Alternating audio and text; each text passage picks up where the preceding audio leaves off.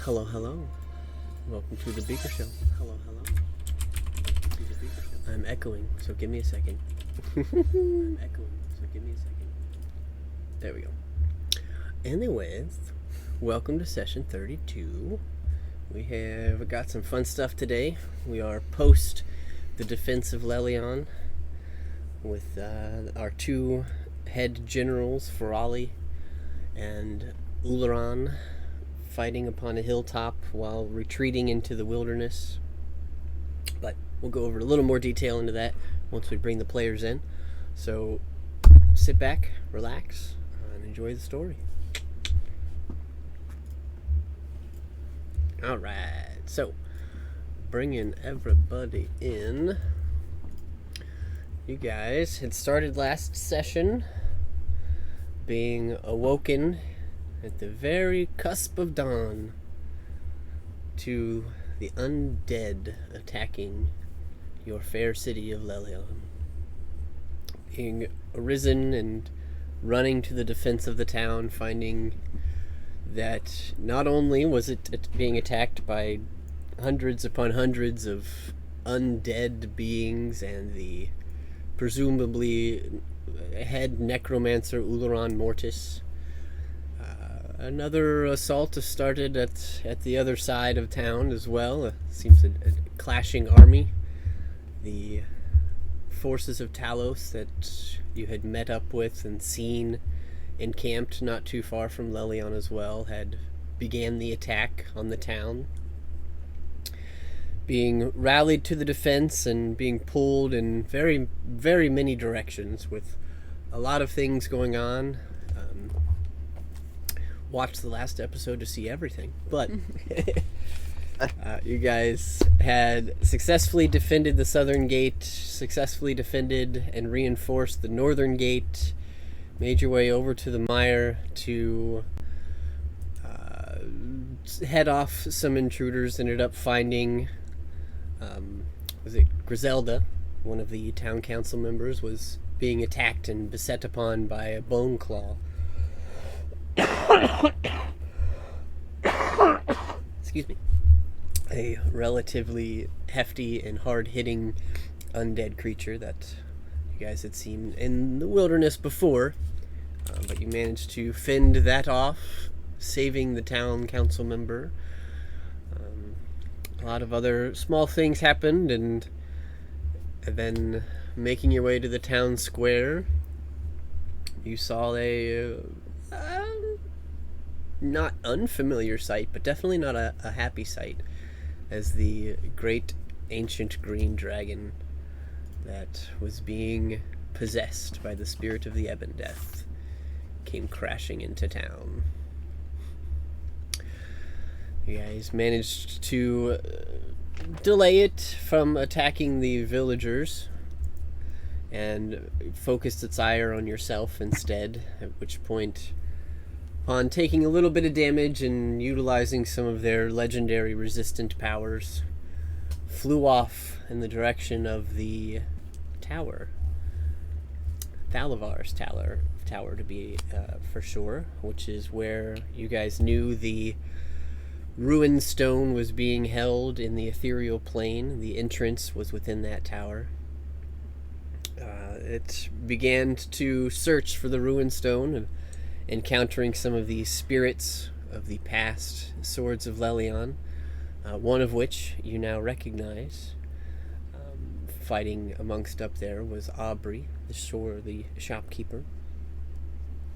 A little mysterious there, you're not sure what was going on yet. But they managed to damage the dragon very, very heavily as it came back down to earth, out of the reach of the spirits and into the grasp of your party.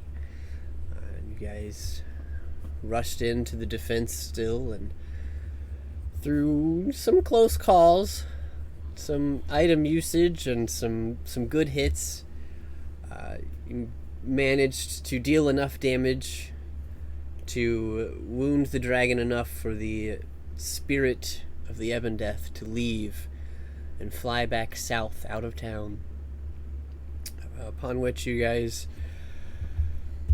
debated about the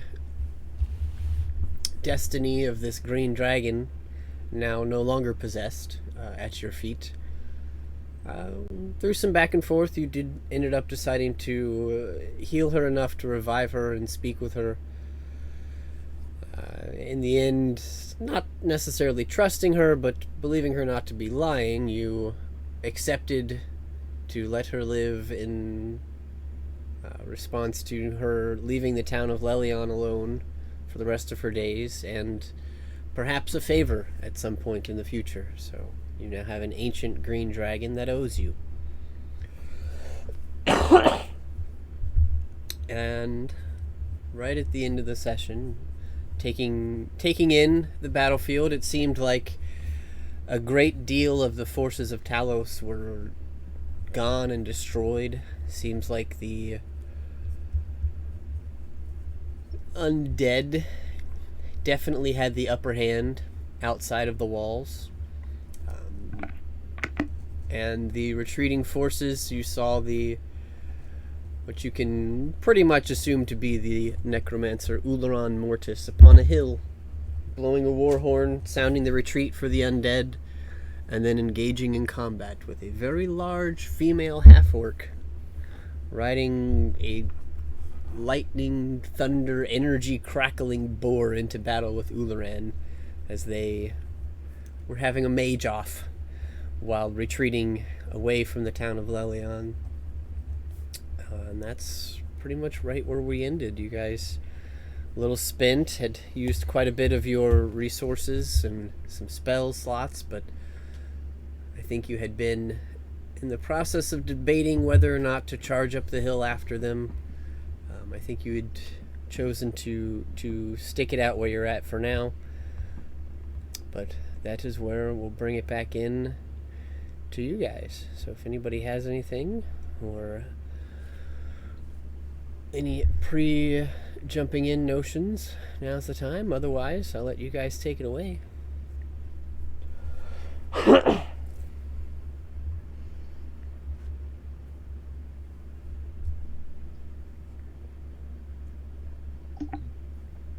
I think Ragnar is going to look around town and see who he can help. Cool. In the meantime, Bink is gonna cast his 4th level summoning to re-summon Peter for the next 10 minutes so he can help out. Okay. I'm gonna hang out and talk to Bink while he resummons Peter. I don't really have any ties to this orc, or I'm not trying to chase it down. Yep. Yeah, I feel like Lalia would be kind of seeking intel, kind of checking in with the armed forces, the guard, maybe meeting up with Haz, going to find Gory, make sure he made it, that kind of a thing. Okay. Figuring out where they may need help. Okay. I'll just be walking around the perimeter of the town. Okay.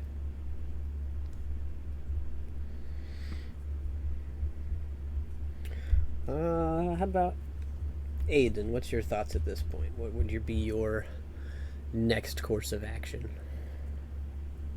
I would have Aiden assisting the guards in rebuilding, like sort of helping them rebuild any points in the wall that they might find has been damaged, in case for some reason the orcs make another attack relatively soon. Okay. Because we don't know just yet if that was all their forces, or if by chance there's a reserve force by chance. You never know. Gotcha.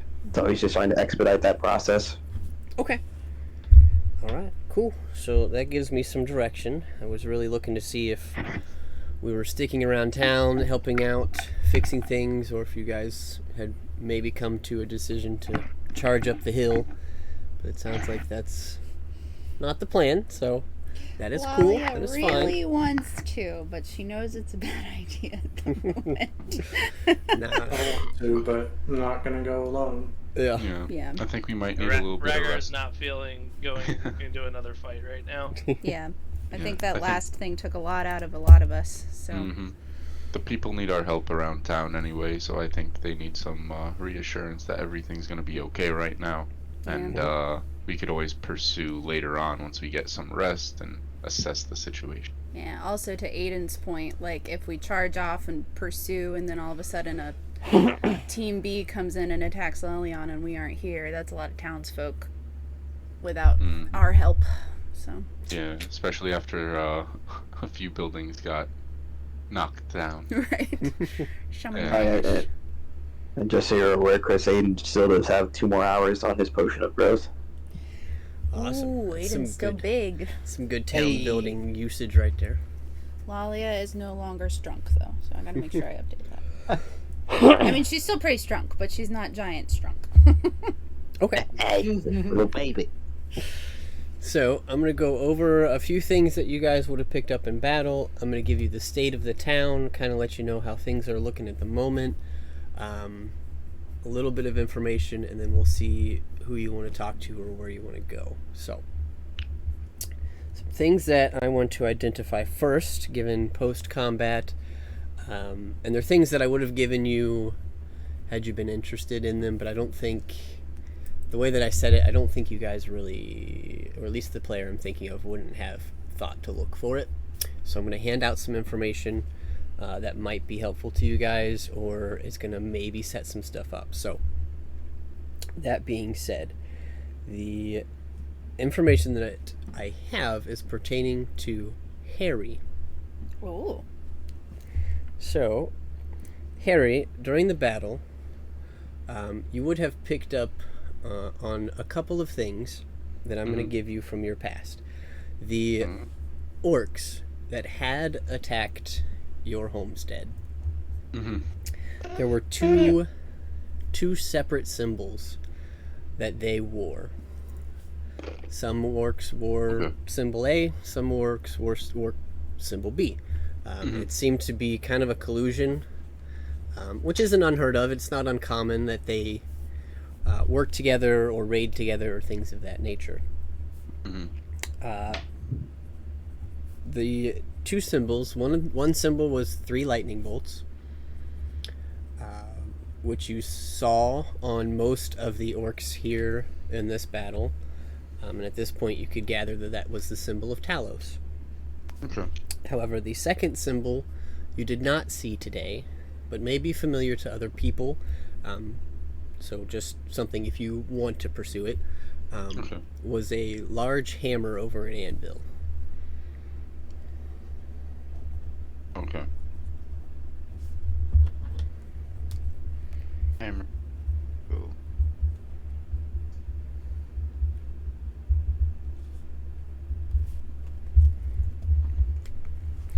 All right. Fun. Awesome. That was the other sim that I reckon. Yep. All right. Yeah, so that was the other symbol that was present in your town, but you did not see it around Lelion. You have not seen it since then, basically. Okay. All right. Ever elusive. Doesn't seem like they're associated. But can't say I've ever seen a good orc, so. Well, so beyond that, making your way around town, checking out the state of things, it does appear that the wall is in disrepair, especially on the eastern border. You gather that most of the repair work, those of you going around town and looking at the damages and wanting to help out, most of the repair work is on the gates themselves. The walls were mostly protected, and because of the large plant growth and the funneling of troops, it seems most of the damage was sent right at the gates. The eastern gate has been torn down and needs the most repair. The southern gate, which is where you guys ran first, where the undead were attacking, it's got some claw marks and a little damage on the outside, but it looks like the undead were much better at climbing over top of each other and not as effective at breaking down doors. So that's mostly body cleanup down there. The northern gate, however, looks like it's probably going to need a new set of doors, as they were pretty cracked due to the battering ram, but beyond that, most of the walls are still pretty much intact. Some very light work. We'll say, Aiden, you would probably be the best suited for helping with the doors. They do have additional stone doors that they can put up. I'd say having you there to help would certainly be beneficial given your strength and extra size. So the townsfolk would definitely be interested. Some other things you gather. As far as buildings inside the town, there's only one building that's been destroyed. And that is the shop that you guys knew as Aubrey's Peculiarities. It is the shop that the Green Dragon collapsed and fell into. But it looks like there's some bodies in the streets of orcs and undead, and some guts and blood on some houses and things like that, but it doesn't look like any other buildings were really destroyed or taken down, so work within the walls will be mostly cleanup, not really reconstruction or things of that nature. The last thing that I will give you, as the town is still currently just kind of pushing out the dead and starting to get to the task of continuing to keep an eye and a watch while recovering as best they can, as you are able to gather that there were no losses in civilians. Wow. Yay. Probably about 100 to 150 dead from the Neverwinter Guards. However, seems that they were the first line of defense, and they did very well. Unfortunately, they were also, quite a few of them were pulled from the walls or shot with lightning or thunderbolts and things of that nature, but they were the casualties, and it was, from a DM above table standpoint, the civilians' lives were up to the decisions and choices you guys as a party made. Unfortunately, you didn't make any decisions that removed your population count, so Yay. congratulations. Good job, guys. Yeah. But It's that kind of is bad for all the dead guards. Yeah. It happens to the best of them. Their sacrifice kept the city up, standing, kept I the think I know what I'm people going to be safe. using my property for now. I am gonna make sure Abe remembers to go pick up that immovable rod. Yep. Yeah, I was going to remind you. I wasn't sure whose it was. Yep, you got it. Oh, I want that back. Very useful. So, that is the state of things as you guys are walking around, helping as you see put. Is there any conversations you'd like to have, or anything else in particular you'd like to investigate that I can walk you through? Are there any dead bodies of enemies inside the city, or did we mostly keep them at bay? You did a fairly good job of keeping them out. There are a handful of undead at the southern gate, which was your guys' first battle, because I don't think you picked them up and threw them back over the wall. No, we Yeah, did we just left them there. And we just There's- We were a little yeah. busy. There's probably a solid 30 or 40 at the end of the day within the wall, down to the south. However, the eastern gate, which was the gate that was destroyed and started to let enemies in, was actually destroyed by the half-orcs. And there's a handful of half-orc and cultist type bodies on the eastern side of town from where they made it in, as well as out to the west where the undead had started to kind of come around and circle around.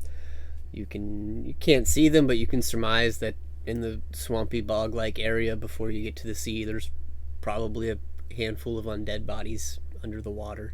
Grody. It's always a pleasant sight. might make good fertilizer. We'll see. Fish food. Just imagine the dead bodies from Lord of the Rings in the marsh. Yep. Frodo Yeah. just falls in. Yeah, that's what I think of. It's a bit creepy. Yep. Some half-elf ghoul faces. Yeah. And you said when the shop was destroyed, it didn't look like there were any remaining supplies or anything like that. Like it was mostly all destroyed. Yeah, that's what I was gonna. Yeah, last time I think we. Yeah, not at first look, it just looked like a destroyed building. I didn't give you guys the opportunity to investigate it yet because I was pretty much right at the end. So if you guys would like, Yes. we can take a look at the shop of Aubrey. I think that, Considering that I had invested a decent amount of money in that, I would like to see if there's anything to salvage out of it. Mm-hmm. Harry will help him out and dig through rubble.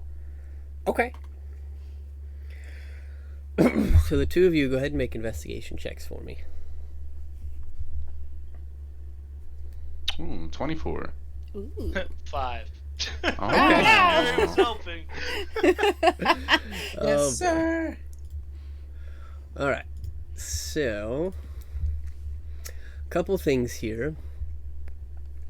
First thing is first. Once you make your way over to the building rubble, I'll go with Rhaegar first, since he had the lower roll, and we'll build up. How about that? There you go. So, Rhaegar, you're, tears in your eyes. You're a little Yeah, heartbroken. definitely tears in my eyes. Walking my up, investment. you do find that it does appear to be in ruins. You're not gathering a whole lot at the moment. However, one thing does jump out at you almost immediately.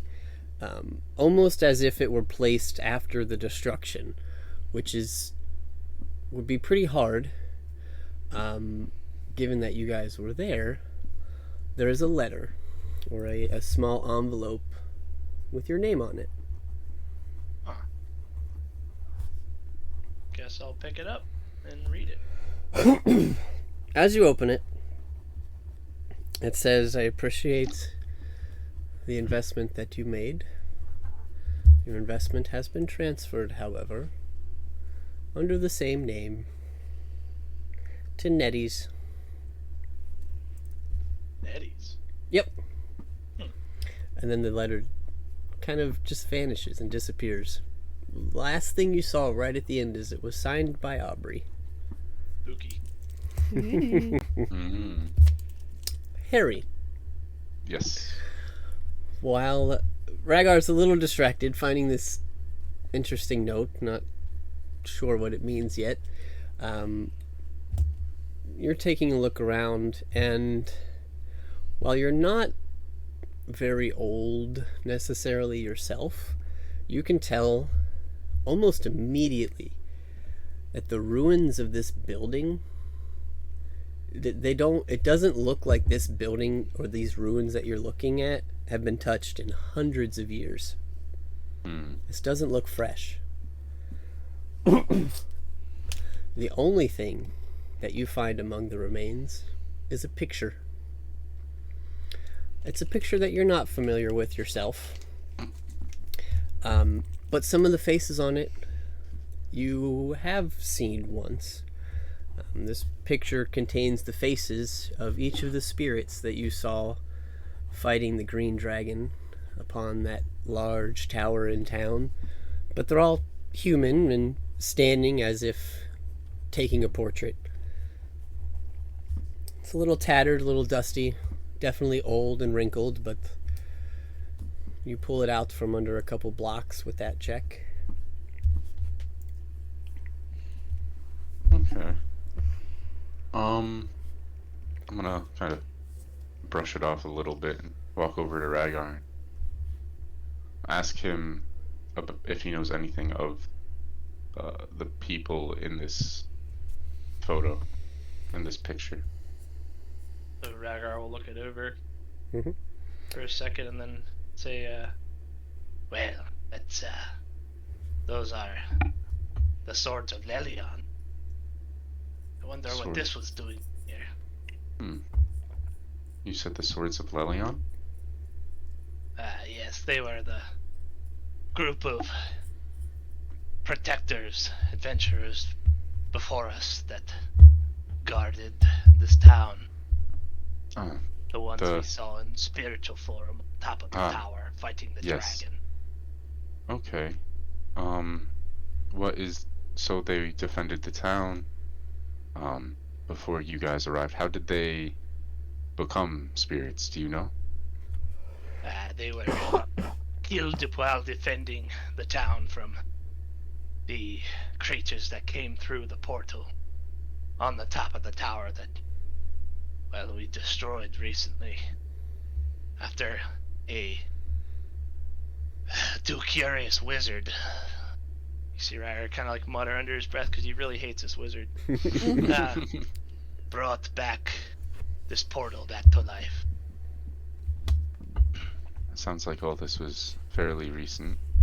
Well, With- I don't know how long ago that happened, but a long time before we arrived. Okay. You speak of it like you were there. Sounds like you have pretty strong ties to this town. Well, we know of it. We don't know, like I said, when this happened, but yeah. I mean, out of character, just for explanation to you, Yeah. the Swords of Lelion we know of them, Okay. and they are currently protecting the powerful. I keep forgetting The what tower. it's called The Ruin in the Stone. tower. Yeah, the Ruin Stone in the tower. Very cool. Okay, cool. I don't know how long ago they were here, though. 200 years. Yeah, Based long on my time notes. ago. Like a really long time ago. Yep. There you Okay. go. 200 Yeah. years. Their events that killed them happened 200 years ago. Wow. They've been Well. here for quite some time. Out of character. old. They old. They Yeah. old. They're dead. Oh, yeah. They done. They done died. They done that. Alright, so I'm gonna Rygar, do you want this, or should I show the rest of the group, or I think we should keep it as a memento to them. I think so too. Maybe if we could fix up your beloved shop, then maybe we could name it Ragar's or something. Well, the strange note that I was looking at while you were searching around said that my ownership's been transferred to another shop. Hmm. So I'll have to take a look at that, but maybe we could use this building for something else. Maybe. I'm sure we'll find some use for it. In the meantime, I'll follow you, and maybe we could figure out what new place you partly own, according to this Oh, yeah. note that vanished. Yeah, but I do want to make sure that we help the town with reparations first, and then we can check that out later. Of course. And Out I'll of character, follow. I'm a little more pressed to help the town get up on its feet as fast as possible in case we get attacked. Sounds good. I'll help you out with that then. Yeah, that's what I'll be doing. Cool. Then I'll stick with. Okay. So Harry and Rhaegar are going back to helping the town. Yep. Anybody else? Conversations? Anybody you want to talk to? Or are we just putting our noses to the grindstone and trying to recover from today's events? Wally is like intentionally avoiding Has and just directly speaking with the Not hard to guards. do because you haven't seen him. Yeah, she is unconcerned with his whereabouts. And she- Gee, I wonder where he is. Probably hiding somewhere. Last Lalia and Aiden saw him, he was locked in his office. So Since the threat is over, has the grass receded? Not yet. It looks like Dang. it's starting to shrink, but that type of magical effect usually lasts a little while. Did someone notify the citizens that the battle was over and that they could come out? It looks like word has begun to spread. You see a couple doors are opening. Most people are still inside, though. It seems to mostly be guards out and about, still checking alleyways and corners real quick. Were they each in their own homes, or was there like a bunker somewhere where they all were filed into? Yeah, you see, making your way around town, there's a few families still in homes. It looks like the church, the shrine, led by Miss Marigold, was definitely a go-to, as it was a very sturdy stone building. Looks like there was quite a handful of people in there.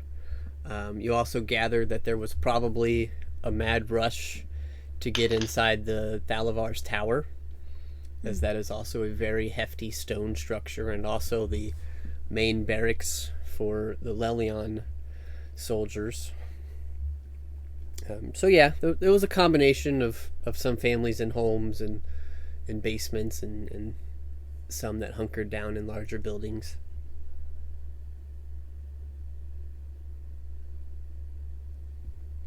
Okay. After walking the perimeter and just surveying the damage and whatnot, I'm gonna go to the gate that we blocked and see if the immovable rod's still there. Okay. I would say you probably get there as Aiden is cleaning it up and removing it as well. So you do see it, and you see your friend Aiden there as well. Okay. I know he was headed that way for it. Oy. How big is that rock? Could Aiden just pick it up 2 hands with his fucking big body and just fucking... Yeah. I mean, it was just a bunch of rocks and boulders Yeah. that had been moved over, so it would just take you time, not strength. I think we were the ones who put them there in the first place. So. Yeah. But yes, you do know that the immovable rod is behind this wall of rocks, and Zanzibar, you see Aiden starting to pick at some of these rocks. Hey, were you gonna take this rod? I know you're averse to magical things. Well, it certainly proved useful in the last few hours, so certainly. Okay. I'm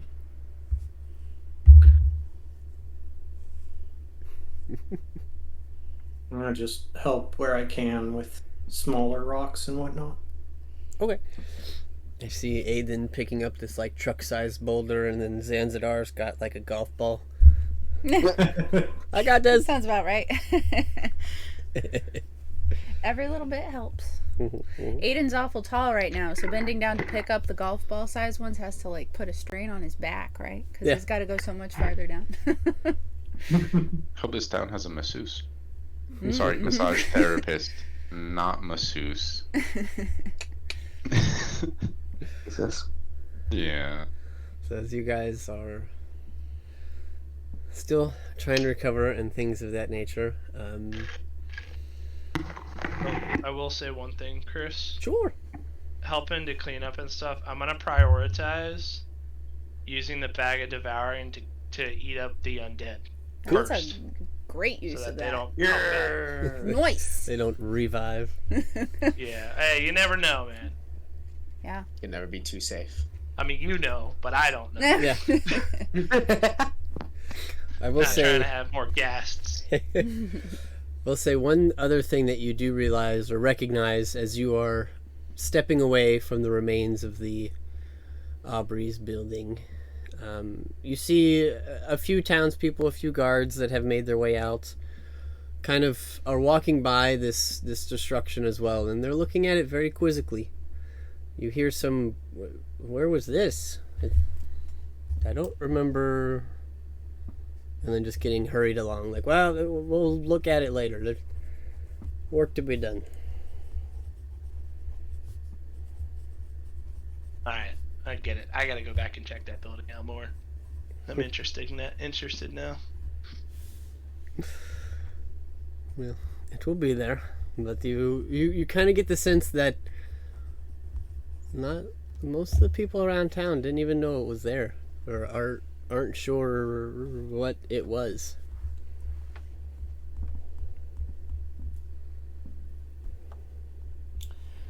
What is the weather doing? As the Talos folks left, has the rain stopped, or It has stopped raining. The clouds are in the process of moving back.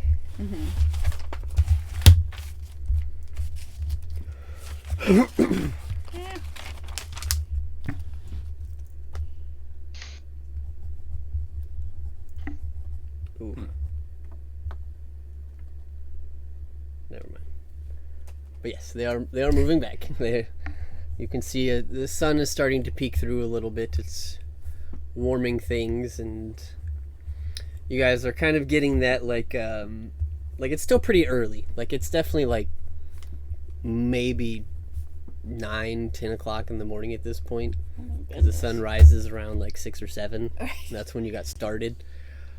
You're kind of getting that hot summer day after a rain type land cloud fog effect, where you can see the steam rising from the water that's evaporating now that the sun is peeking through. Ugh, gross. yeah, I feel sticky for I all hate of us, that weather. right? Yep. So much in real life. The worst. Yeah, I'm feeling a little bit sticky right now. I love how everybody knows exactly what I'm talking about. Uh-huh. Like, it's gross, but it is not thunderstorm.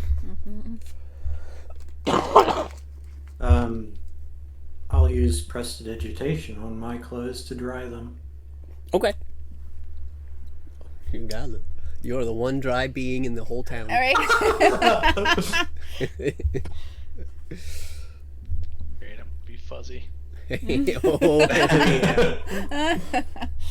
You thought lightning put your hair on end. Wait till this humidity hits. Right. Oh no.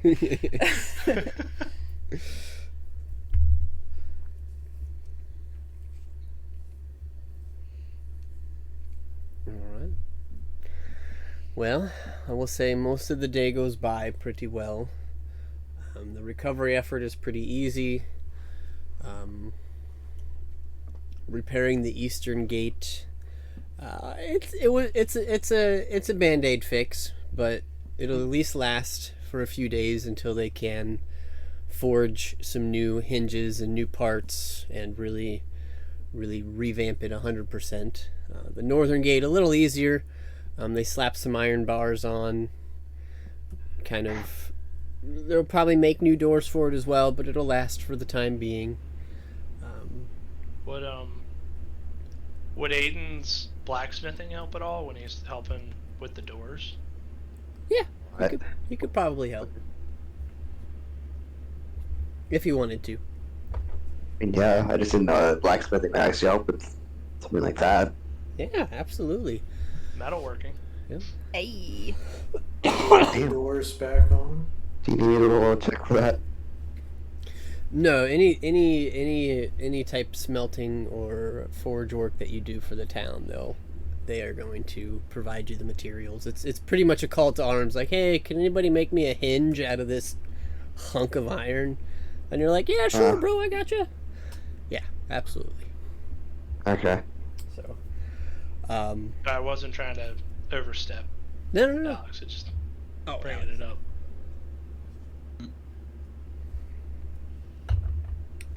But you do also eventually, between Zanzidar and Aiden, you do clear the rocks and are able to retrieve the immovable rod.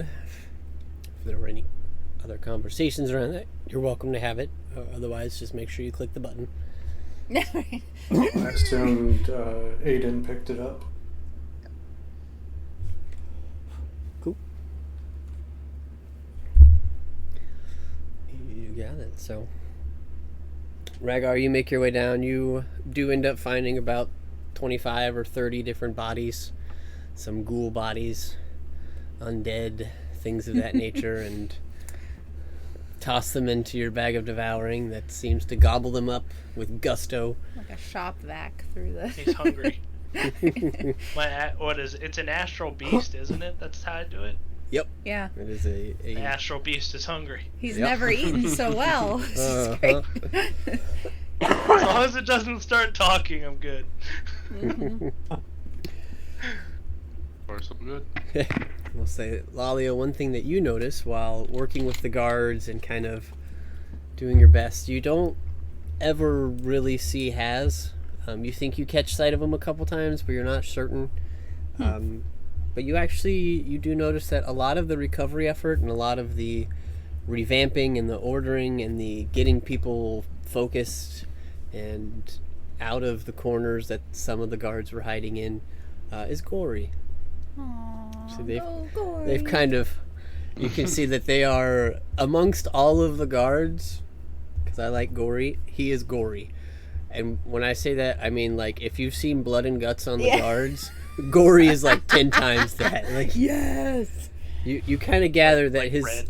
yeah, you gather that his silver armor is now red and black from blood from the orcs and guts from the undead. But you gather really quickly that he is not a desk and paperwork guy.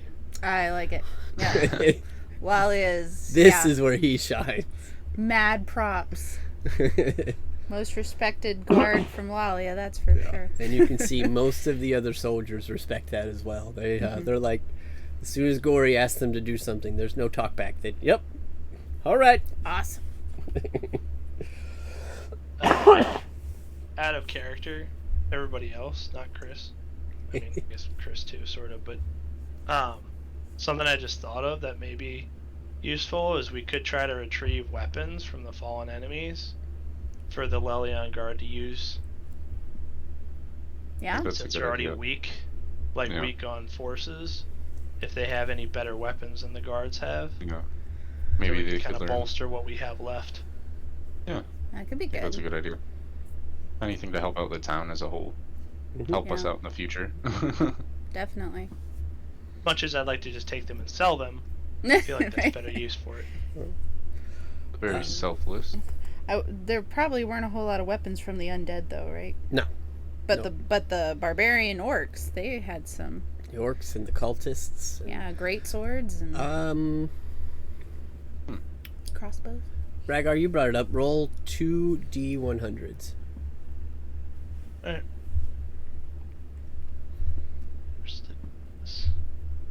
A 10. Oh no! Nice. Roll it again. I meant 2 sets. Oh, okay. 42. Oh, there you go. 10. Okay, so you find about 60 usable simple melee weapons. Nice. Right. Nice. Take it. That is 60 melee weapons they no longer have, haha. Or have use of. Right? Say. And maybe 120 hands they no longer have on their side. Ah. So, but yeah, most of the efforts seem to be going fairly smoothly. Things are getting taken care of. There's definitely still some mysteries, but over the next few hours, most of the townsfolk come out and start to help clean up and pick up as well. You can see that while there's quite a bit of remorse for the loss of the guards, there's also a celebration of their efforts and a coming to a bit of sense of safety from them and honor for their work and the things that they provided and giving their life for these villagers. They seem to be saddened by the news of the loss, but at the same time, happy for them, and things start to pick up after a little while, and you see most of the town is gathering the dead, and the guards folk are all being gathered in one area outside the temple, and you can see that the priest Merryweather is kind of giving last rites, communions, things like that for them. But as the afternoon into the early evening kind of begins to set in, you can see that the town has started to come together. It looks like in the town square and along the main road to the west of town that separates the town and the fishing area, there's been brought out tables and chairs and tents, and it's kind of turned into like a small town hoedown. Everybody's bringing out food and there's drinks, and while at first a little remorseful, some celebration is beginning. Some recognition of, hey, we're here. Let's celebrate. Let's be happy we're alive. That's where the evening brings you guys, as the menial tasks have been taken care of. There are guards on watch again. The amount is doubled from the normal nightly shift. And you can see most of the guards are still out and about around town. Doesn't seem like anybody wants to take time off at this point, but a lot of the civilians, a lot of the townsfolk are starting to, have a feast and kind of be thankful that they're still around, and trying to give whatever guards will take them drinks while on duty. A couple of them take. One more question. Yeah, go ahead. Is there like an infirmary or anything where there's people that I could heal? Yep. Or like that is all around the shrine. Marigold has begun that. You see, working with Marigold is Garnet. Looks like there's a couple other cleric type individuals from the church that are going around, but there's probably a good 50 or 60 beds set out where people are recovering and some injuries are being tended. Okay. I'm gonna use the rest of my spell slots to heal. Okay. So I have 1 cure wounds I can do. Okay. I don't know if you want me to roll all the cure wounds or if you want me to just tell you what I'm gonna use. No, I'm not gonna make you roll for it. Every bit helps in stabilizing and things of that nature. So I'll use 1 cure wounds on myself, and then the staff. I'm gonna use 4 out of the remaining 5 charges for cure wounds. Cool. And then I'm gonna cast my healing spirit. Mm-hmm. Once at 2nd level, have it jump around and heal. It can heal 6 times for 1d6, and then I'm gonna cast it once at 3rd level to heal 2d6s as well. So that's all I have left. But I want to make sure that I heal as many people as possible. Yeah, absolutely.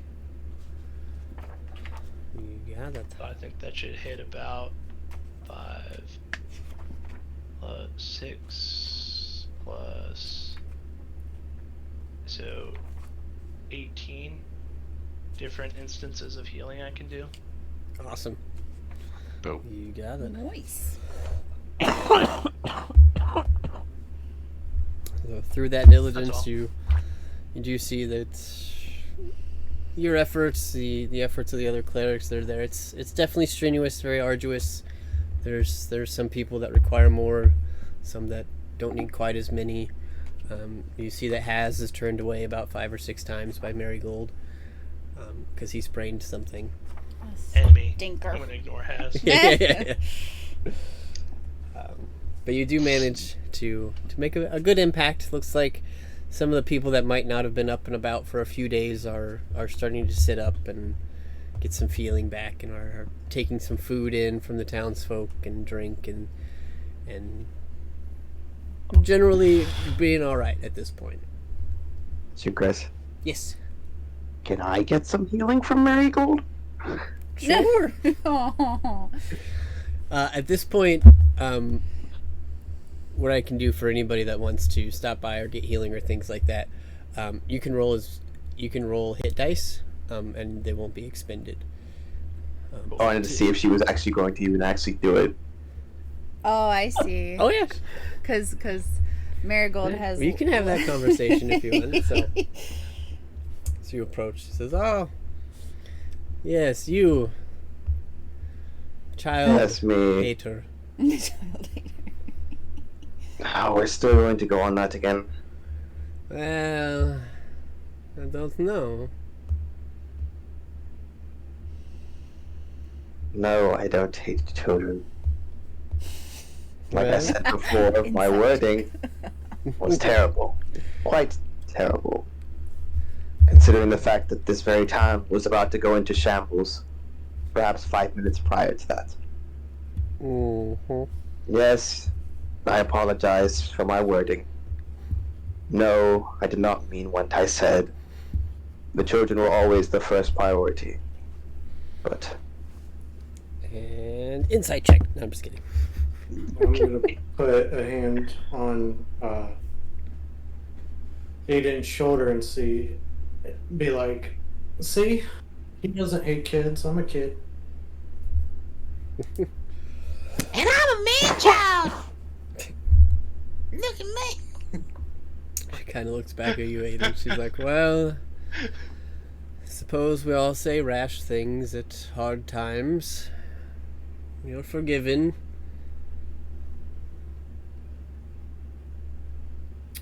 Now I'll let you hear. Is there something I can do for you? It seems the town does owe you quite a bit for today.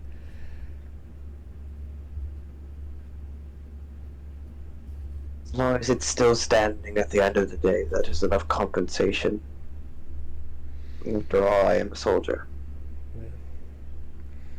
Don't let that dictate all of your life, but I certainly appreciate it.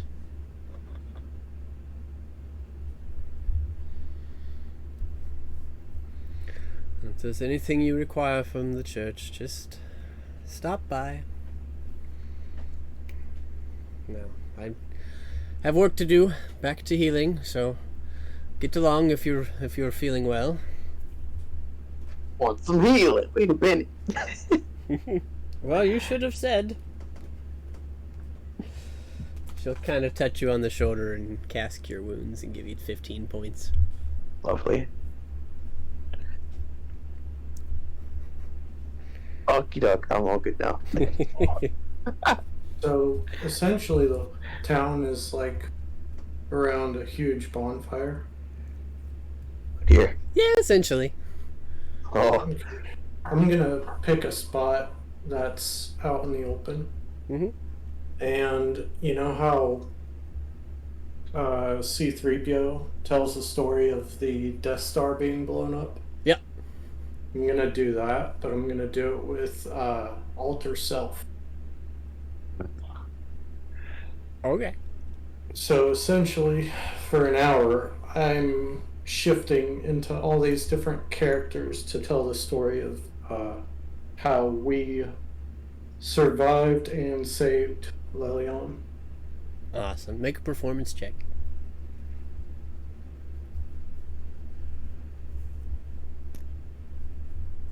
Can I help out with that performance check?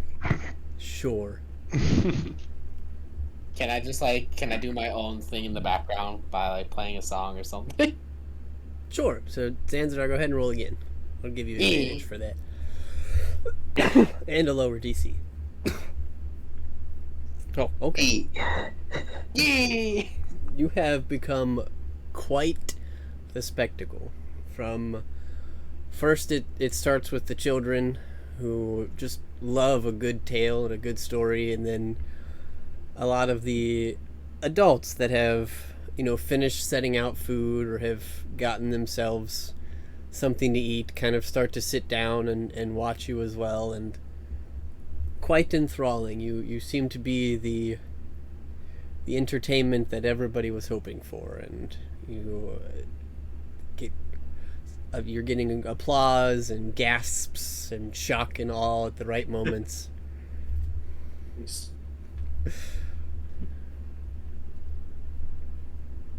I pulled it better myself. So,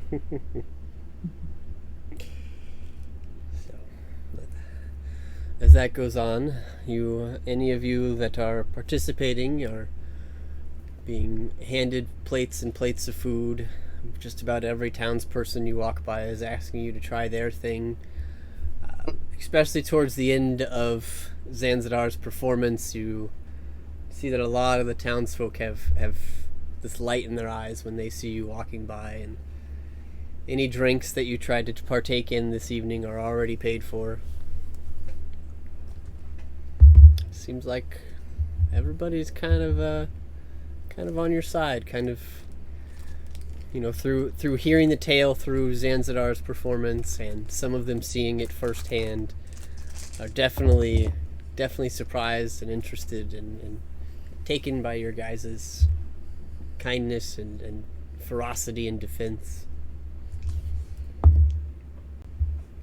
And that's where most of the evening goes, drinking and eating through most of the night.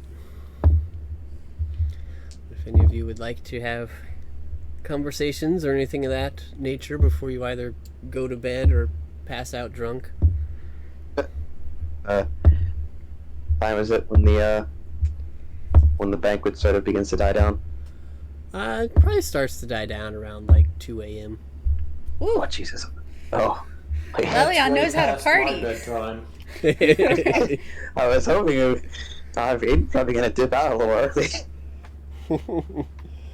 Oh, you would not be allowed to leave early. None of you would. Fuck! You would Oh, have no. to certainly try before a townsperson grabbed you and tried to put another drink in your hand or plate of pie into your mouth. Damn it! Alright. You just like slowly see Bink just I like can't see it, I stray should- towards Peter and just hop on him and just dip out. Hey, right?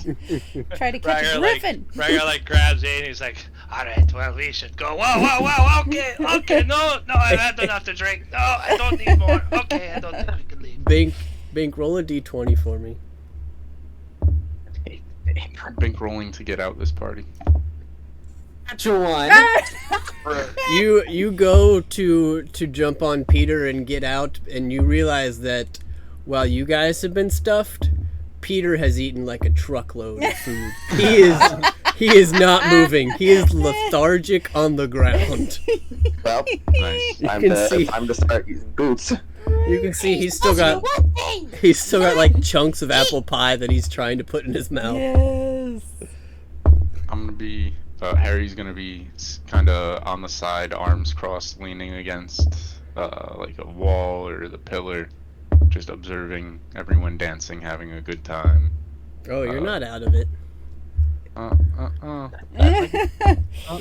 Unless I'm you not try out of it. very hard. Zanzibar told your story too. Aiden's gonna try to fly out. Wing boots. To this, I just got here.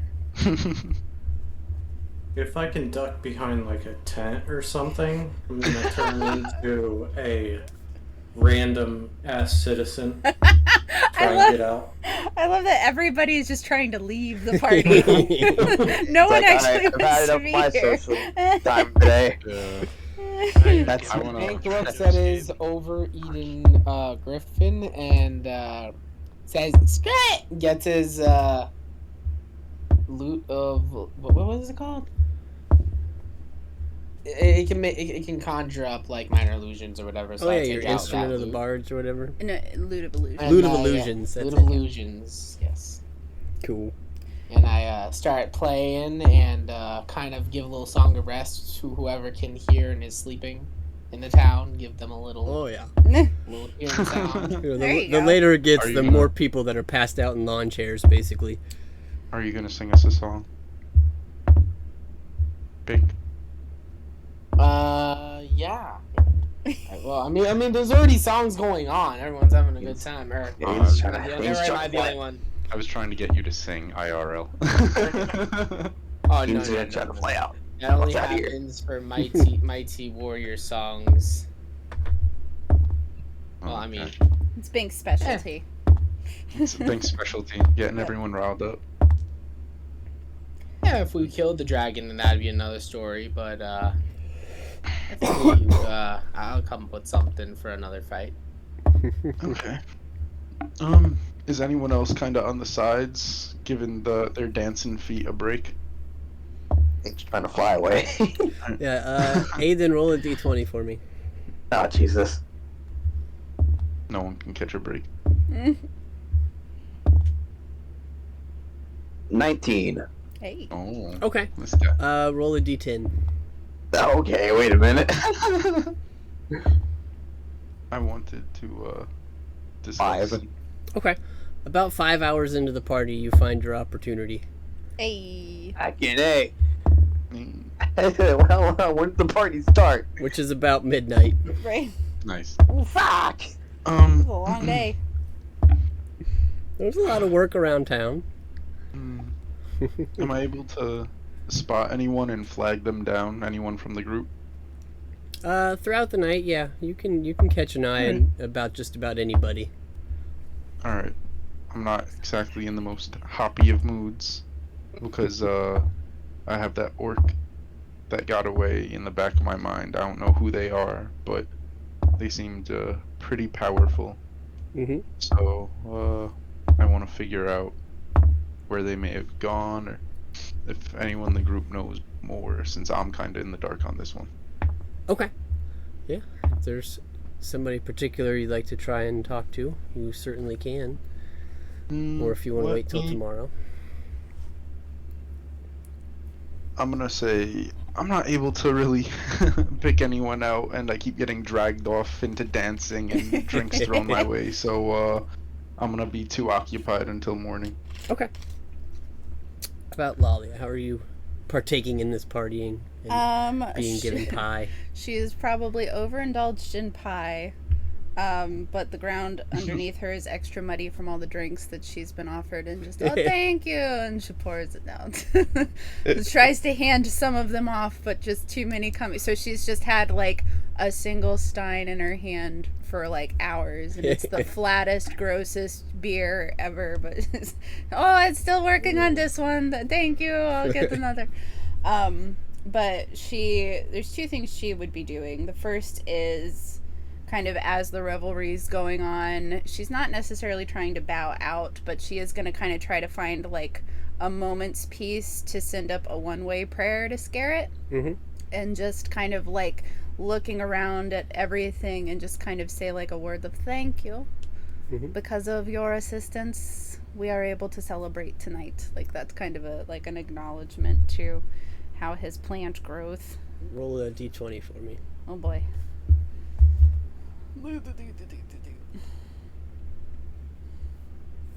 I was looking at spells. Hold on. I have a spell that could only benefit Zanzadar if we ever wanted to. That's a 9. Okay. You cast up this prayer, and for a second you don't hear anything, but you feel like maybe something was trying to come through. And then Zydan coughs up some flowers. Oh, you're feeling all right there, Zydan. The fuck did that come from, bro? Alright, you should probably lay off the plants. And then the other thing, which understandably this is a late party, there may not be any there, but she would probably seek relative solace with any like groups of children playing, just to kind of like Oh yeah. go hang out and watch, and like in her very awkward, not so social way join in if asked, but just kind of finding that particular pocket of joy at the party with whatever kids may be about. There are plenty of children with bellies full of pie, throwing up on themselves and eating more. I mean, you name Lovely. Gross. That's tough.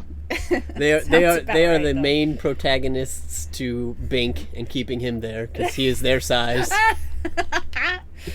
And they would love the griffin, I'm sure. You see them spending like 20 minutes trying to get Bink to play their version of Red Rover. Red Rover!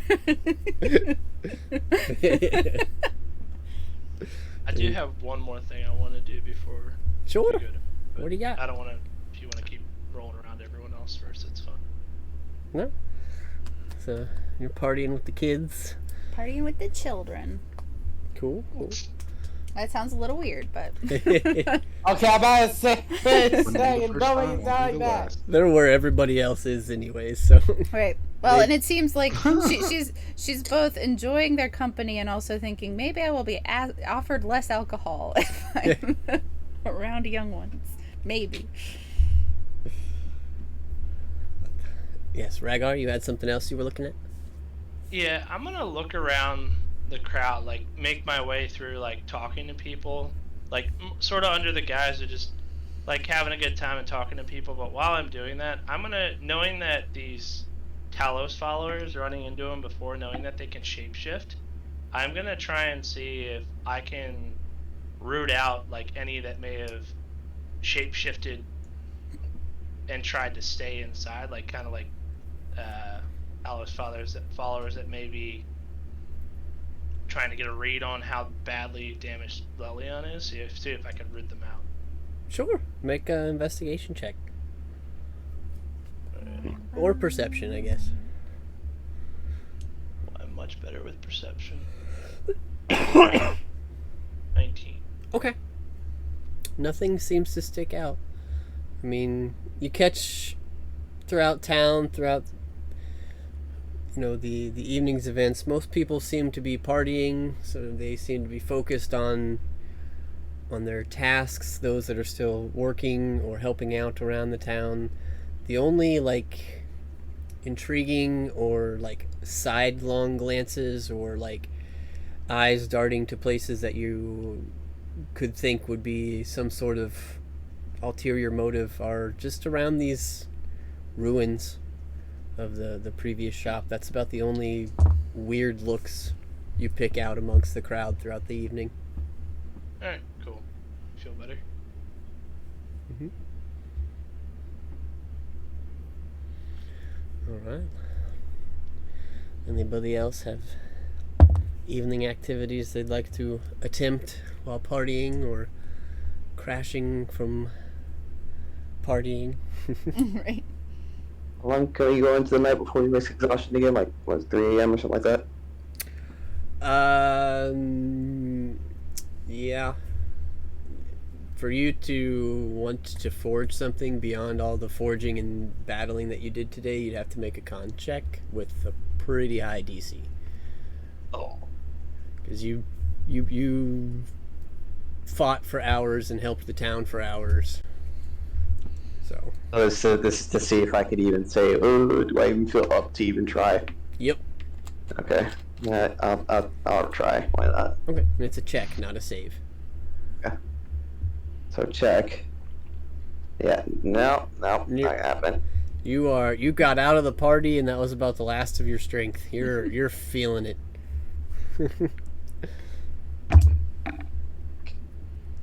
Okay. Being still full of energy, he's gonna keep playing. He never got hit once. He's full of energy. He's gonna keep playing out music. I'm just imagining like the frat parties. Like Bink is on beer number 6 and having a great time tomorrow morning. He's gonna be like, apple juice number 6. Apple juice number 6. Oh, it's a sugar Chunky apple high. juice number Bink, 6. Yep. make a Constitution check for me. Oh no. 30. Oh goodness. Make a intelligence saving throw. Lolly is technically there with him. 50. Okay. 20. Okay, so you have drank so much apple juice that you have got like the sugar buzz of the century. He's Thankfully- vibrating. Thankfully, you have the intelligence to know when to stop so you don't stay up all night. Lolly is like, Bink, when did you learn the blur spell? He's just standing still and vibrating so Yeah. much that it looks like he's moving. Pretty much. You almost think he has to constantly pee with how much he's jumping up and down. Right.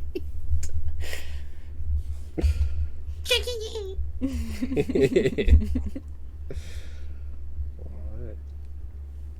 Well, anything else before fading to black for the evening? Oh, I don't think so. Alright. Well, as you all find peace in your beds or patch of ground or dirt or wherever you end up for the evening. I sleep on Peter. Sounds good. You make your way into the evening, and I will say the evening goes well. There's no surprise alarms or rude awakenings, so you can all take a long rest. And as we come to into the morning after, I think we'll go ahead and take a quick break for restrooms and stretching, and then we'll jump in. All right. Alright.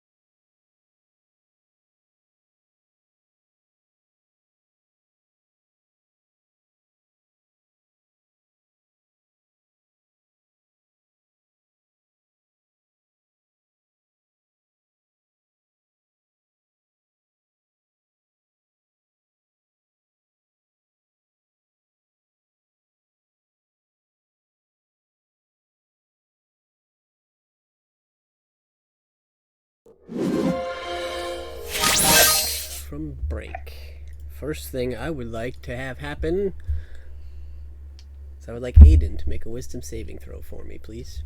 Oh, for fuck's sake. We're doing this?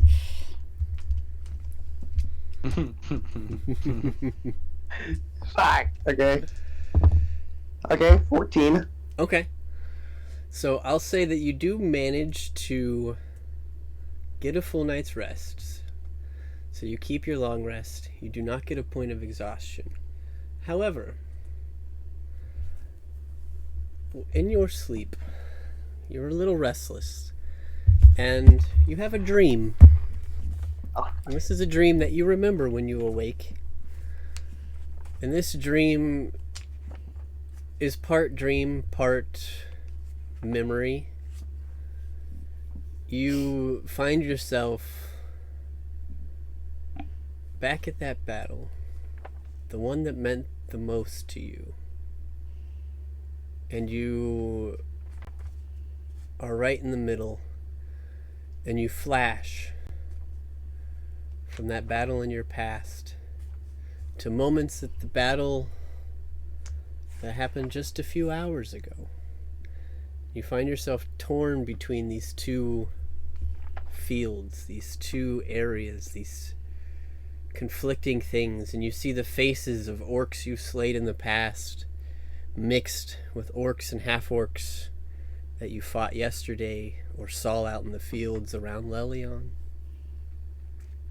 You find yourself back in the past. And there's one difference. Make a perception check for me. Okay.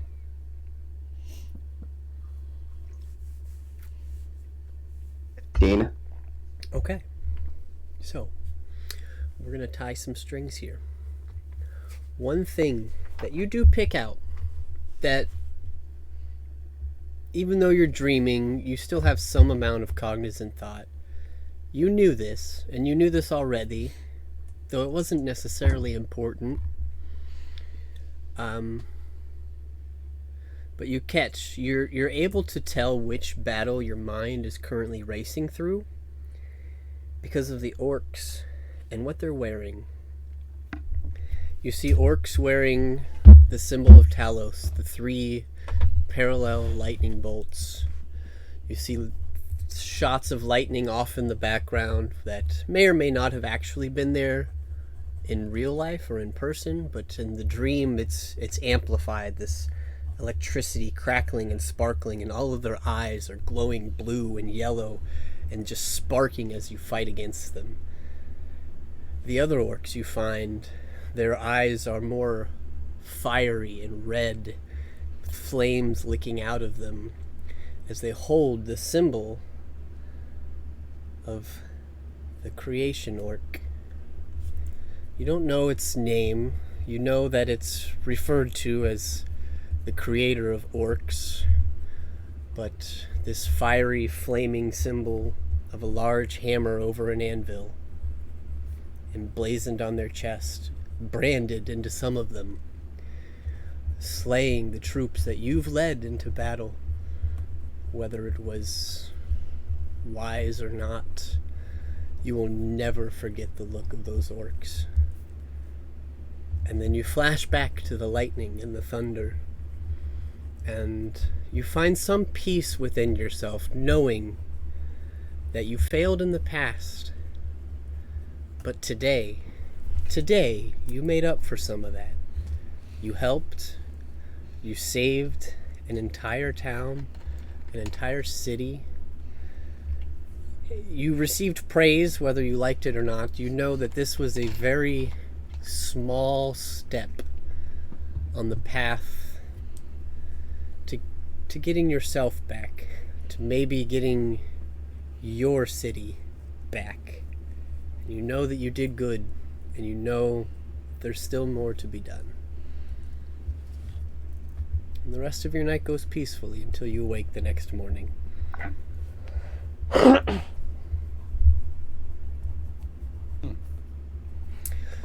Okay. Mm-hmm. And that is where we find ourselves. So I would like everybody to roll a d4 for me. Oh. There's a lot of rolling here out of the gate. Right? I suck. A 3. All right, cool. So 4, 5, 6, 7, 8, 10, 11, 12. You all wake up around noon. Sounds about right. You're welcome, guys, for that full 4 hours from Walia. But the real question is, who's hungover? I would say anybody that drank. Well, Lolly's got stomach cramps, so I don't think she's feeling any better having not consumed alcohol. I'm gonna use my ears to cover my eyes. I would say anybody that drank, you would have been slipped as many drinks as possible from any townsperson seeing you without one in your hand. So unless you Even were, if I'm underage, technically? Ooh. were you trying to get drinks? No. Then I would say probably not. Okay. I think you were spending a lot of your time performing. I think they would have caught on, and I think Garnet probably would have kept an eye. I don't think she necessarily would have stopped it this evening, but she would have at least made eye contact with you. Like, really? She just intercedes and accepts every drink offered to Yeah. Xantadar for herself. Oh yeah, Garnet got shwasted. She's not going to be up for another 4 hours.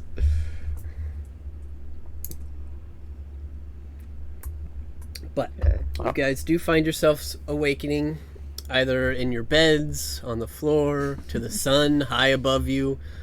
Your mouth's parched. You know, wherever you were, you find yourself awake. The town is bustling. There are continuous cleanups are going on. Most things have been taken care of or dragged away. And you see that it's not quite business as usual, but there are more repairs, more reparations going on, some more handing out of goods and supplies to those that lost some or used excess of. That's where you find yourself the next morning. What would you like to do? We can do a daily initiative if we want to go through, or if there's a group thought. Do we have a war room? Do we have a what? A war room? For the town, there's the town council chambers. No, I was For just you talking guys, about our place. gotcha. It'd probably be the house or the basement. Yeah. Everybody to the basement, family meeting. Oh yeah, Aiden's gonna say something to Rago real quick. Don't forget your snake. Yes, I need to check on Noodle and grab him. Any chance we could meet on this floor so we don't have to go down the stairs? Zanzibar. Oh, Lolly. It's a ramp. Oh, It's not stairs. Oh, it's a ramp. Okay, never mind. all- This is fine. You built the house. You're gonna build stairs? I don't know.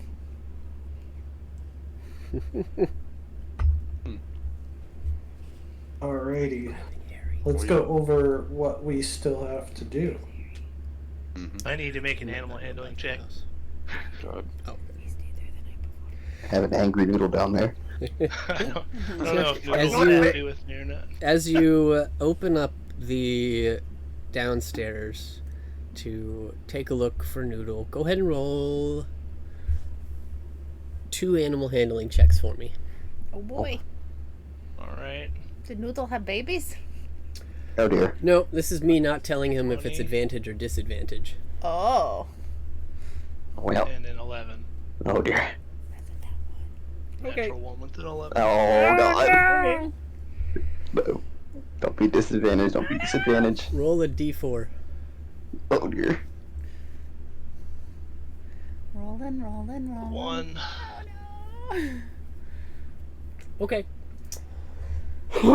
As you open the trapdoor to take a look for Noodle, you find her very quickly as she grabs a hold of your ankle. and just starts gnawing a little bit. No, don't. No, it's take, me. You take 3 points of piercing damage. Oh. And I need you to make a Constitution saving throw. Oh dear. Lolly is there. Noodle, that's your Well, friend. It's a 12. With Lolly there, it's a 12. It's a 12. Okay. So you don't succumb to any sort of poisoning, but you do see that Noodle is kind of like gnawing on your ankle. Noodle. I'm not your food. The Get image your of this is killing me.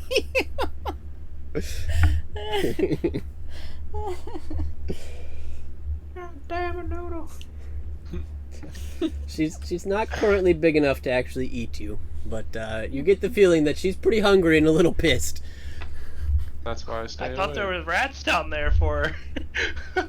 She probably ate them all. Oh, It's man. been a day, and snakes will eat nonstop if they can. Alright, well, I'll give her a Even ration wonderful, or yeah, whatever they would until I they can still find eat. something else. There you go. No, No, my you- distance. You gather that she kind of went into that, like, they attribute it to cats a lot. If you open up a bag of food for a cat, they will eat the bag of food until it's gone. Yeah. So she was just in eat forever mode when you opened the door. Oh, great. Now she's like, oh, wait, there's no more food? No, okay. But I will say, making your way down into the basement, you do find a couple nice noodle dumps in the corners. Seems like Little dumps. she definitely took care of quite a few rats while she was down here. Better than the mouser, my goodness.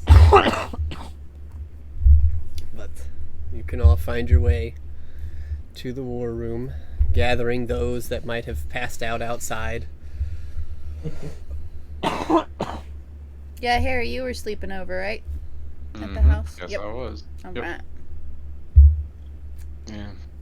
I was actually gonna ask you guys about that orc that was running away on Hog. Yes, I think that may be our friend Ferali. Would I have recognized it as Ferali? Oh, yeah. I think that was our friend Ferali, and by that I mean not friend. Big mean half orc with really powerful cleric spells who kicked our butts. How long ago did you get your butts kicked by this? Well, she supposedly died, but seems that's changed. Yes, as I recall, she was lightning bolted into the sky after she fell. Hmm. And that would have been, I don't know, like a couple weeks ago, a month ago? A couple weeks. A couple weeks ago. She was on a undead living ship Hmm. Interesting. named Emberlost. If she was on this undead living ship, does that have anything to do with our lich friend? Not with the lich friend, but with the undead who are attacking here. That would be Ullaran rather than Iniarv. Who,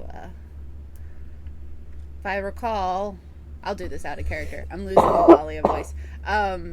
It was like Ferali stole the ship from Ullaran's crew. From Ullaran. Ullaran was on the ship. Ullaran was on the ship. Stole it from Ullaran. And then we killed her. Well, we tried to. And cleared the ship. And then we stole the ship's bard. And the ship got pissy and sailed away. And apparently was perhaps reclaimed by Ullaran at some point. And restocked with undead thingies. Ooh. Yes. It is a fairly powerful being that inhabits the ship. And yes, he is working with the necromancer who is trying to create the Draco Lich. Hmm. Trying to create Draco Lich sounds like quite the task, but.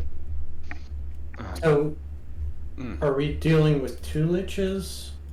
Mr. Ebendeth and then this Ullaran? Ullaran is not a lich. He is a necromancer. Okay. Yes. So we have the lich who gave us his blessing, Mr. Inyarv, who was in the tower. And then we have the almost a lich, but then we kicked his butt, Eben Death, who was in the dragon. And Ularan is simply a big ballsy necromancer trying to create the Draco Lich. Right? Am I right on all that? Mm-hmm. Okay. I don't know. Take the keen mind feat or better notes. I'm just kidding.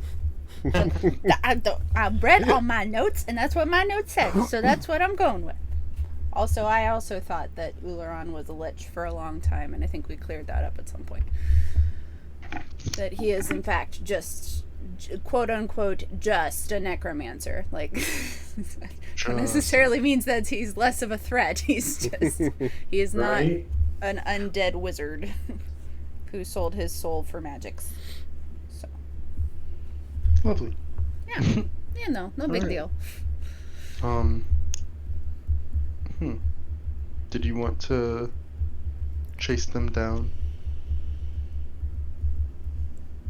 I mean, Did anyone take account as to how many orcs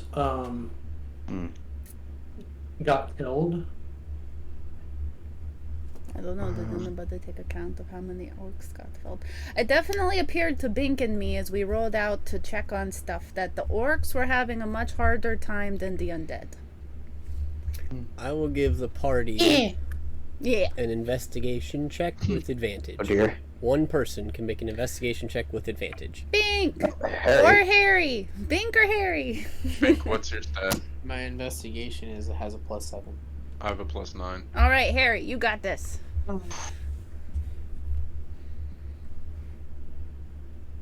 Okay. And then Hey! Alright.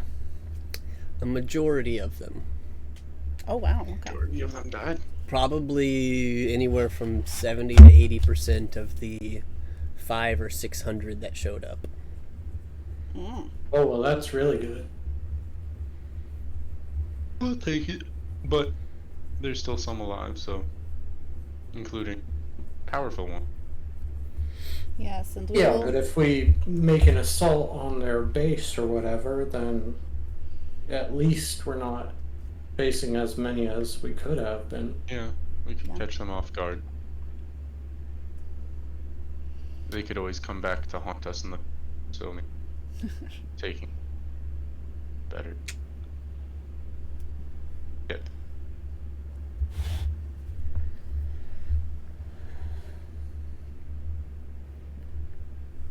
I'm definitely of the mind that we should pursue both of these enemies. It's just a matter of who we want to tackle first. There's more of a threat. Well, Well- and To be pursued is if more of a anyone threat. has ties to a backstory, Well, some of the orcs had an emblem on them with the hammer and anvil. And others had the symbol of Talos, if I'm correct. Are you asking Um, the DM or are you speaking in character? In character. Okay, Just not doing much. Yeah. gotcha. So, what is this, who do you want to go for first? I wonder if they split up or stayed together. I don't think they were working together. Well, the orcs may be staying together. I don't think there were 3 assaults. To Raghar's question, or about which is the bigger threat, it certainly seems that the undead were gaining the upper hand. Could mean that they are the more dangerous lot. But that may also mean that we will have an easier time taking out the remainder of the Talos followers and these other fellas before they regain strength and come back with a vengeance.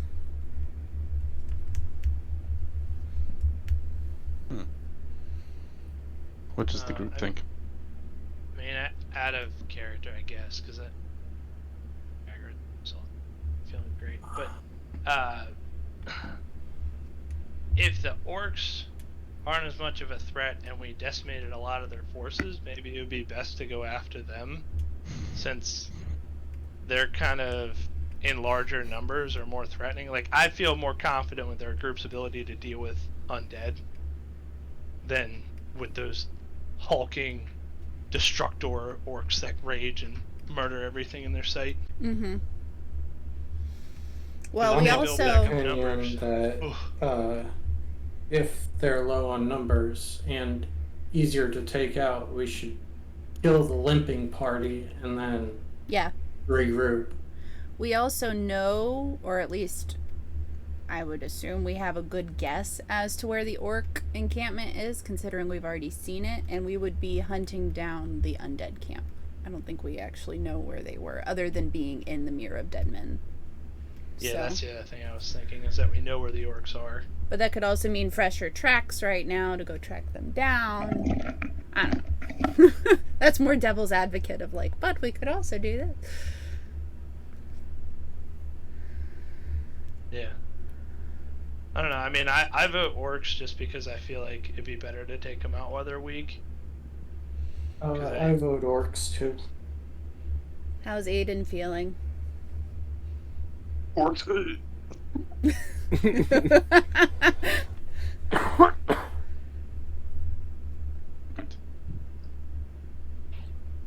Especially if, yeah, he would agree from a tactical standpoint that taking out the weaker party and basically taking one piece off the board entirely is better.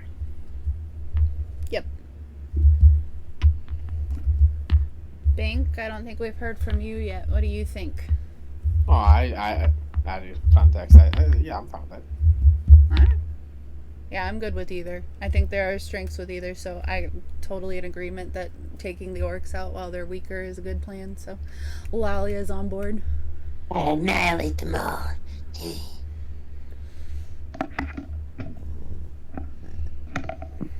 does the little chat with Zydan. What's the line like? I eat orcs for breakfast. Are you hungry? Starving. So as you guys are Alright. Oh, it's about kind of 1 or 2 o'clock, right? yeah, yep. And break. We'll meet back here, and then we'll go on the road. But if anybody needs to pick anything up, let's do that. Well, also, there's apparently a shop in town that I was not aware of, that I now hold stakes in. So we could always check that out either now or later. I'm fine with later, given the urgency of this. I wouldn't mind stopping by Puck's if he's managed to open today. I'm a little low on health potions before going into this. That's a good point. Sorry. Yeah, right, that's okay. We're glad you're here with us. That is the important thing. So, as you guys are convening your meeting, getting ready to go out and gather supplies and do things of that nature, making your way back up from the basement, you hear a knock on the door. Oh, Oh boy. Anyone? Are you home? Yes, give us just a moment. Open up. I don't care if you're naked. Weird. Alright. Well, that's a lie. What you say?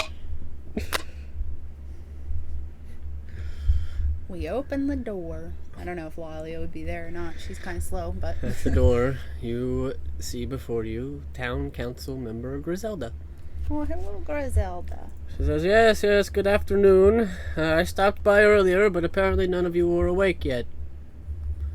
It was about 8 o'clock, so I figured I'd give you a couple hours. Yes. Well, you know, the partying and everything last night we had to sleep in. Yes, I understand.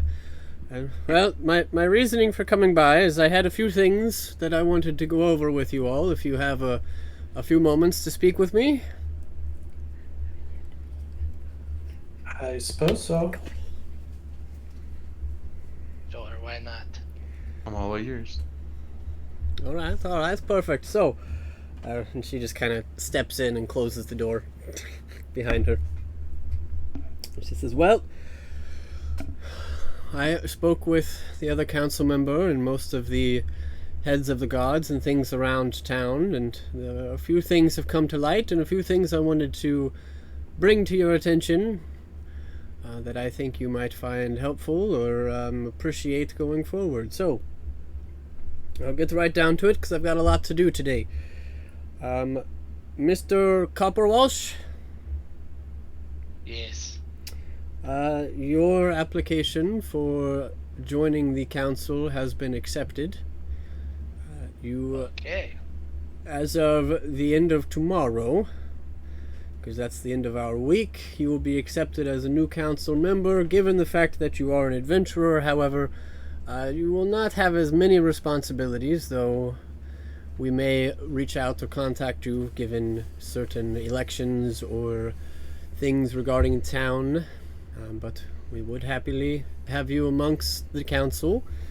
There will be a few others around town that are going to be admitted at the same time. It'll be a bit of a process, but given your deeds and the recent shortcomings around town, we have decided to accept. So,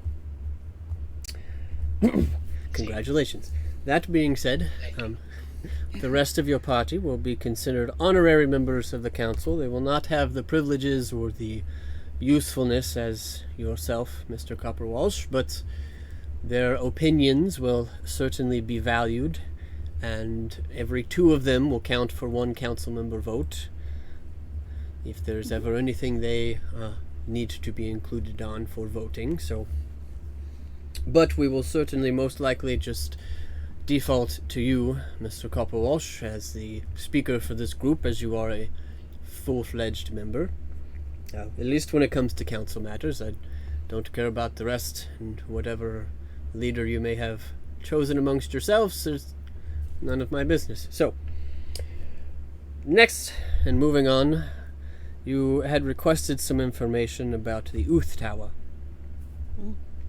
We have received a response from the mages at Candlekeep, and they have given us a direction, a general location where it was last believed that the Uth Tower had sank, and where it may now reside underneath of the swamps.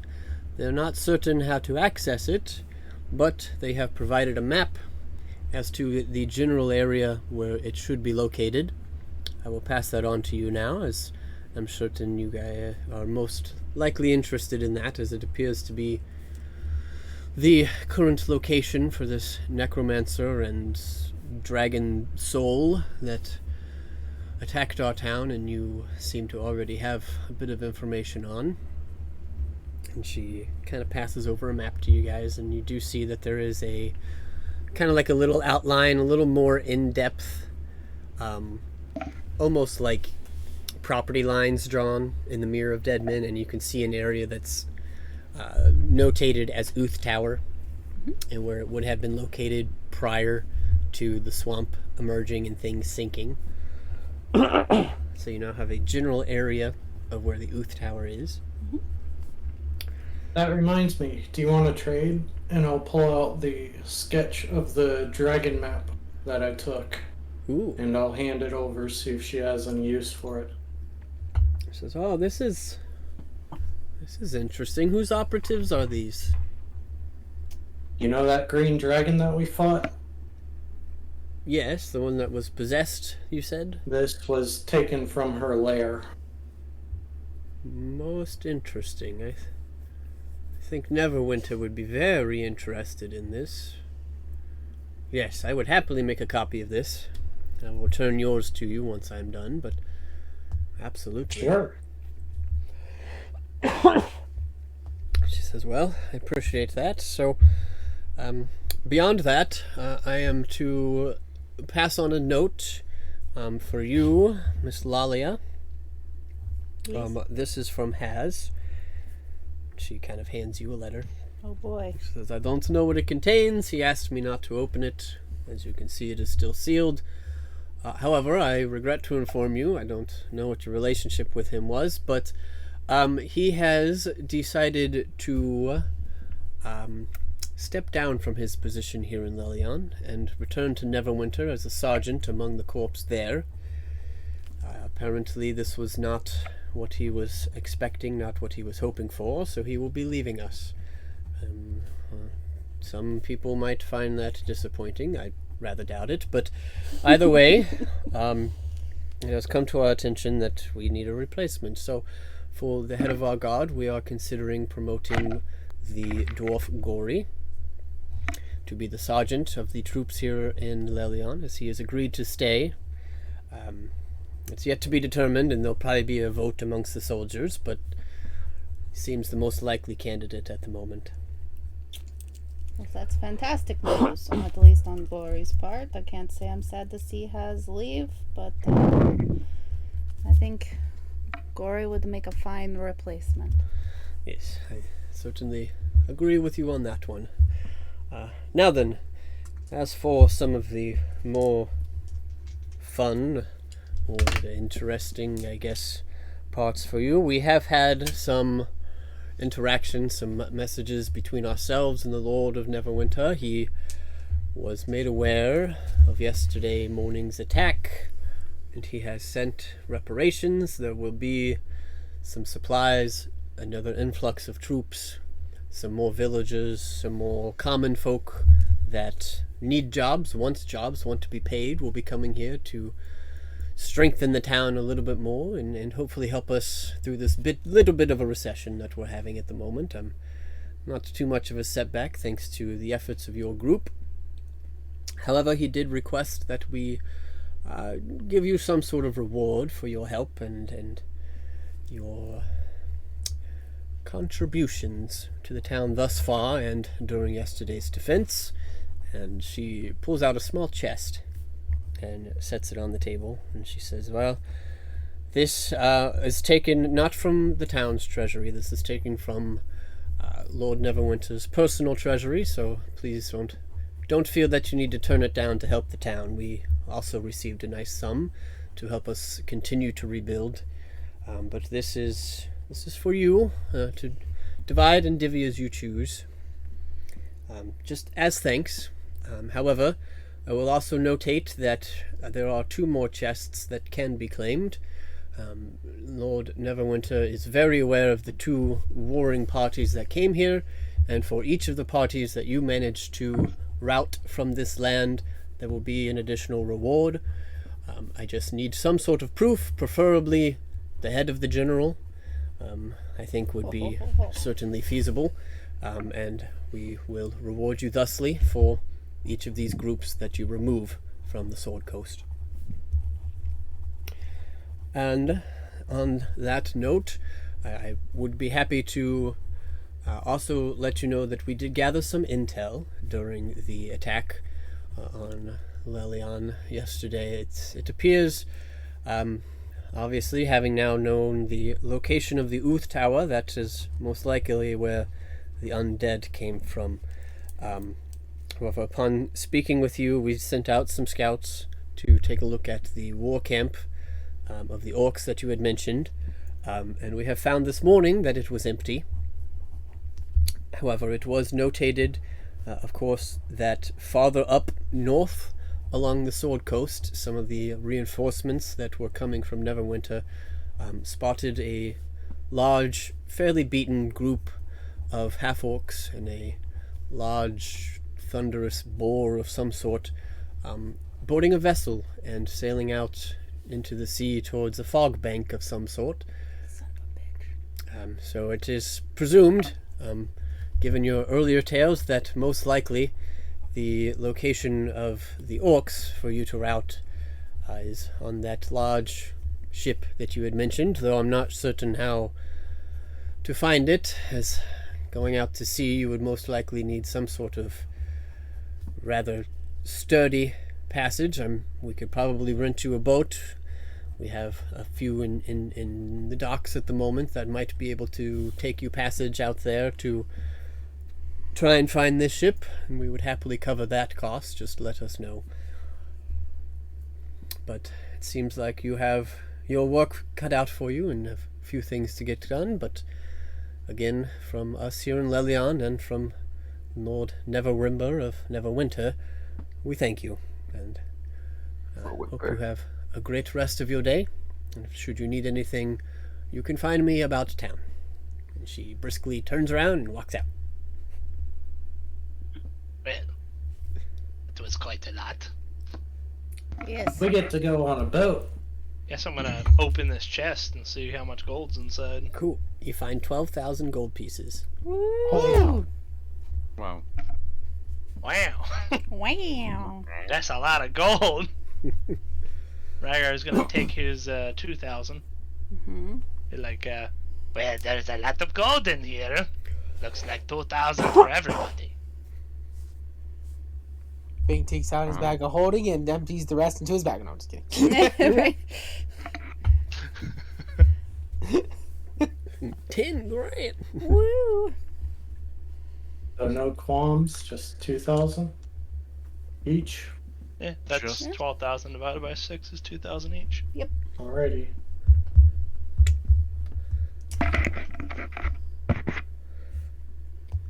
Um, I feel like everybody did their part, so it's fair to split it evenly. yeah.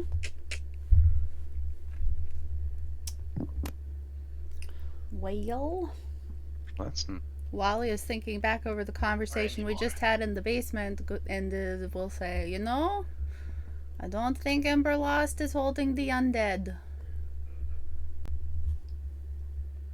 Sounds like maybe our orc friends are on the Dreadnought again.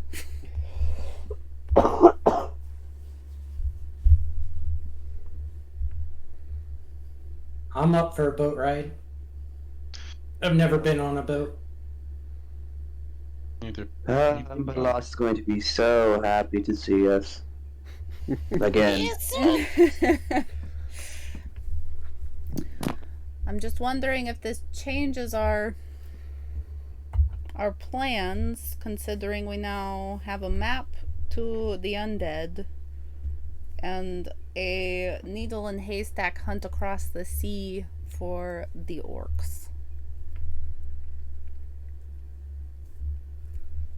I wonder if we decided to go after the orcs, if what was that drunken sea captain?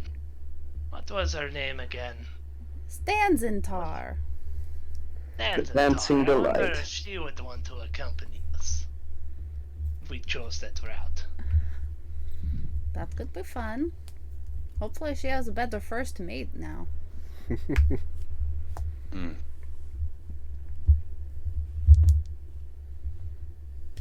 Out of character, it seems like we have kind of an equal shot at both, although one's going to require us to sail around randomly.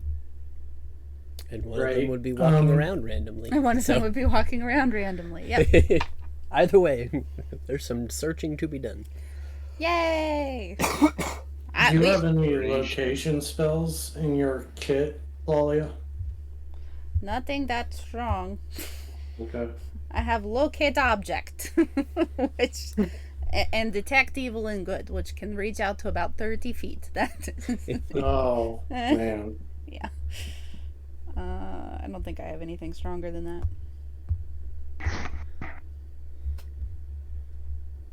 I need to roll for my magic missile one. Yeah. If I had marked them ahead of time, or Rhaegar too, we may have been able to hunter's mark and track them for a little longer, but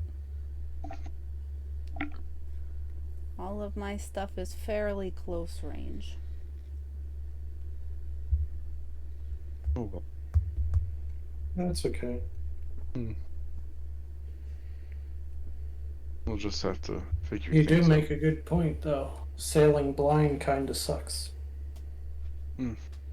Does seem exciting though. I do think with the right help, though, we may be able to find them. One step at a time.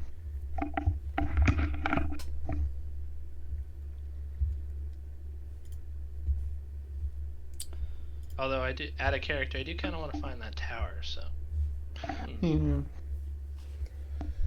I'm up for anything. I mean, even if we don't hit the boat now, we can hit it later. So Yeah, we could always go sailing after we stick to land for a little bit longer.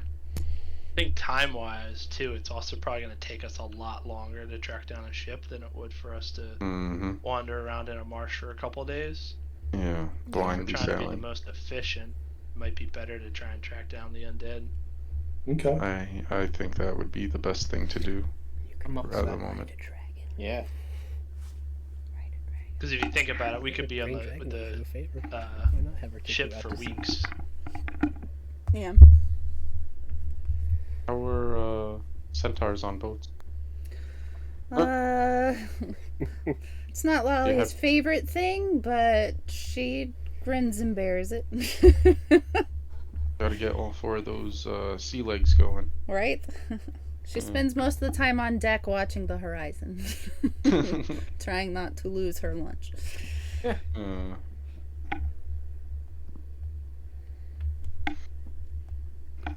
Also, I don't really have a way to help us if we go overboard.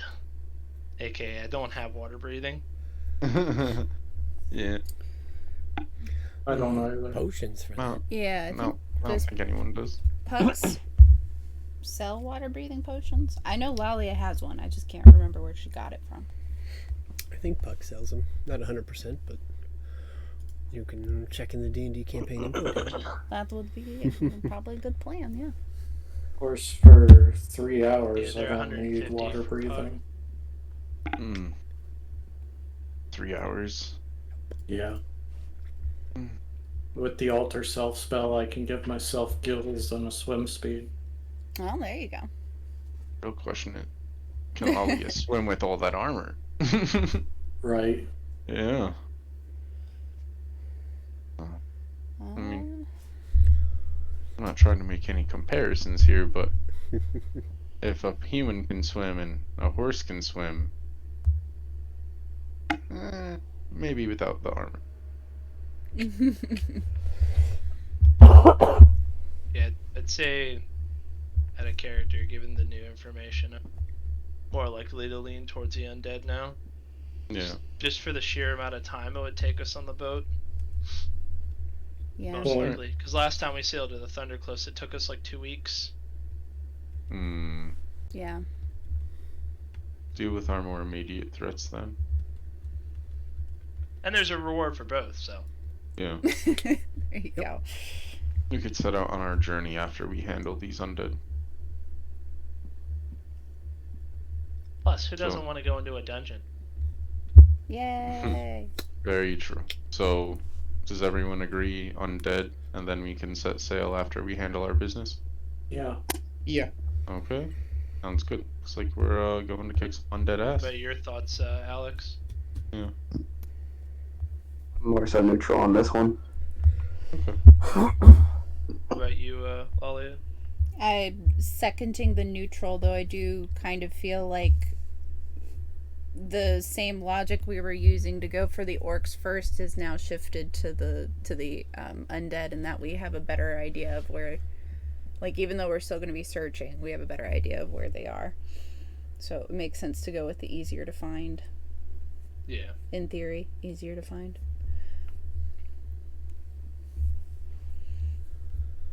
Alright. Sounds good to like me. We have a decision then.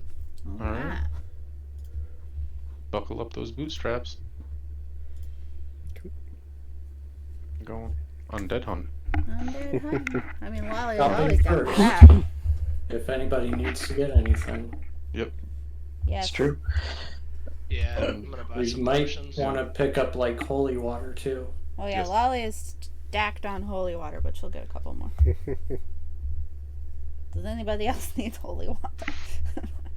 Grab. Holy I water. got two- We'll I take got some. 2 potions of water breathing, so I'm gonna grab. How much is holy water, by the way? I think it's 25 gold a flask if Chris is going by the PHP. Yep, you can get Okay. that at the shrine. Good question for you would I guys. be able to pick up some darts, Chris? Yes, yeah, there's a general weapon store that would have basic darts. Yeah. Just use the PHB value for that. You can buy whatever you want. And Alex, you said you had a question? I stopped by the exchange, see what bars are available. Sure. Bars are you looking for? Steel, adamantium, as always, iron, and copper. Why not?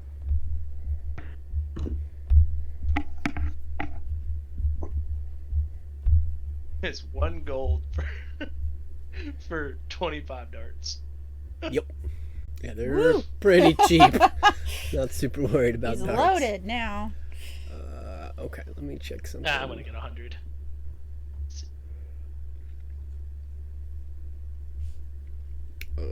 Okay, so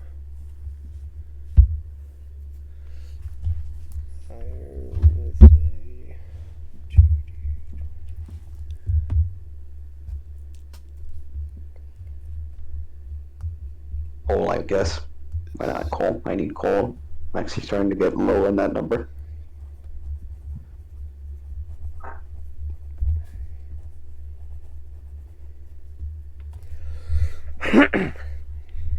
all right, so let's go through that real quick here. Coal, they have just about as much as you would want, and it is a silver a pound. Oh, with that, I'm gonna get 300 pounds, so that's 30 gold. I think. If I'm doing the math right in my head. Yep. Okay, yep. So So 300 pounds of coal. So put you at 362 pounds of coal. Let's see. We'll go from lowest value to highest. So iron bars. Go ahead and roll 2d20 for me.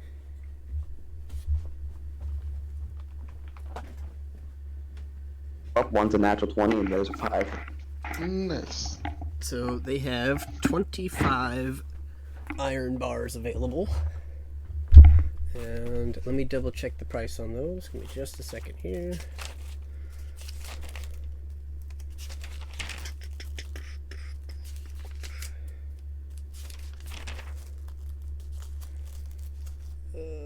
Iron bar, 2 silver a piece. A 2 silver piece. Silver, so I'll buy 20, so that'll be another 40 gold. So we're gonna have 20 iron bars. So that'll give you 21 iron bars.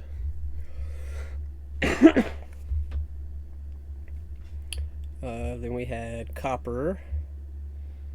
Not quite as common. So that is 1d20. 17.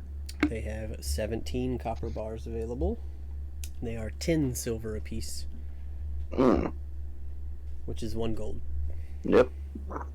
So we're gonna I'll buy all of it actually, so 170. Wait, doing math again right now. Yeah, 17 gold pieces. We love math. Yep. So plus 18 copper bars available. Steel was the next you were looking at. Roll a d12.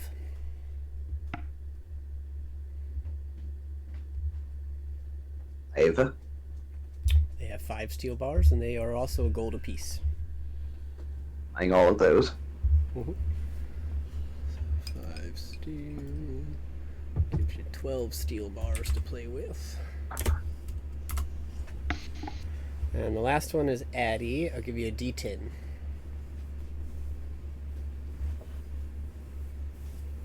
It was almost a 9. Okay, 5. 5 adamant bars are available, and they are 50 gold apiece. Buying all that. All right. So 5 Addy bars. Adamant bars. I have a question for you, Chris. Sorry, what'd you say, Russ? I said I have a question for you. Okay. Once you're done with aid and stuff. Yeah, give me just a second. Adamant bars are level 3 to use. Yep.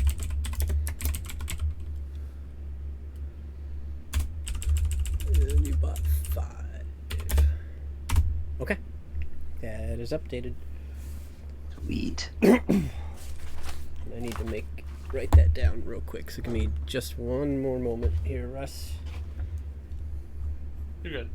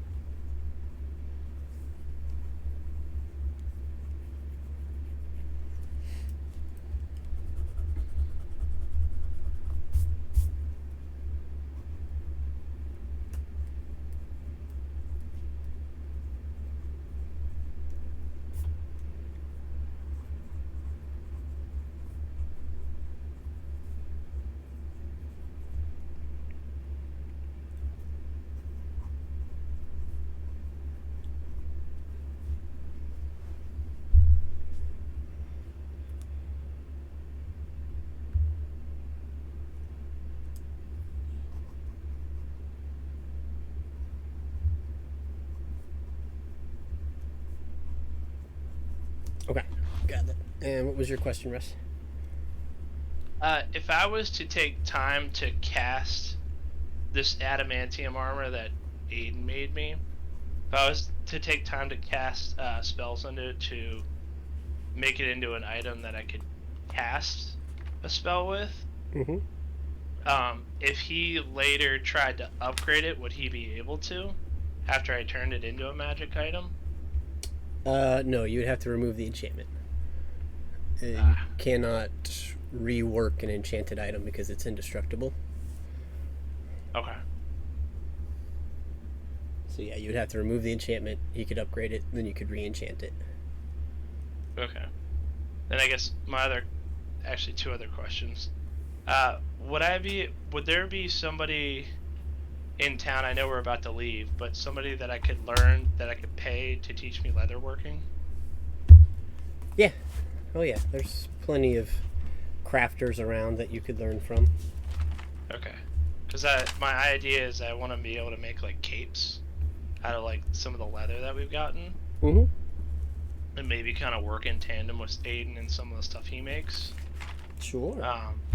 So we could kind of be able to cover the party, broad spectrum, and then I could also make items that I could create, or like make stuff that I could turn into magic items.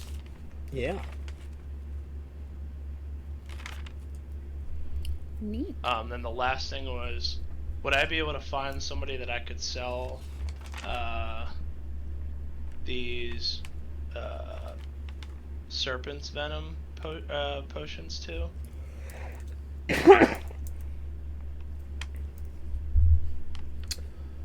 Um, 'Cause I know when we were looking before, it was kind of hard to find someone to buy the aerosol venom. make an intelligence check with advantage. Alright, well that's a 5, and that's a 3. Okay. You're not really sure who would really buy these because you've never seen anyone that sells them, Okay. is what I will give you. Well then, that. And then, how much were empty flasks to buy? Are they 1 gold apiece? If that. 2 copper, according to the PHB. Yep. Okay.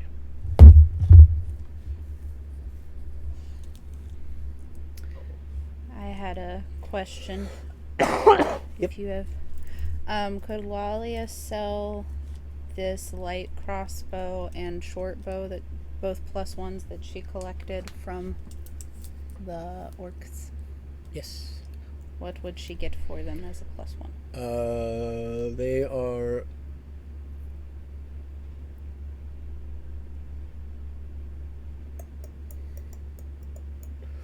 Not magical, just +1s, so their value is double whatever their PHP value is. So you would sell them and get half, so you would get whatever the full PHP value for that type of item is. Gotcha. Just a little bit, but that's okay. Mm-hmm.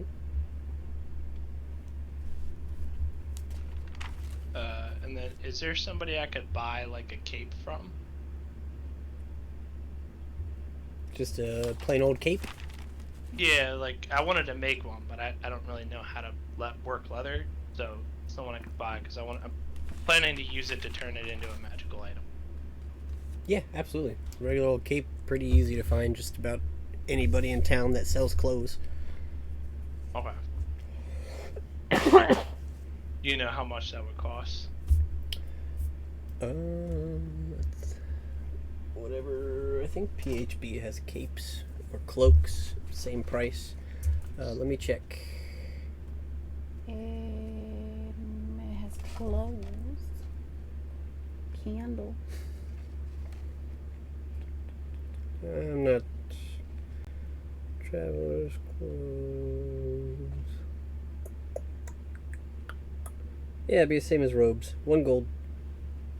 Cool. I'm gonna buy like 6 of them.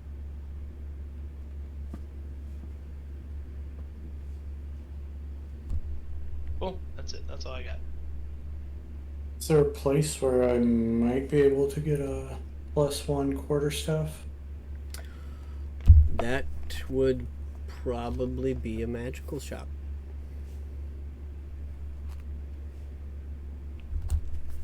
Okay. And you're not sure. Because you know Aubrey's was destroyed and nobody's gone looking yet, so. Oh, okay. Yeah, we know that one shop, but we haven't gone and checked it out yet. Oh, okay. Well, I'll wait on Rhaegar to do that then. Mm-hmm.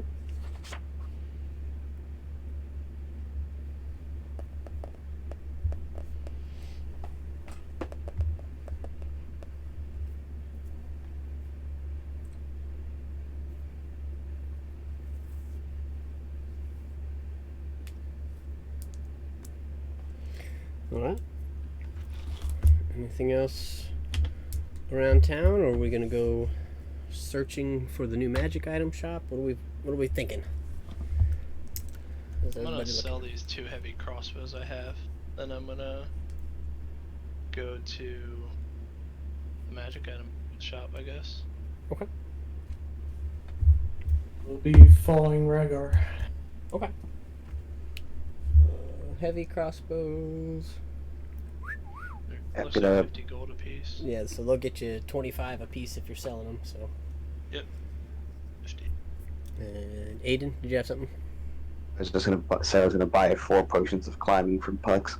Cool. Go for it. Nice. How much are those? They're 50 gold apiece. Damn. Wish there were a way to organize. I'll pick up 1. Mm-hmm. Like, climbing speed equal to your walking speed. Oh yeah. Whee! Yeah, Puck's Potions is in the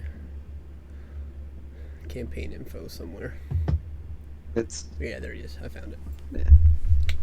Yep. Potions of healing, climbing, growth, water breathing, and heroism. Alright.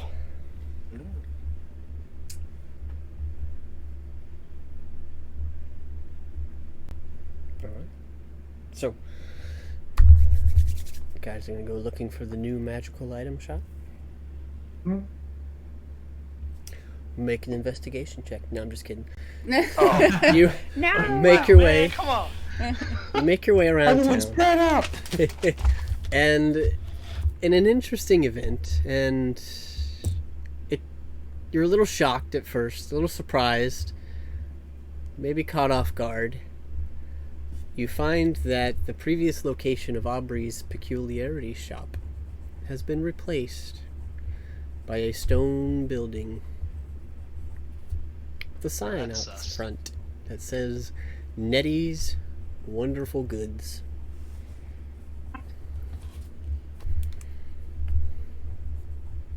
Awesome. After you. Okay. Guess I'm going in. I would like to have accompanied on this adventure if that's okay. Yeah. Yeah. Alright. Inside, you find a very curiously decorated shop. There's like imagine walking into like a store that is dedicated to stitching and blankets and like grandma nightgowns. And behind the counter, you see an ancient-looking elf. Just kind of looks at you like, "Well, hello! Jesus. Well, hello. Welcome to Nettie's. I'm Nettie." Nice to meet you. I've never seen you here before. "Nope, just came today." Interesting. And what do you have to offer? "Well, a lot of stuff. What are you looking for?" I don't know specifically. I want a walking stick. And by that I mean quarterstaff. "Oh, okay. So you're looking for like magical items? Yep. Wonderful!" She snaps her fingers, and you watch as the entire store is no longer quilts and blankets and stitchings and grandma caps. And you see shelves upon shelves of like wondrous magical items and weapons. Hey. He's a witch. He's a witch. She says, "Well, I've definitely got a quarterstaff. You want a +1? Yes, I would like a +1. That'll be 200 gold. Nah, I'm just kidding. 4 silver. Really? Okay. For you, I know what you did. One-time Oh. discount." That's the Thank first you. time I've heard that phrase as a I good need to. thing. I need to look at that. I want to examine some of these blades. She's got a +1 of just about every regular item. He says, "But do you want something magical? Something really special?"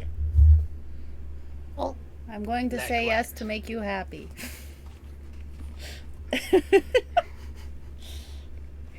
Awesome. Well, I love it. step. Is this like a halfling? Is it a goblin? Like You said elf, right? This is an elf, and this is an like ancient elf. an ancient-looking elf. oh boy. So wow. And she kind of looks over around you, and she says, "Wait, is one of you the Tabaxi, Mr. Copperwalsh?" Yes, that would be me. "Yes, I got a letter saying you're investing in my shop. That is correct. 400 gold investment." So I think that's what I put in before. You put in 200. I thought I did put in 400. That's fine. Whatever. I'll correct her and say it was supposed to be 200. Oh. Well, that's not what the envelope had in it. Do you want the other 200 back? No, you can keep the 200 to go towards the investment. Okie dokie. She says, "All right. Magical item. Somebody can reach into this chest." And she pulls out like this large chest and sets it on the table. Oh dear. Just hear like a big thwomp Yep. for like the size of it. She's like, "This chest has just about everything in it, but it's a little uncontrollable to see what you get. Whatever you pull out, I'll keep here to sell." I'll look around. Is Bink here? Hey, Chris. Yep. Can I have aid? Make a blast to the past and make a silent prayer to the to the goddess of luck, like he did back in the fucking Van Dalen. Sure. Ah, Jesus. I think Rhaegar is just gonna say what the heck and reach inside. Right? So it says, "This box has 1 use a day per person." Oh. So we can all put a hand in it. Are you selling us the chest, or No. are you selling us stuff that's in the chest? Oh, man. I'm confused. I wish they could sell us the chest. Silly Dragonborn, you couldn't afford this chest. Oh dear.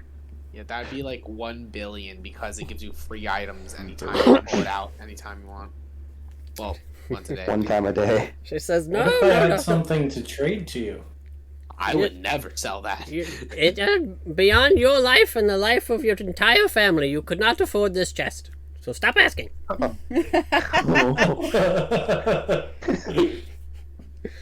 So she looks back and says, so, the way it works, I do it every day, but you get to reach in and see what the box gives you, and then I tell you how much it costs. If you don't buy it now, I put it back on the shelf.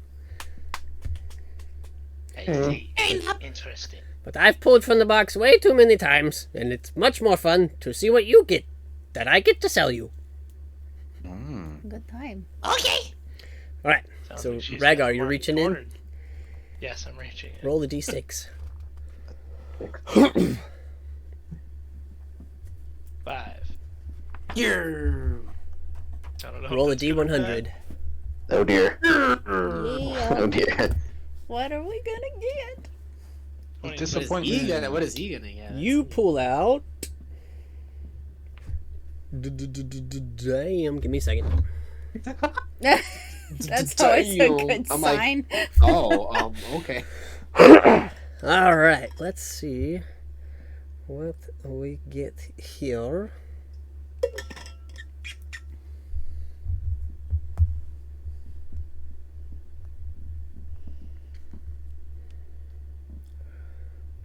Must be fancy.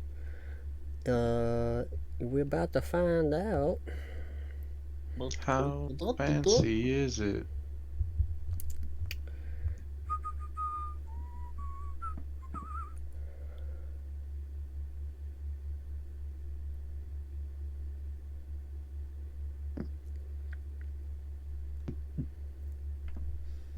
Okay. You pull out a spell scroll for the spell Sunburst. Oh man. That sounds strong. Sounds like a high level spell. Yeah. I'm not familiar with Sunburst. Is that... I was like, I'm fairly certain if I'm not mistaken. Oh yeah. Yeah, it's an 8th level spell. Yeah. Damn. It's a 60-foot radius centered on yourself. You must make a Constitution saving throw, otherwise you take 12d6 radiant damage and blinded for a minute. Oh my god. Make Yeah, sure so- you go out. Focused on self? No, so Sunburst, it has a 150-foot range, and then a 60-foot radius from wherever that point you pick is. Everything Wow. within that radius, you can't omit creatures, so everything within that radius makes the save. On a fail, they take 12d6 radiant damage and are blinded for a minute. No save. Well, they have a save at the end of their turn. On a failure, or on a successful save, they take half damage and aren't blind. Now, does that count as an item interaction? It is an action to use the spell scroll. Yeah, I don't think I can. Right, but what I'm asking is... Does the item cast it, or do you cast it? The item Because casts it. Yeah, you're not taking from your If spell I slots. use a bonus action to burn a spell slot, and then I use my action to do the spell scroll, does that work? If you were to cast like a 7th level spell as a bonus action using Oh, yeah. sorcery points, yeah. that's cool. Yeah, using this Woo. spell does not count against your leveled spell for the turn. Oh, If okay. only we had That's a pretty wizard. cool. So What do you mean, anybody, if only you had a wizard. anybody can cast a spell Well, scroll in technically, my I'm campaign. a wizard, There's but just a with DC. an instrument. I'll leave it up to the group, though. Because I just made my case. I don't want it. You can have it. Harry has no use for it. Well, what's the price, first off? Yeah. 2,500 gold. Ooh. That That sounds about gonna fall. Hey, Pull well, out powerful my spell. Wand of the War Mage +2. Mm-hmm. Can I trade this for that?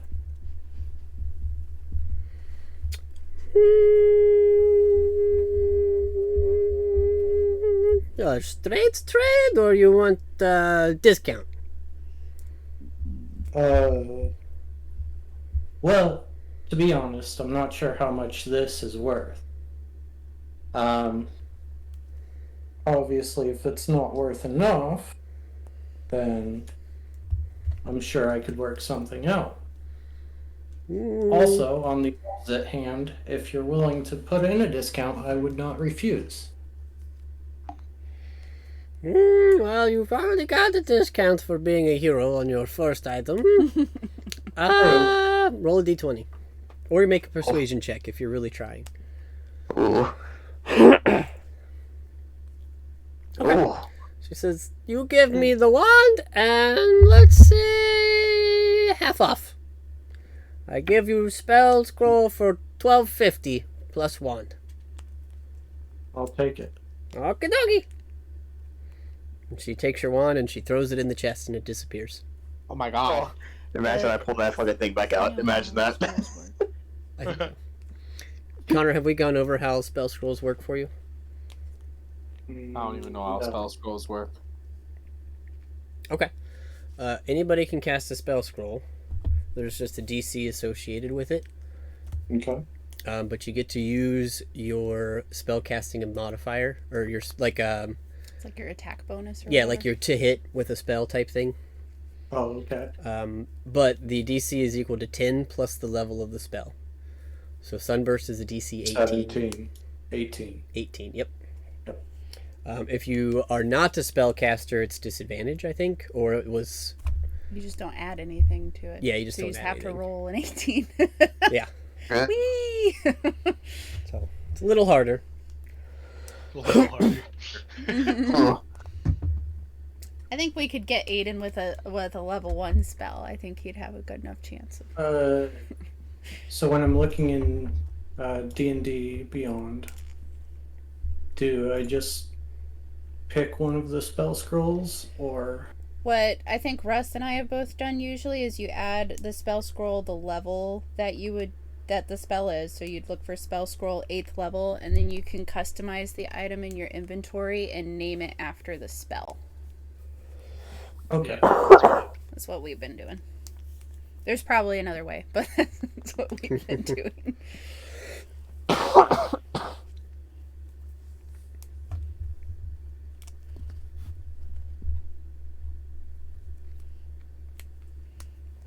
So there you go. 8th level spell scroll. Goodness. Nice. I want Aiden try it. Aiden, you're gonna walk up and reach in. Yeah. Do it, Aiden. Roll a d6. Let's do this.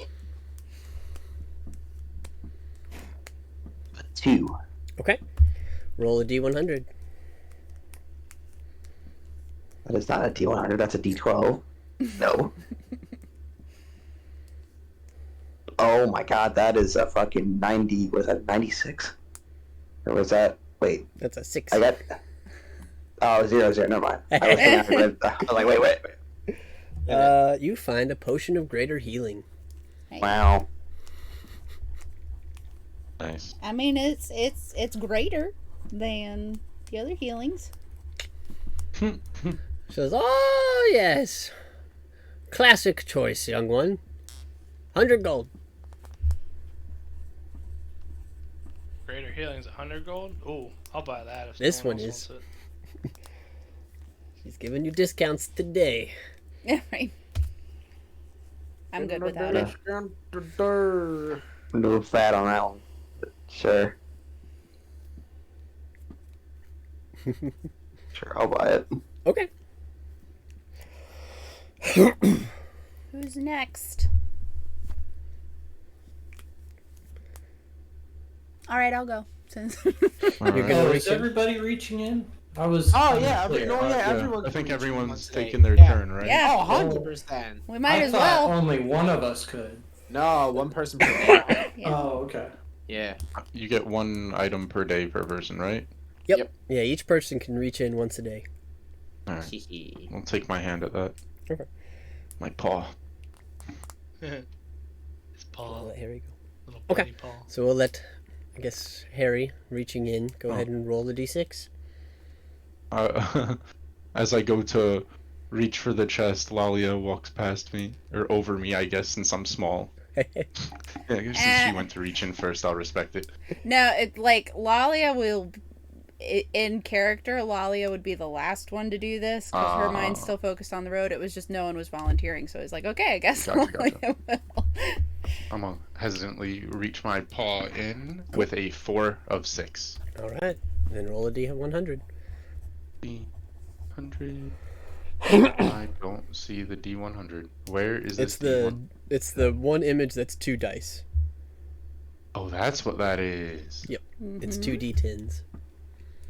That is 30. Right, Nice. so 1, 2, 3, 4. A 30 is a potion of invisibility. Oh man. Oh, I get one for myself now. Ah. It's just those, Alright. oh yes, good potion, good potion, good pick, good pick. For you today, 400 gold. Hmm. I am a rogue. Could you bargain with me a bit? Maybe 3? Why should I give it to you for 3? I don't know. I'm feeling. I'm feeling imagining like I'll Puss need- in Boot eyes, like I'm gonna do that like Puss in Boots Shrek moment where I kind of take my hood off and flop my ears a little bit and get all puppy-eyed. Roll down and Yes. Yeah. She roll a persuasion check. 12. Yikes. oh man. I tell you what, you do that little rabbit thing where you wiggle your nose, and I'll say 350.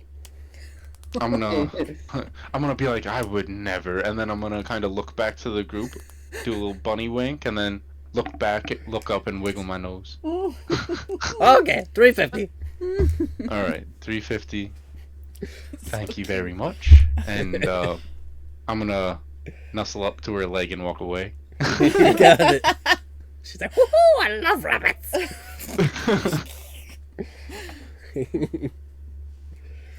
All right. All right, so that,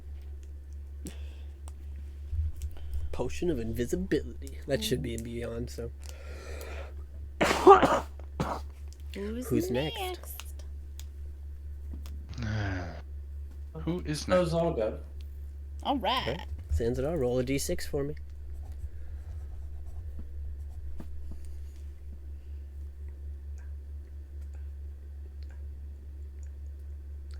Big one. Ooh. Roll a d100. D100. Bum, bum, bum, bum, bum.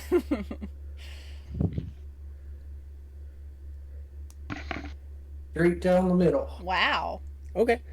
See, you pull out a spell scroll of Spare the Dying. Oh, Mm. what is the DC on a spell scroll of a cantrip? 5. Hey, Aiden. No.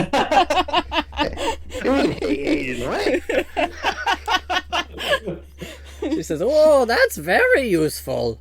25 gold." I'll look around to the group. Don't look at me. I do Yours, that already. Zanzibar. I'll hand it to her. I'm not interested. Isn't that like is that like a cantrip, I think? Or is That is a spell? cantrip that stabilizes somebody who is making death saving throws. It works the same way as like a healer's kit with someone who doesn't have the healer's feat. So, Yep. you can use an action to cast it and stabilize somebody. Yeah, why not? There you go. Why not? Yep. Why not? Just in case, yeah. Like I said, the DC on that would be a 5. So Aiden, as long as you roll a 5. No jinxing. And I think a spell trick or a cantrip spell scroll, I would probably let you keep it if you failed. It just wouldn't work. What are these words? Where's the fucking handle on this thing? And I just beat it over you and you come back to life. Aiden's just smacking the person in the head. Come on, heal. I just see this as like Larry the Lobster off of SpongeBob. Breathe, are you? Exactly. Get on, get on. Exactly. Yes. Yes. God damn it. Matter of fact, that's a meme now. All right. Bink, you want to go next? Okay.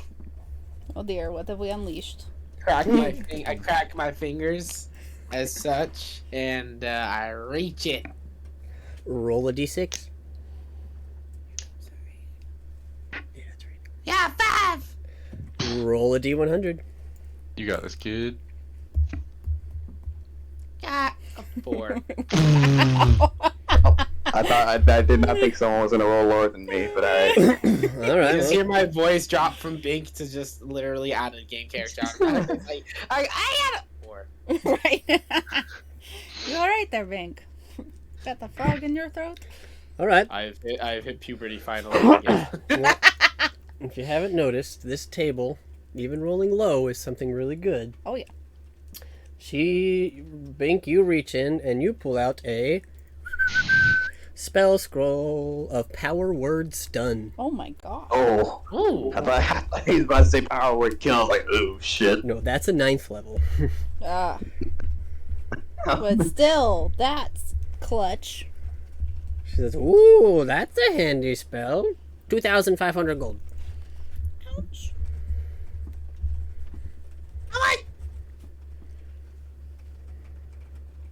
How much is it? 2,500.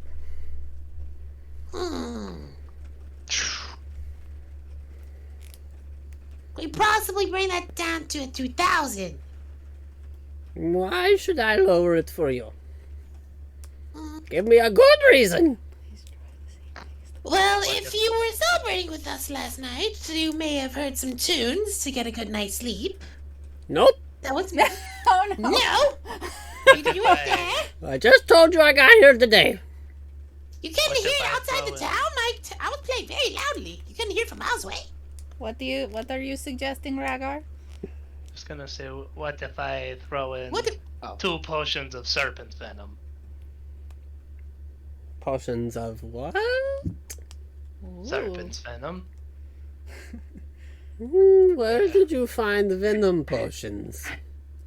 In the pit inside a dragon's lair. No big deal. All right. No. Okay. You should be very careful with those, furry one. Venom is not an item that you should be telling people you have. That is, let's say, little on the shady parts. I mean, do I really look shady? Come on. Lalia laughs into her fist. Uh, Look at can this. I, If you ever find somebody that is selling venom potions, you should probably just kill them. Oh, I see. So I would have nothing to do with them. Sorry. Does that mean you're gonna try to kill me? No, my insight check was well enough to believe you. I see. Oh boy. Can I try playing a song that they would possibly enjoy, or try to persuade them with the song? Sure, make a performance check. Come on, Bink. 14.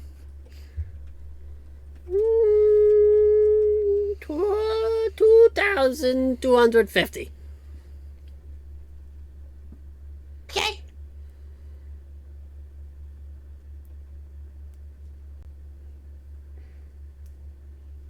God, I'm seeing such low rolls today. It's alright. Get them all out now. That was a natural 2 plus 12. Yeah. I think the more impressive thing is that you rolled a 2 and you got a 14. Yeah. My lands. My Seriously. dude. That expertise. So what scroll is it called? It's an 8th level spell scroll. 9th, right? So I have to add this to Oh, extras, don't I? Yeah, so you have to add spell scroll, then 8th level, and then you just had to custom it and say power word stun. Notes. He's a big boy. Spell scroll 8th level? Yes. And what's the name? Power word stun.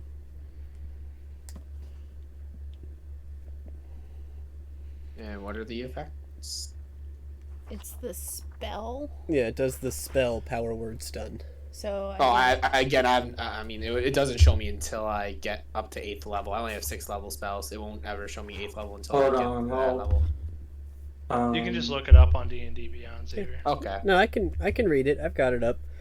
So Oh, it's sorry about that. it's a range of 60 feet. You speak a word of power that can overwhelm the mind of one creature you can see within range, leaving it dumbfounded. If the target has 150 hit points or fewer, it is stunned. Otherwise, the spell has no effect. The stunned target can make a Constitution saving throw at the end of each of its turn. On a successful save, the effect ends. So there is no save to not be affected by the spell. It's just if they have 150 hit points or less and you use this, they are stunned. it's a very cool spell. Could come in very handy. If something's per se trying to run away. Mm-hmm. Or trying to cast spells that we don't like. Try to cast them now. Right, and that was Bink. So I think I'm the only one left. There's 6 of us, right? Yep. So Lalia will step forward and say, all right, all right. Technically there's 7 of us. Well, I don't think that the griffin can reach into the Garnet? He's a Oh, yeah, he's Garnet. a I don't think the griffin living can fit in the creature. building. Right. No. He's You have still Noodle try flying to off dip his mouth in there. But yeah. He's a living creature. And he's beautiful. Just maybe not meant for inside magic shops. Okay. Alright. I will roll my d6. I got a 4. Okay. Roll 100. That is 31. You pull out a potion of speed. Oh boy. Boy. Says for you today. Ooh, that's a nice fancy quick potion. 200 gold. Okay. Lolly is actually going to turn to Rhaegar and say, I know you used one of these to save me in that fight with old Gnawbone. Do you want this? Yes, I'll take it. Alright. Somebody pay for it. Yeah. Beyond that. Lolly is not going to pay for it, but she will You said offer 200, to. right? Yep, 200. Okay. Yes, I'm paying for it. Yeah. It is a good clutch item to have in a bad time. Yep, and since Lalia can kind of just cast that on herself most of the time, it makes more sense to give it to someone without the spell. Well, that being said, I Is it dinner time now? no. I wanted to give you all at least one roll on the D6 table, but none of you actually rolled it. So Garnet's gonna step forward Hey. and say, well, let me give this a shot. And she's going to pull it out, and I would like somebody to roll a D100 for me. I call it. Okay. All the pressure's on Aiden. Rolls literal dice inside Wait. game. Imagine. Oh, that's a 94. Hey. Oh, Okay. You pull out Garnet pulls out a ring of mind shielding. Ooh, nice. Oh, That's really good. what does that do? Shields your mind. It's I can read it for you. protection and against divination and so on. I need to look D&D. up how powerful it is anyways. Oh, let me look at this. I got it pulled up. So it is an uncommon item. Cool. You need a magic that allows other creatures to read your thoughts, determine whether you are lying, know your alignment, know your creature type. Creatures can telepathically communicate with you only if you allow it. Nice. You can use an action to cause the ring to become invisible until you use another action to make it visible, until you move the ring, or until you die. So it's like Lord of the Rings. Yeah, but there's little bit. there's something else. If you die while wearing the ring, your soul enters it, unless it already has a soul. You can remain in the ring or depart for the afterlife. As long as your soul is in the ring, you can telepathically communicate with any creature wearing it. The wearer cannot prevent this telepathic communication. So if you die, then your soul is in that ring.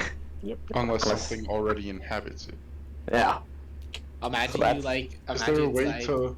you can beat the other spirit up and take the ring. Mine. He's like, I want my soul to inhabit this. You just like have like a little ghost out, a soul out, and That's whoever actually wins. that's a clever way of just hanging around the group. Out of character. If you that is. die, If you Well, yeah. die. Hypothetically, your character could live on in the ring and just kind of harp on That's whoever that's a wears pretty it. cool way to communicate with characters. Yeah, dead people. Just wait until Would also, someone casts a true restoration. would also true. guarantee you could come back from true resurrection since your soul is still around and could be revived. And since Yeah. this came from a box, I really doubt that there's a spirit inside of it. You never know. Spirits could come included, or sold separately. This All separately. item does require attunement, though. But Garnet pulls it out, and Nettie looks at it and says, "Well, that's a good one. 250 gold." Oh wow. Oh, I'll take that if no one else wants it. I was gonna say, Harry is quite interested because, you know, the whole invisibility thing, but Well, the ring Go Go turns ahead, take it invisible. then. Not being able to, you probably had good deception, so people not being able to tell that you're lying. plus I have my probably be hood. good on you. I do have my my cloak of elven kind as well, so maybe someone else could make use of it. Plus, you guys have been together longer than I've been in the group, so it's only fair. I do want to make I mean, sure if it you is want noted, it, take it. just real quick here. The ring turns invisible. It does not turn you invisible. Ah, It just hides itself.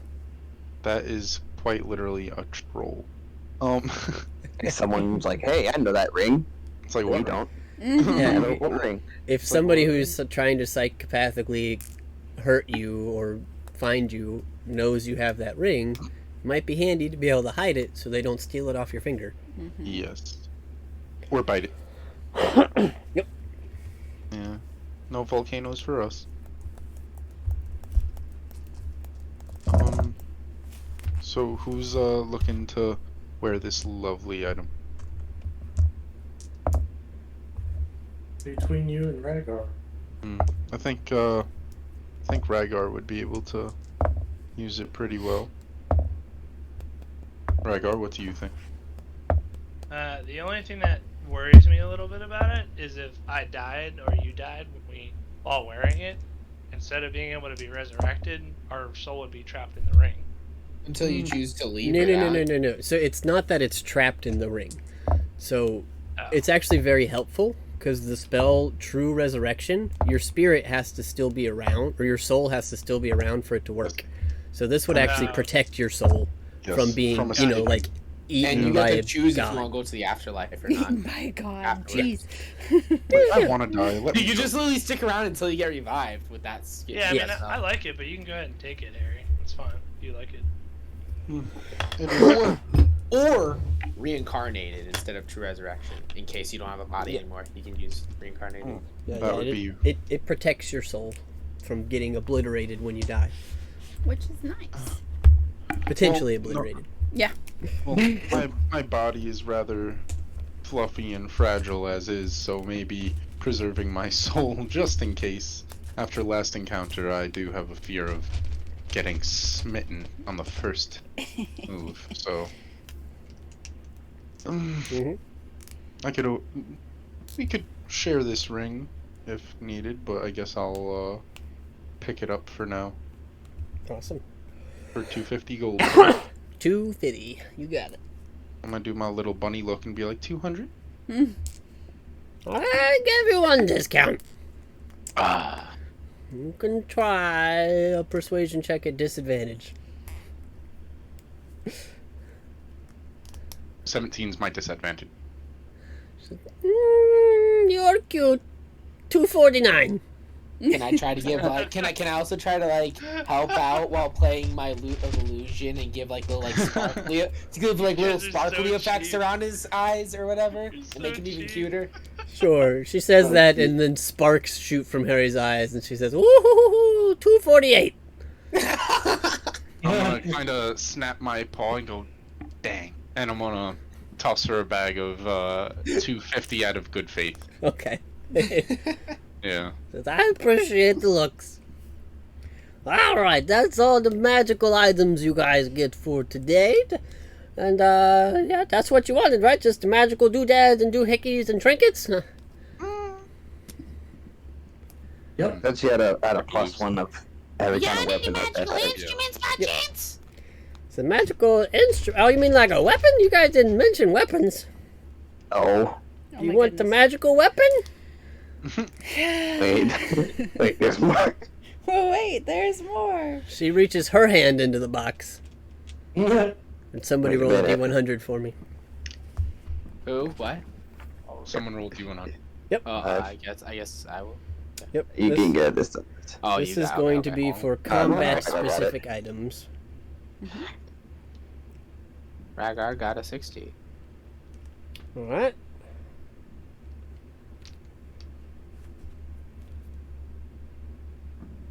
She pulls out. Let me see which one I like best here.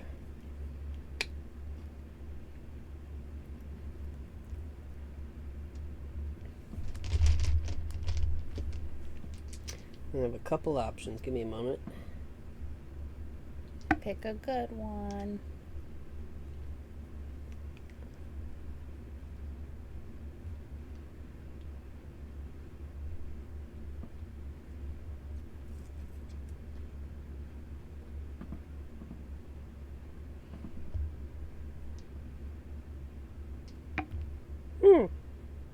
Okay. She pulls out a staff of striking. Oh, Mm. oh. What does that do?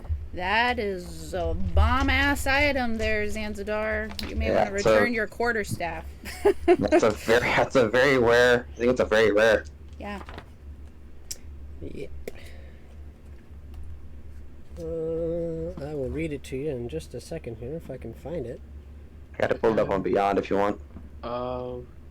Yeah. Plus Uh, three. Oh, yep, I got it. Yeah, so it can be wielded as a magical quarterstaff. You get a +3 bonus to attack and damage rolls. The staff has 10 charges. When you hit with a melee attack using it, you can expend up to 3 of its charges. For each charge you expend, the target takes an extra 1d6 force damage. The staff regains 1d6 plus 4 charges daily at dawn. If you expend the last charge, roll a d20 on a 1, the staff becomes non-magical. Oh, jeez. It is very cool. So you also There's got probably no way I could afford that, though. Let me check. It is a very rare, which means it is 20,000 gold pieces. Holy mackerel. Well, That's it a discount. sure is pretty. Well, mackerel have anything to do with that. Oof. Damn. Also, a Sam pretty is good right. monk weapon. Can I grab Harry and walk him outside?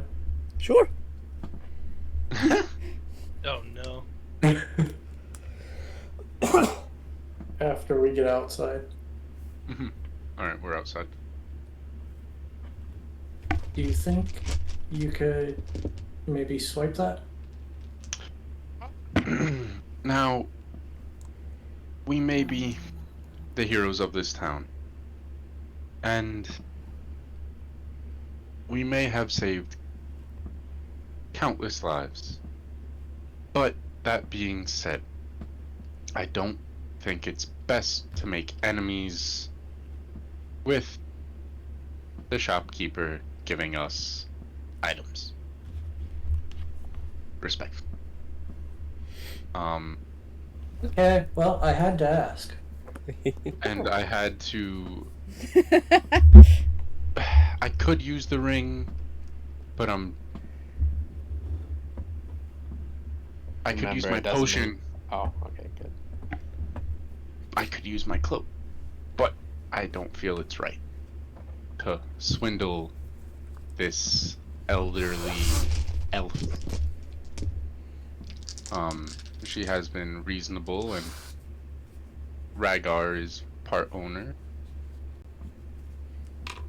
Yeah, you'd be stealing from Rhaegar too. Ooh.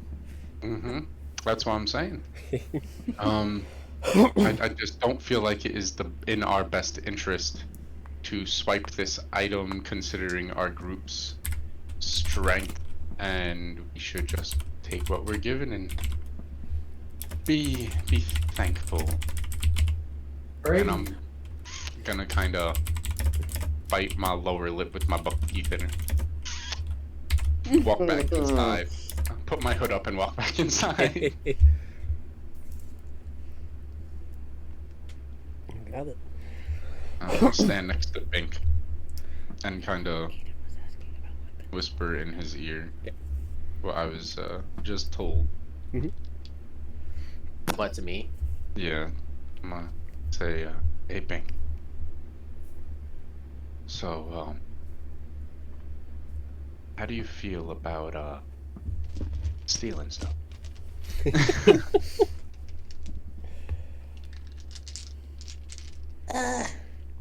Well, you see, I'd be up for that, but I don't know about this person specifically. I have a bad feeling if we steal from them, we'd be making a big enemy.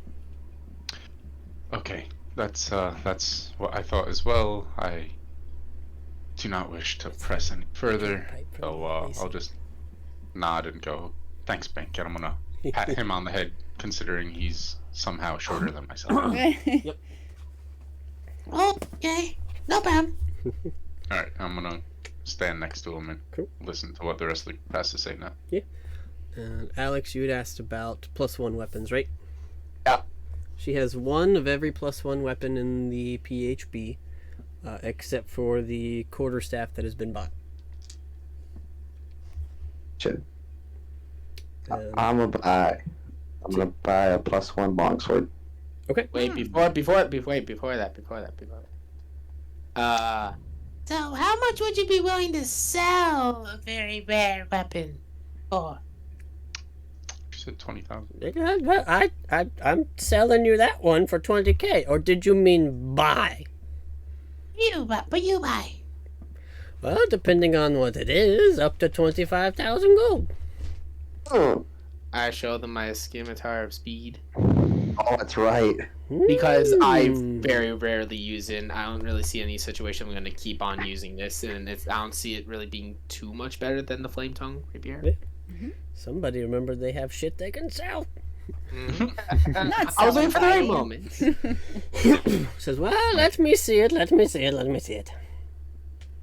She kind of takes it for a second. She says, you really want this staff that I've already given you a discount on?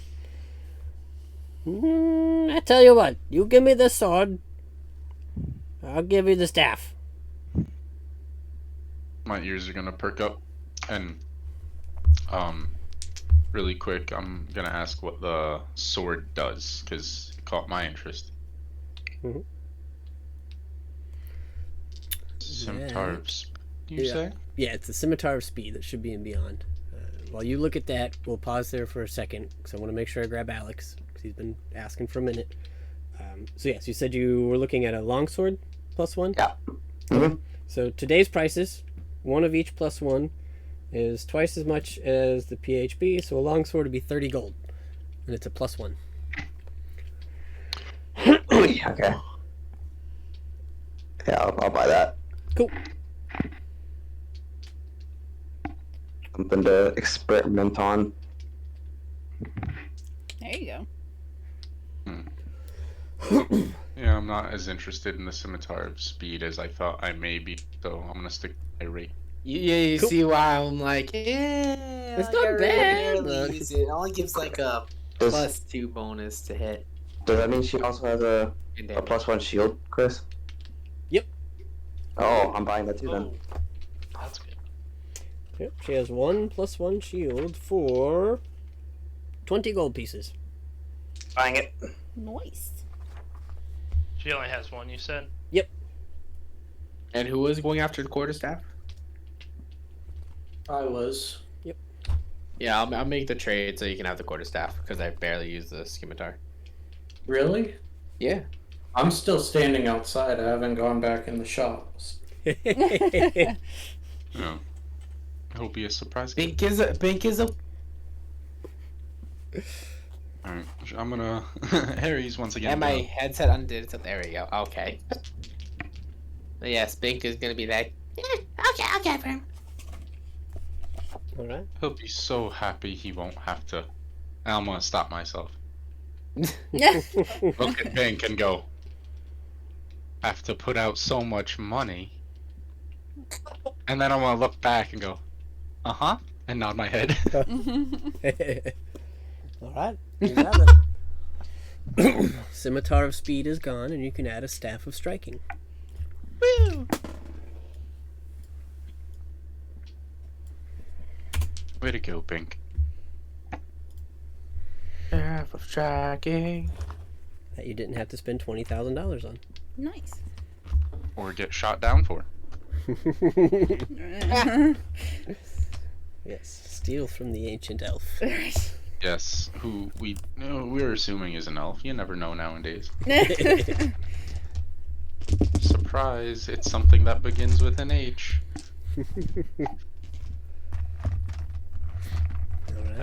Add a Very character. Alex, are you just looking for an extra shield, or are you looking for specific? Looking for things to experiment on forging. I mean, if you want the +1 shield, because I know you only have a regular, I won't mind giving it to you. Yeah, I mean, I'll trade the one I have if that's okay. If you needed a +1, that's fine. I don't want to take that away from you. No, I already have a +1. I was just looking for items to experiment with. Okay. Yeah, you can do have the want me- +1. I'll give you the offset of gold for it, whatever that is. Nah, I don't care about it, dude. It's only 20 gold. Alright. Cool. Alright, we'll trade the shield to you then. Word. A lot of fun discounted items. You bought them all. we did. Lalia will pick up. She's going to look at Zidane and say, "No hard feelings, but just in case things go south and I need to give you time to recover, I'm gonna pick up this." And she's gonna buy, if it's available, a +1 Warhammer. Yep. Okay. And it's Double the Double. PHB value. Cool.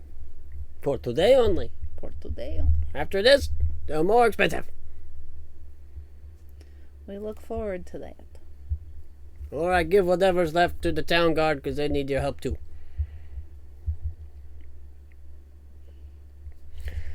Alright, anything else?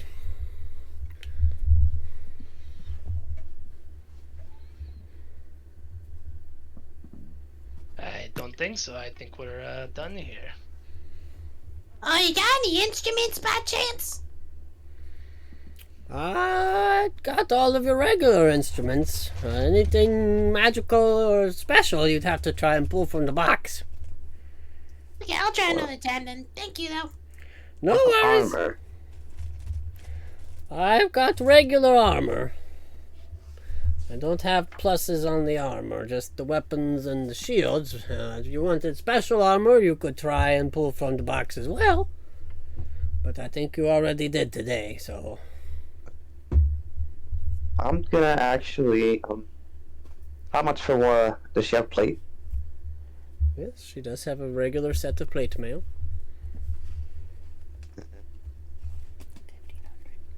And that is 1,500. Oh, Jesus. Well, plate mail is Regular expensive. I don't know. You know. Okay. Let me do some, let me see.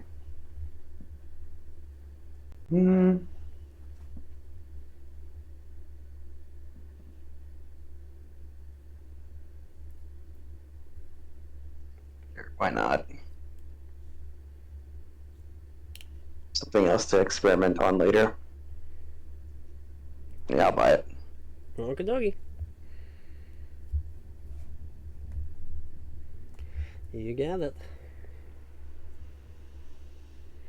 And with that, she looks at you all and says, "Well, it's lunchtime." She snaps her fingers, and it is now.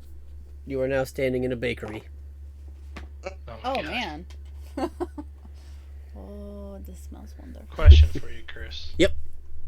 I know you can have like blacksmiths and stuff silver weapons. Yep. But can I have them silver darts? Yep. How much? Is there someone available in the town to do that? And if so, how much would it cost? Yup. Let me double check here. I was wondering the same thing, and I had forgotten, so I'm glad Russ remembered. Before we leave. Right? Yeah. We're gone for like weeks at a time. Oh, yeah. Yes. Yeah, that's easy enough. There's plenty of like regular weaponsmiths and stuff around town that can do it for you. That is not hard to get done. Let me just double check here. Silvering weapons. You can silver a single weapon or 10 pieces of ammunition, so 10 darts, for 100 gold. Oof. Okay.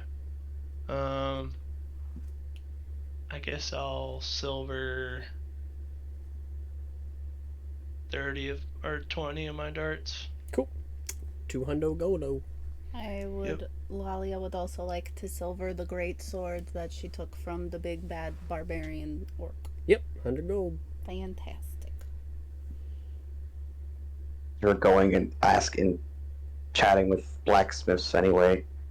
Can I see about asking a couple if any of them are offering classes? Because I'm basically trying to expedite Aiden's forgery tiers. Mhm. So. Yeah, you get a couple that are like, well, we could certainly give you some lessons, teach you a little bit. You'll have to give us some time. We've got a lot of orders and things to plow through right now with, rebuilding the town and all, but absolutely. Sweet. So just check back with them, like, later on. Yeah, probably give them a couple days to get through, because you've kind of gathered, because you were hired on it a little bit as well. Most of the blacksmiths in town are being asked by the town to build pieces to rebuild the gates and the walls and stuff. So That's fair. Okay. You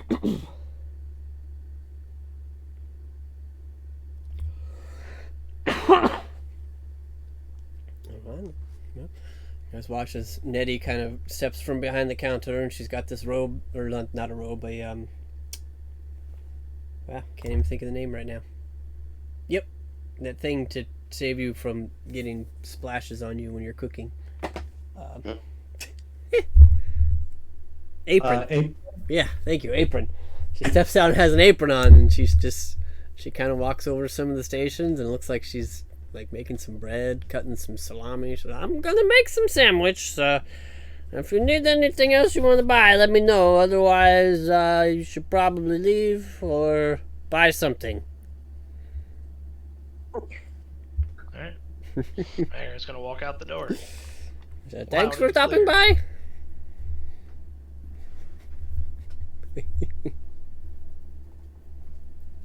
Just sitting on the porch waiting for everybody. Yeah. So, you guys walk out. You find Zanzadar sitting outside still. Some of you have moved on to some of the blacksmiths and things like that. Get a few items. Mhm. Say Zanzadar, you probably see Bink with this giant staff. That's a really cool staff. Hey, this is for you. Really? Yeah, it's a very rare weapon. I'm aware of that.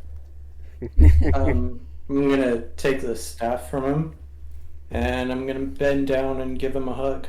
There you go. No problem. I didn't like the scimitar anyways. Scimitar or scimitar? I keep forgetting how it's pronounced. Scimitar. Scimitar, okay.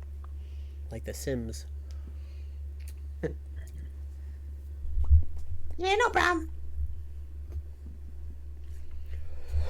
Is there anything you want from me? Yeah, and it'll help us during combat. It doesn't matter. I wasn't even using the scimitar anyways. Oh, okay. You're good.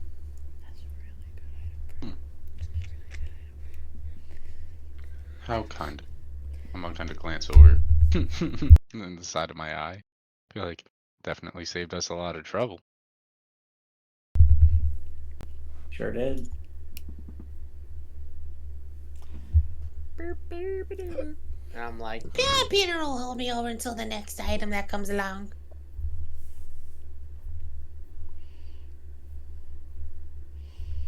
What time of day is it now? As we Like by like 3 or 4 o'clock. okay. I mean, Garnet woke up, so. Right.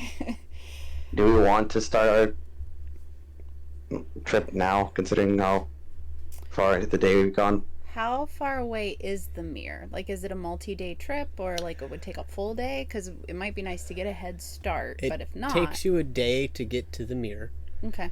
and then who knows how long to trudge through it. So it would still maybe be worth it to get headed out of town, and Yeah, I would like to get a head start yeah, I would second that. because we're kind of still on the clock. Yeah. All right. Well, I'm gonna have Aiden stop by the house real quick to drop off the items he purchased. You don't want to take those. Yep. You don't want to carry all that stuff around. I don't want to carry 65 pounds of fucking armor.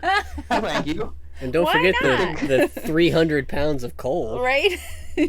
Or the steel, or the adamantium. Yep. That is perfectly fine. You can stop and drop that stuff off.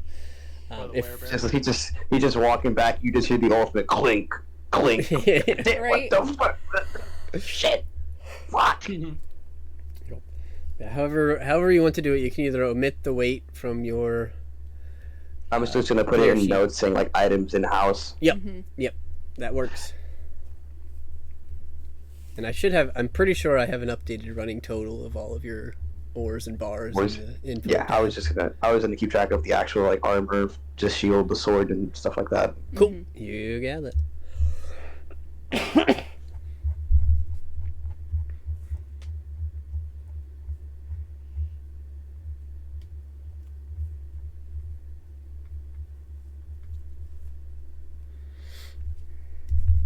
All right. So, shopping is done. Money is spent. You guys have stopped by, dropped off supplies, gathered yourselves. Anything else before heading out? I'm good. I think I'm good. Yeah. Yep. So, Making your way southward out of town, through the gates that are currently under repair, the stained dirt and mud from the previous day's battle of the undead. You get a couple good lucks and well wishes from the guards, who are guessing at your adventure to track down the camp of the enemies that brought this havoc the day before. As you walk off into the sunrise, we'll take a pee break. Alright. All right.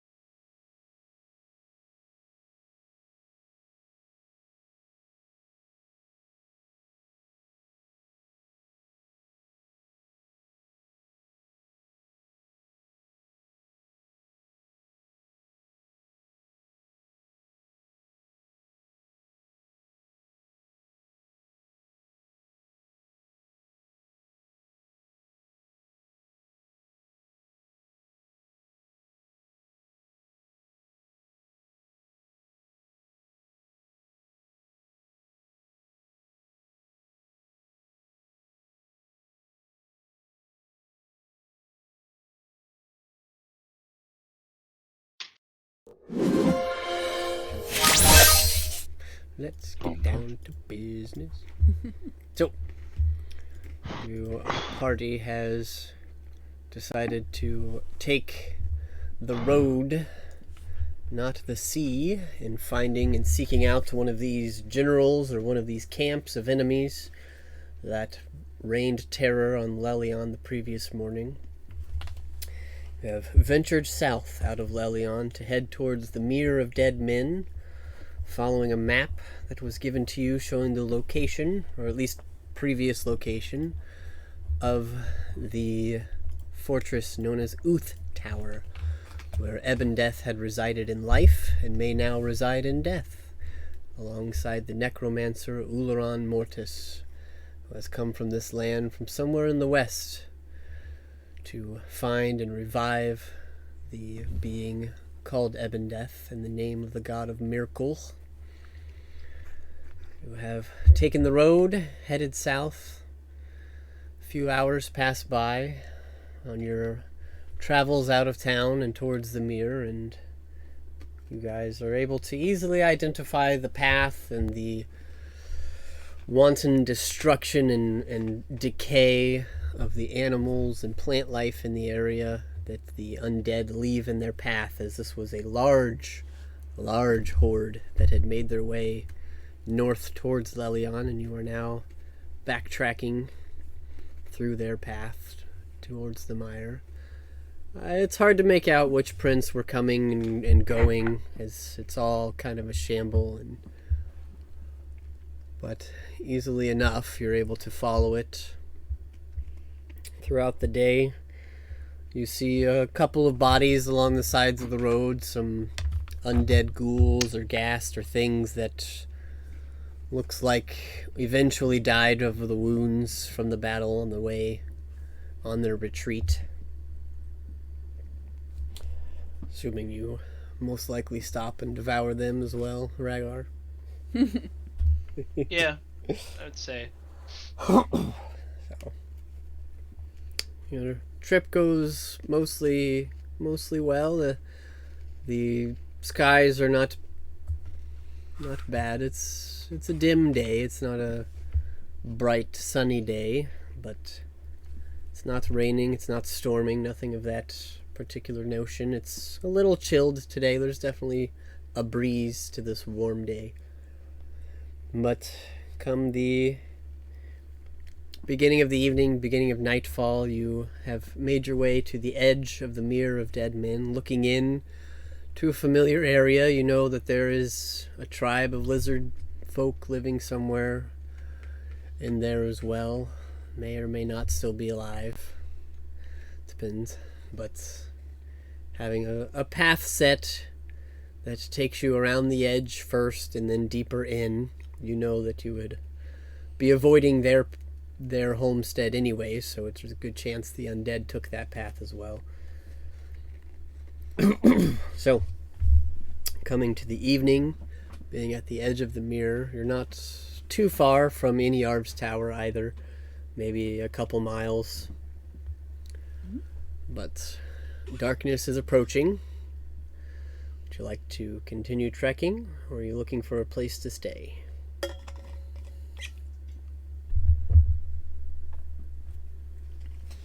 I mean, add a character, I would say we should probably rest. I agree. Okay. Yeah. So probably looking for a place to rest. Okay. I can slap down my spell and make a safe area for us to sleep. Ayy. Nice. I can gather up some foliage Okay. for the room. It automatically camouflages itself slightly.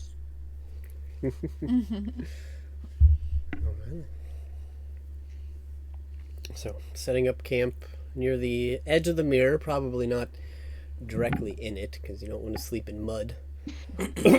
But you're able to fairly easily find a solid ground place that's on the edge of a little outcropping of woods that are not in the swamp yet. They're still outside. A fairly nice area.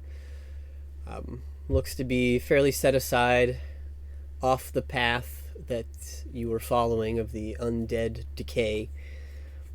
You are able to set up camp there, and Bink, you erect your tiny hut, which is not as roomy as it used to be now that there are a number of you, but you are all able to fit underneath when the time comes. Does anyone have conversations or things they'd like to do before bed? You can have them. Otherwise, you can let me know if you want to set watches or not. I assume How long does- Lalia and Rhaegar would have gone looking for food too. Mm-hmm. With Yep. our Easy enough to find before you enter the mirror. backgrounds, yeah. Stay away from. How long does it take to try and cast into a item to make it magical? Depends Or on third the level spell. depends on the spell level. Third level.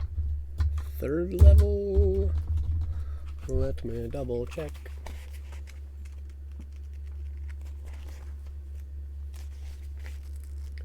I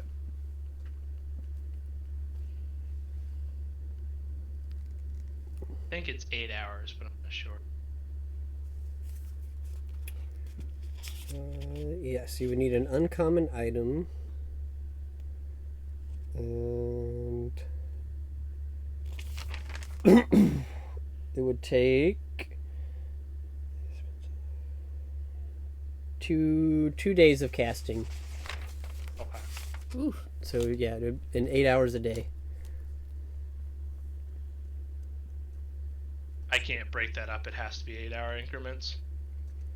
You could break it up into half of that, or less. Yeah, I mean you have to spend a total of 16 hours on it.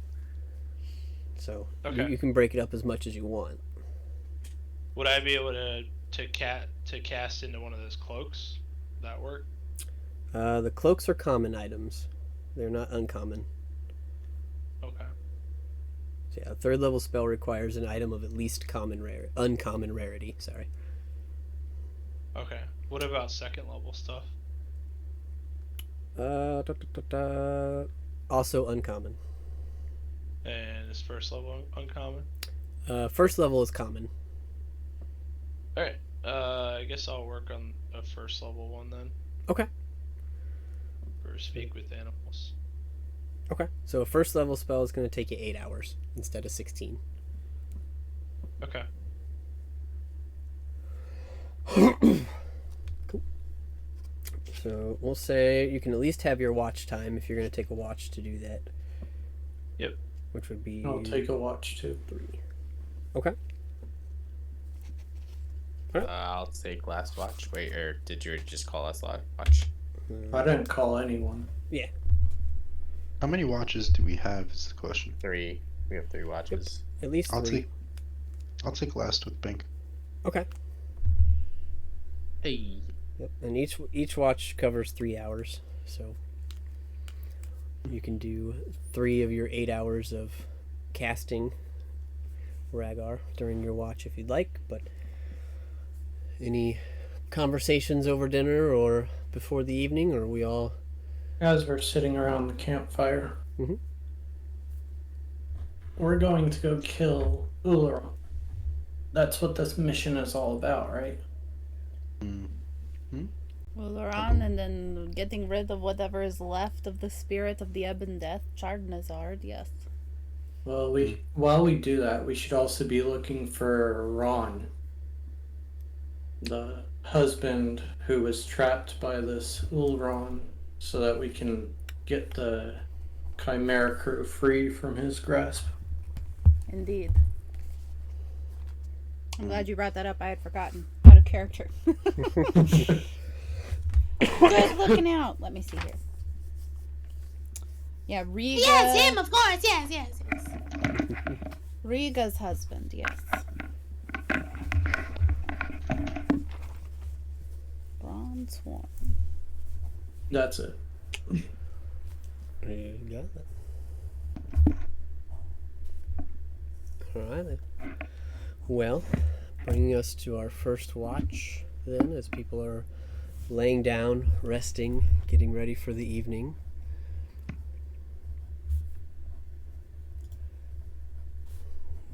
We can jump to Ragar's watch. So, I can go ahead and I can answer that question for you since it's your watch and your time to shine. Okay. Yes, you certainly could have bought an uncommon item in town. That's what I was sort of looking for. Whatever would be required to cast up to their level on it. Yes, so I would say the easiest to come across would have been the easiest and most cost efficient would have been one of the +1 weapons that was being sold by Nettie, because those are uncommon. Otherwise, it would cost you at least usually somewhere in the realm of 500 gold for an uncommon item. So, if you want something specific, we can look around for it, but like the weapons and stuff probably would have been the easiest and cheapest for you. But you let me know. I was looking for... Did David fall asleep on his mic? David, you're blowing into your mouth. Sorry. It's getting intense. Yeah, I mean, if 500 gold is how much it would cost for an uncommon, like, cloak, then I'll just do that. Okay. I will give it to you for 300. You could buy a very fancy uncommon cloak. Cool. I will let you design it however you want. It won't necessarily be magical, but you can say it has fucking gold filigree inlay. It'll look fancy. Okay. So there's definitely high class fancy clothes shops now. Given the fact that there is a fancy high class inn. Right. Well, in that case, I'm going to start working on Ashledelion Stride, casting into the cloak. Ooh, a shuttle on stride. You got it. Yep. Yep, so you can nail down 3 of your 16 hours during your watch. Right. Because that's a level 3, right? Yep. Yep, cool. Awesome. But yes, go ahead and make a perception check for me as well. Right. 26. Oh, boy. Is this my favorite terrain? You're close enough to the swamp, sure. Forest. I have forest and mountain and underdark. Oh, well, it could be forest still, because you guys aren't, like, in the mire yet.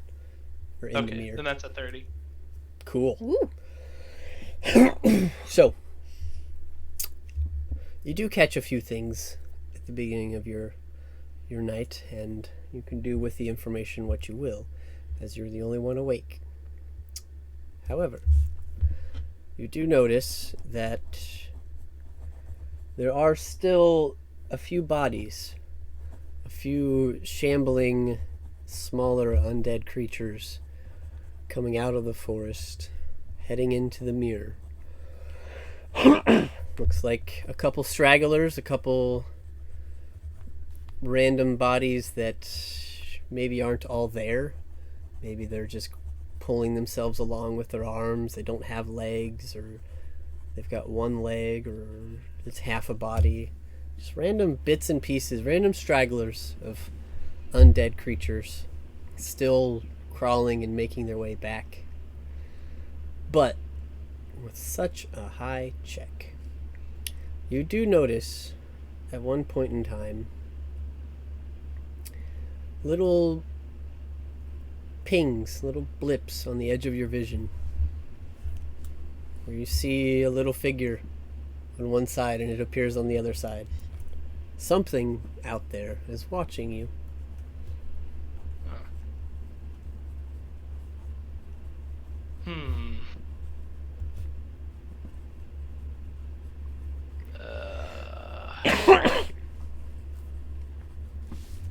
I'm gonna...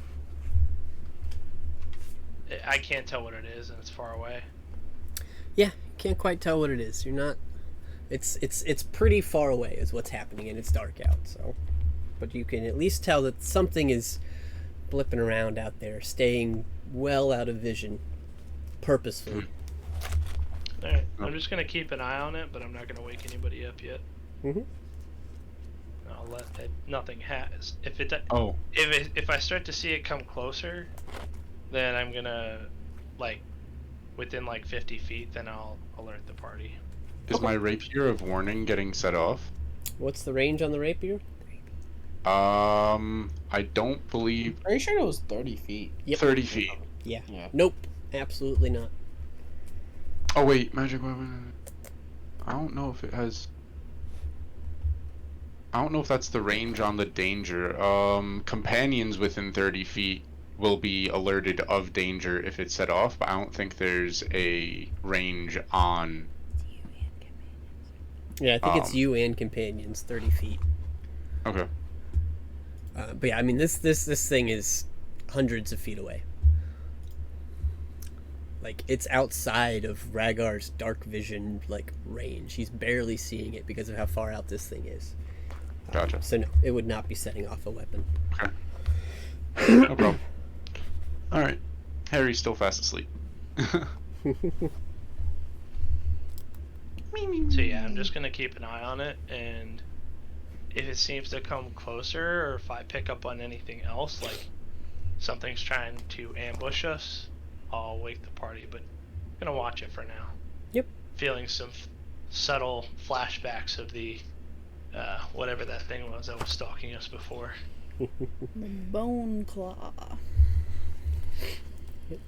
Yeah, the rest of your watch goes fine. You still see every now and then.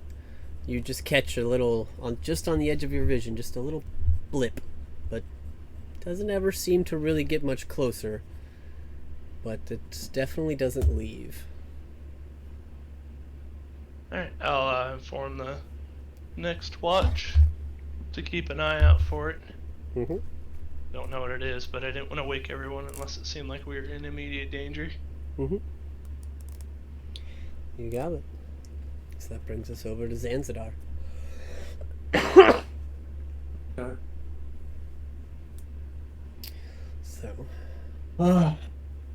So, aside from my perception check, I do have a 120 dark vision range. Mm-hmm. Nice. What was Rhaegar? Is yours 120 as well, or is it 60? It is 90. 90. Okay, I thought it was more than 60, but not quite 120. Okay, cool. Yeah, it's because of my Gloomstalker, if you already have dark vision, it gives me an extra 30 on top Okay. of that. So you gain dark vision out to 60 plus 30 if you already have it. Okay, gotcha. You got it. So, bringing us to Zanzibar, go ahead and you made your perception. Make it with advantage if you are specifically looking for what Rhaegar told you about. Oh, okay. If you're not so just specifically roll it again. Yeah. Okay, well. 7 wasn't what you needed, and 18 was pretty close, but so throughout your watch, you catch, because you have just a little bit more sight line, you can see just a little bit farther. It's easier for you to pick up, especially with Rhaegar kind of pointing it out. You do see a figure that kind of just creeps behind some trees for a second, and then when you think it should walk out from behind that tree, it walks out from behind a tree on the complete opposite side, other end of the forest. It seems to be teleporting by some nature. You catch a long, lanky black figure. It's hard to really gather exactly what it is, but it doesn't seem to be getting closer. It seems to be just watching or tracking you. At the risk of anything else surprising me, I'm just gonna try and keep my eyes on it during my whole watch. Mm-hmm.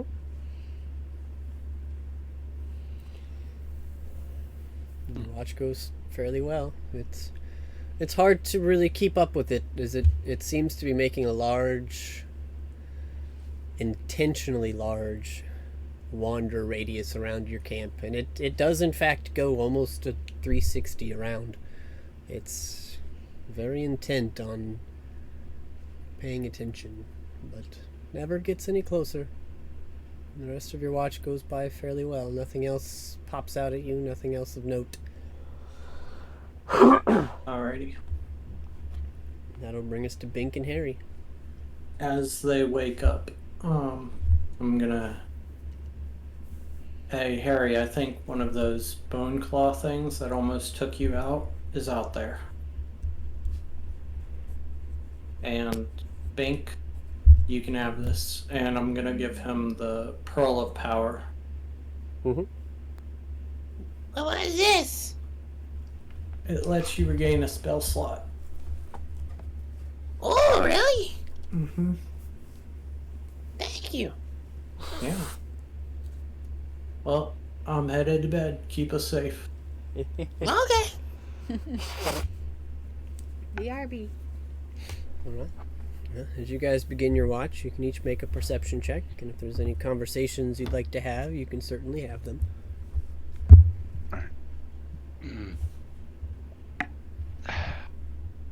So, Rhaegar was able to detect this lanky creature thing, right?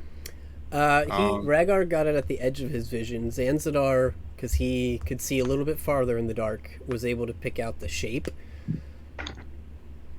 Okay. And they didn't alert the next watch, they just... No, he did. He told you he thought it was a bone claw. Okay. So they think there's a bone claw. I'm gonna put my cloak up and... Oh boy. Look at Bink and... Bink? Yeah? What do you think's out there?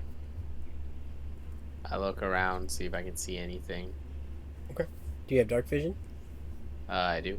How far? 60 feet. Make a perception check.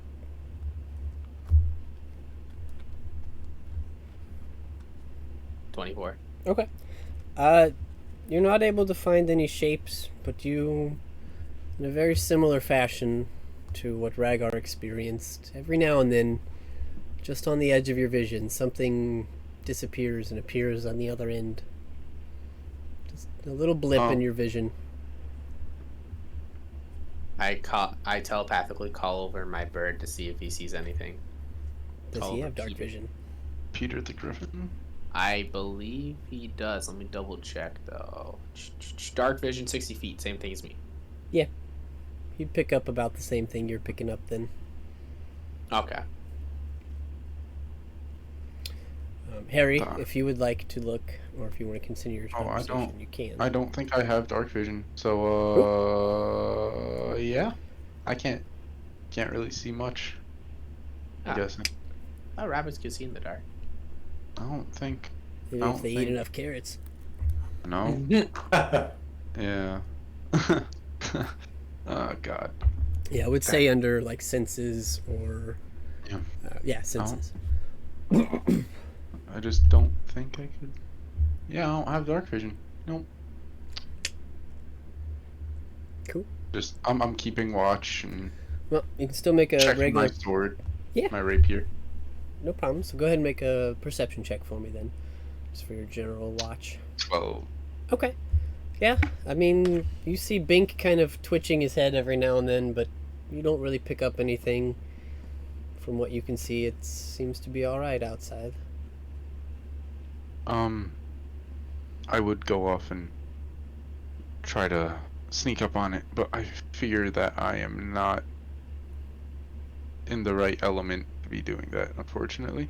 Without having dark vision, I fear I may be caught off guard once again, and if this is a bone claw? Yep. Possibly.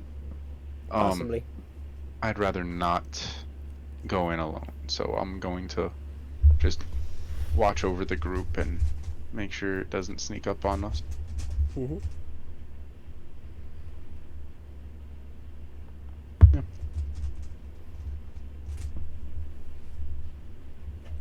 All right. That's all I got. What about you, Bink? Do you want to do anything? Unless it takes action, I'm not gonna do much. Alright. I'll give you this. Bink, since you've kind of picked up on it a little bit, and it's your spell that was used, you kind of gather that this creature may have been following you and most likely remembers where you last were, but not 100% where you are now.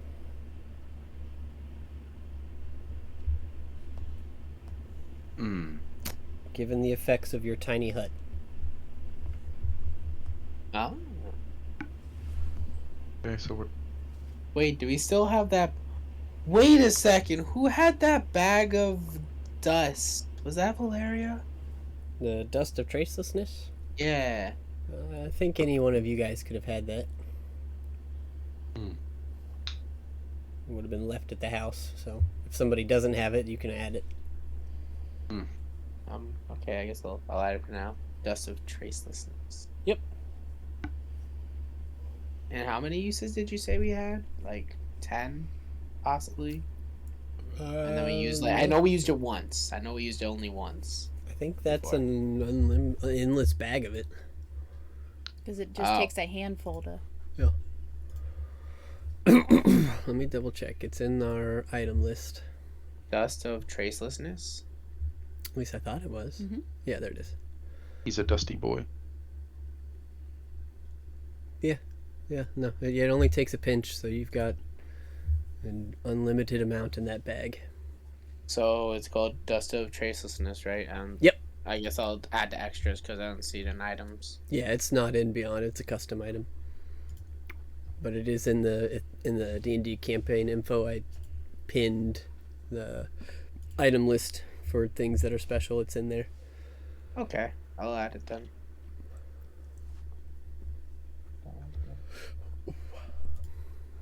And for how long does it like disappear stuff for? Like your traces? A pinch of dust sprinkled along a trail causes evidence of the passages of as many as a dozen people and horses to be obliterated for a mile back into the distance. The result of the dust is instantaneous, so no magic aura lingers around afterwards from the use of the dust. Tracking checks across an area affected by this dust are made against a DC 20 higher than normal. So it removes your footprints for as much as to a mile back.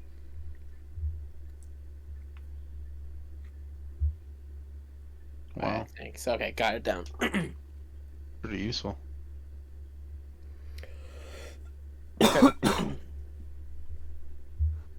I won't use it specifically because it's lingering around us, and it would kind of be useless to even pinch it. Since it's unlimited, might as well pinch it already. I'll just do a little pinch right now. Might as well. Cool. So you toss them out. You feel pretty confident that any tracks you left are gone, and leaving tracks forward for at least the next little while will make it harder for them to try and track you afterwards. You still get the sense that it knows where you last were, but moving on could be a little easier. Yeah. Okay. He feels a little at ease, a little bit. Still on guard with Peter. Tells Peter to keep a high profile and just alert us in case any enemy approaches, or specifically that thing. If anything moves, will naturally warn me, etc. Alright. I'll keep on high alert, and I'm gonna keep my rapier slightly out of its sheath so that if something does come close, I could see it light up, and the rest of the group would be woken up.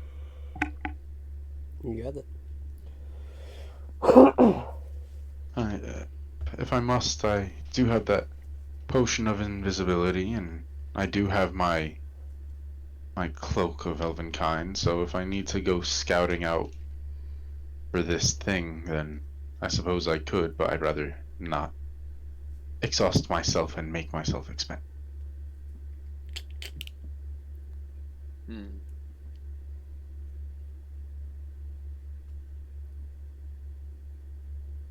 Maybe you could ride Peter and maybe check out the area, maybe get some high ground on him. Yeah, I can do that. I cast invisibility on myself, and since I'm on Peter, it activates on both of us. Alright. Would you like me to join or stay with the group? Actually, let me stay with the group in case he comes near. I have my rapier. It'll wake everyone up. As he like looks around, trying. Hopefully, he's looking at me while I'm invisible. It's like, are you there? Hello. Question, Bink. Did you go invisible and exit your tiny hut? No, I went invisible while. You're on Peter's Here's bed. the thing. I always get confused when we like do night shifts. Do we stay outside of the tiny hut if I activate it while we? I on assume We're on have to guard, stay so we're inside. outside. We're We have to outside stay of the hut. If we're on guard, though, aren't we? no. I assume that you're inside the hut when you're taking your watches, Hmm. so that you're still hidden. Okay. Now, here's a problem that I'm thinking about because now that I have a griffin, it's a large creature, and large creatures not in the hut with disrupt us. the spell.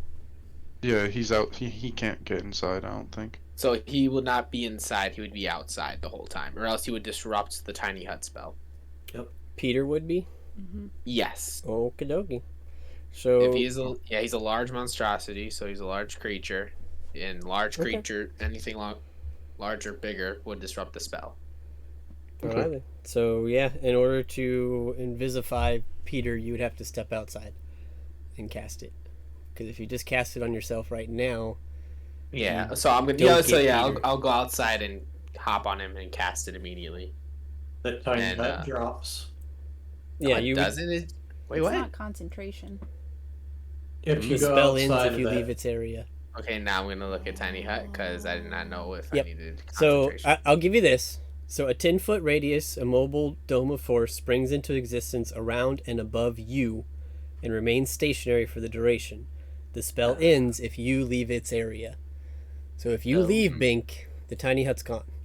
You would know that before stepping out. Okay, I'd stick my hand out, slap Peter's butt. He goes invisible, and I tell him to go surveillance the area and tell me if anything goes wrong. There we go. I don't need to be on him. Slap Peter's butt. Nice. I'll give you that. Okay, technically, I'm not leaving the area. Just Make a stealth check with advantage for Peter. Stealth check with advantage. What's under stealth? It'd be his Dexterity. dexterity. Dexterity. What's his dexterity? Trying. He's got a +2. You got 15, so +2 for dexterity. So I'll just roll a d20, and I'll give a +2. But the advantage, so I'll roll another one. Alrighty, I'll take the 19 with a +2, so 21 for him. Okay. How far is he going? Or are you just having him like circle around the top and keep an eye out? Just circling out, just with his little eagle eyes, just like if he sees anything abnormal move towards us within like a 50 feet, like tell me immediately. Okay. Or if there's like a large number, you know, anything abnormal coming Okay. within 50 feet of us. So he kind of springs up, keeping a little bit of an aerial view. I mean, he's still limited because he's got 60 feet of dark vision. Dim after that, but he kind of runs a perimeter. And I won't even make you roll for it because he already technically rolled. He does report back to you that he gets the little blips every now and then. But that's about all he's picking up.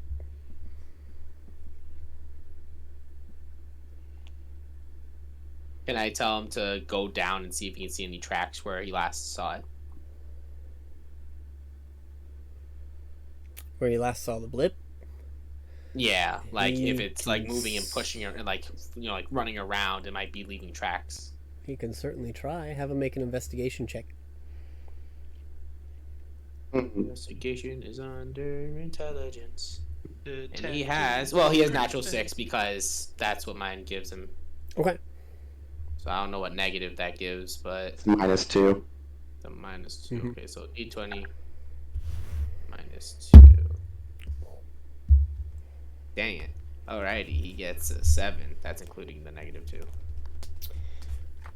What is Peter's HP? Oh, Ooh. Okay. Ooh. His HP is a 59. All right.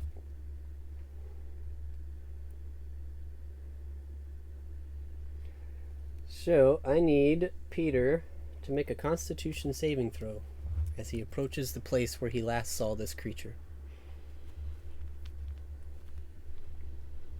Mm-mm. Okay, what's his Constitution?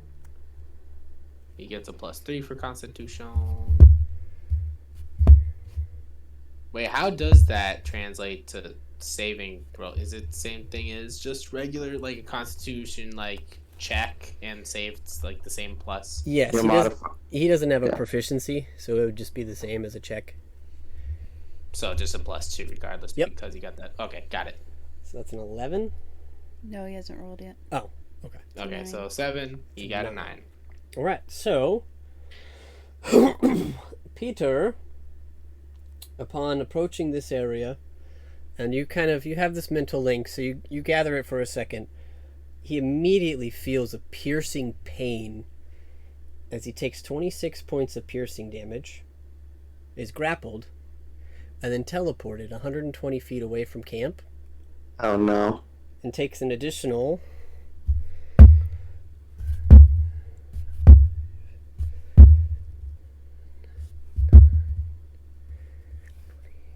While invisible 20 too, guys. an additional Oh, sorry. 27 points of necrotic damage.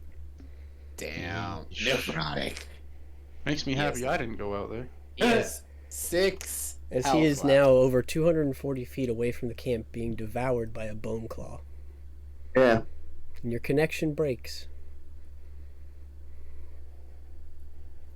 I The heard one that creature it could see all night.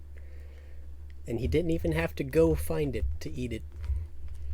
It came to him.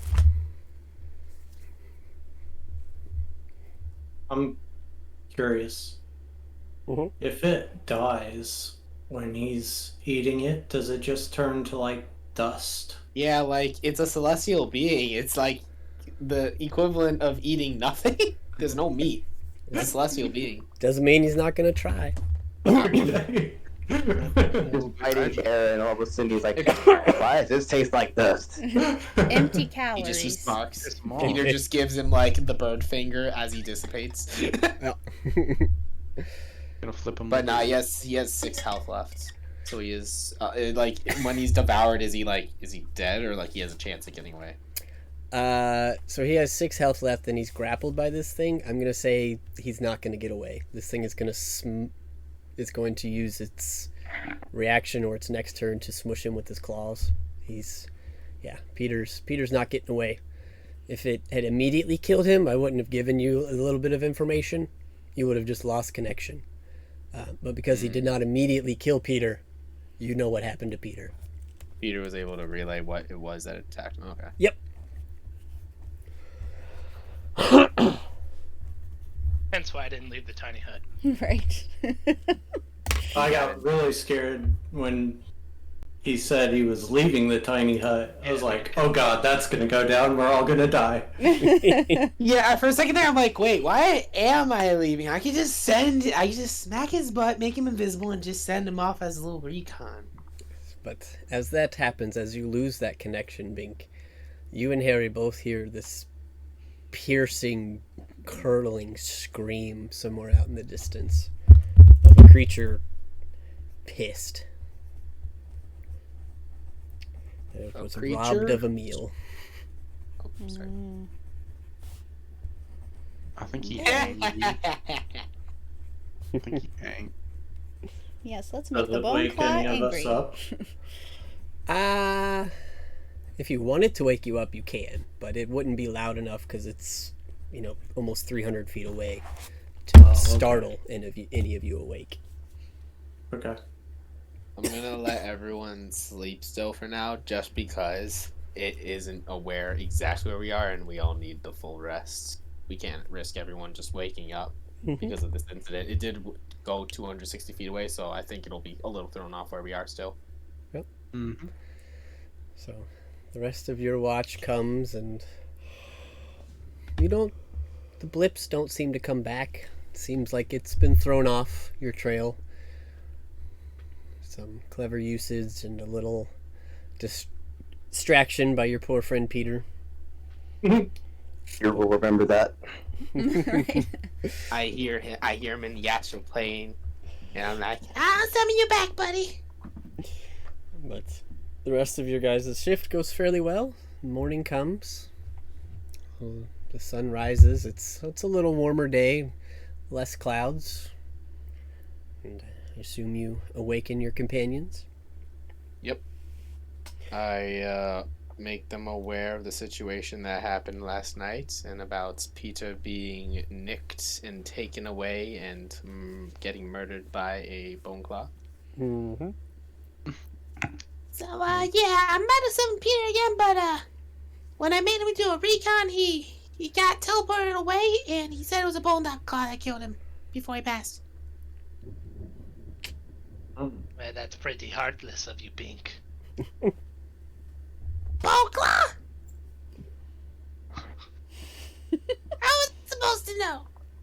I'm amazed that it found your griffin while invisible. Because Yeah, we and he was encountered these invisible, things too. Before. I thought you knew what they were. They could. They knew. True. Well, True. to be fair, I was considering scouting out I made the him do area. a recon, not go in and fight the bloody thing. Yeah. I mean, better Peter than me, I guess. I'm gonna kind of laugh and scratch my head. In the meantime, while we're having this conversation, I'm gonna start activating. Well, after our long rest, I'll start activating my 4th level spell again, Mhm. and resummon Peter while we're talking. Okay.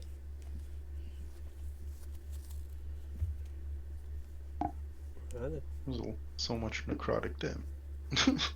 Mm-hmm. Yeah, if that thing grabs you, you're kind of screwed. Yeah. Yeah.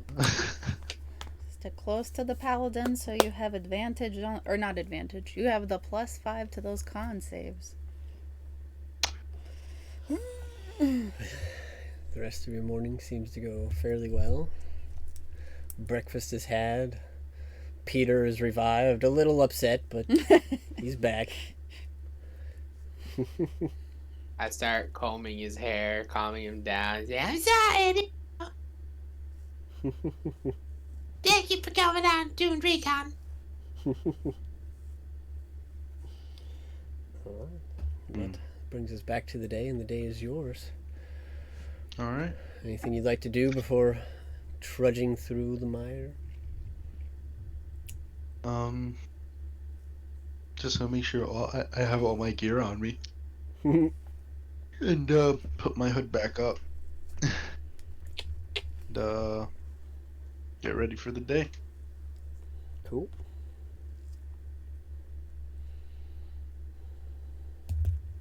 I'm gonna make I have nothing. I'm good. I'm gonna make my cape, my cloak of many fashions, dark blue. Cool. Like a navy blue. You got it.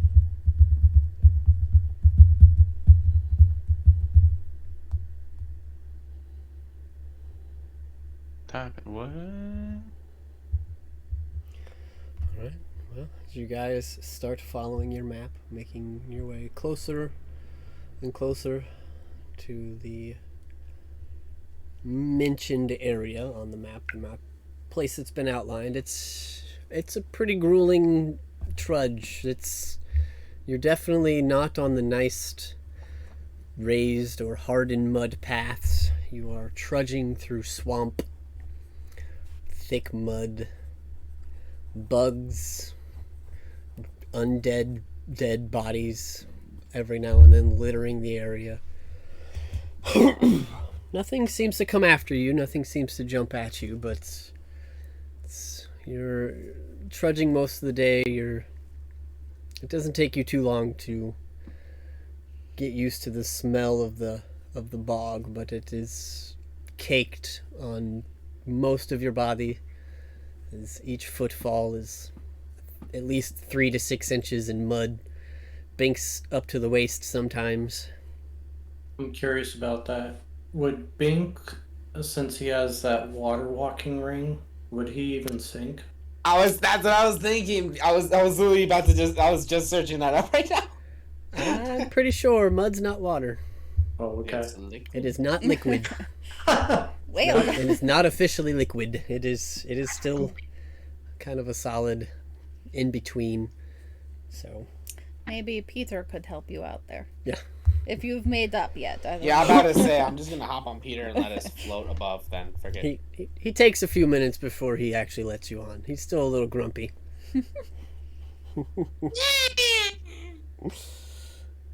He lets you get nice and muddy first. Sounds about right. Yeah, I deserve it. As you guys are making your way a little bit closer, I'd like somebody to make a survival check for me. See if you can figure out a location, find something. I will check. I'm being bodyguard to whoever's checking. Oof. Ooh. We Jeez. still Can my I favorite terrain? Not I anymore. provide him with help since I'm proficient with survival? Yeah, I'll give you one more check. Anybody trying to look around, help out? 18. Okay. So, takes you a little while trudging around in this mud. A couple hours to get to the mentioned area on the map, and then another hour or two kind of surveying, looking through this area. Aiden, you spot it first, but Rhaegar, you pick up on it. You do see what appears to be a deep excavated shaft. Looks like some sort of, on the surface, some sort of like timber latrine sitting basically in the middle of nowhere. However, one thing that you pick up, Aiden, that's just a little bit off in this area as you guys approach, you see that there is a nearby saltwater lake that has been recently disturbed. You see mud is splattered around the shore as though a wave of water was violently displaced here.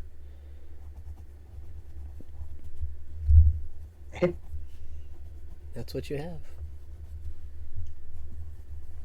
Knowing that that lake has been disturbed, can I just have him roll a general perception check? Mm-hmm. So taking a look at the lake itself, or just looking around? Looking around, because, yeah, that's a 25. Okay, yeah. No, you don't see anything in the area. Nothing really catching you. It's there's less trees in this area. It's more mud and swamp. But you do gather that it's a pretty big lake. It's probably maybe 100 feet across. So it's something pretty big would have had to have hit this to make this wave that appears to affect all the shores around it.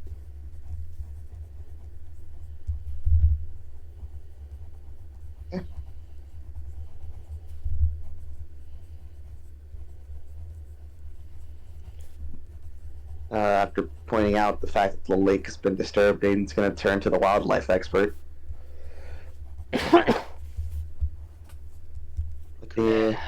What do you make of this? Well, not sure. Are we at the point on the map that it had sent us to? Like, are we in the general area? Yeah, you're pretty much in the general area. You've been searching around this area where the Uth Tower was specifically stated to have been before. You would assume that you're pretty much right on top of the area where it used to be when you're finding these things. Would I have any idea, like, what could, like, whether this was caused by an animal or not? The Like the disturbance displacement? or the lake itself? Yeah. Oh, Like the the disturbance? disturbance. Yeah, you gather that, it's hard to really guess, but assuming something very large to affect this type of surface area, you do remember that previous to yesterday, an ancient dragon was probably staying here. Yeah, that's what I figured. That's what I was thinking. That may have been the dragon, Aiden. So probably not something we have to worry about now. The bath? Who knows? I mean, I don't know the habits of ancient dragons. Maybe they like mud baths.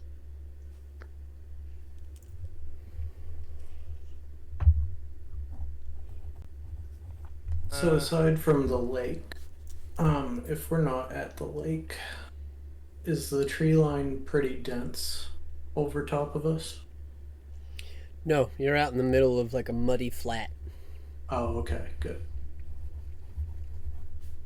I was just trying to picture it, and all I was picturing was that one spot in Dawes Arboretum.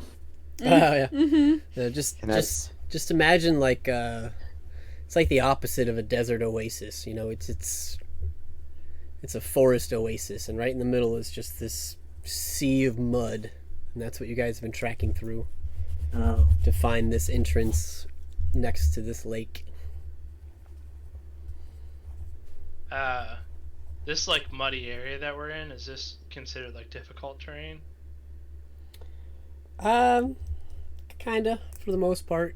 At least like flomping around up here, it's definitely hindering you. I wouldn't necessarily say hard, like difficult terrain if you were in battle, but it's uncomfortable terrain. Gross. Irritating terrain.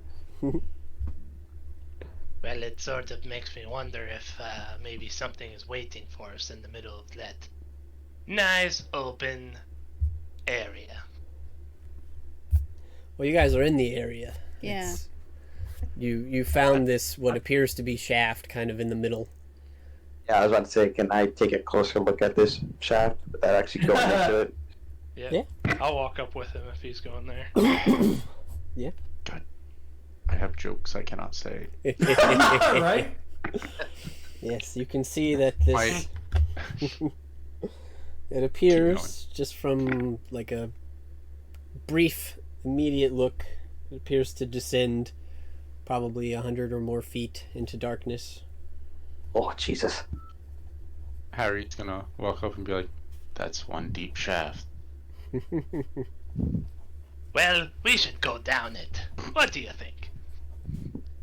Aiden's gonna grab a pipe and stick that baby into the ground nice and deep. Attach a rope to it. Okay. I will say that I'm gonna. it is kind of it's not like a straight down drop. It's like a gradual descent.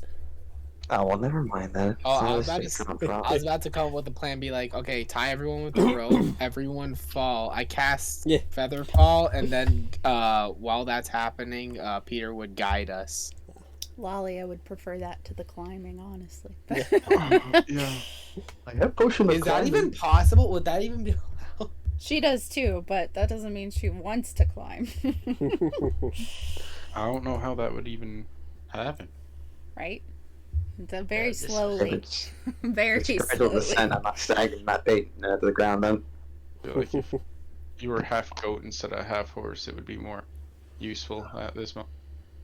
Well, I mean, this is the location of the tower that was last known, so and we do know the tower is was buried, so maybe this is the entrance. Can Does anyone have anything we could drop into here? Maybe so we could see the bottom.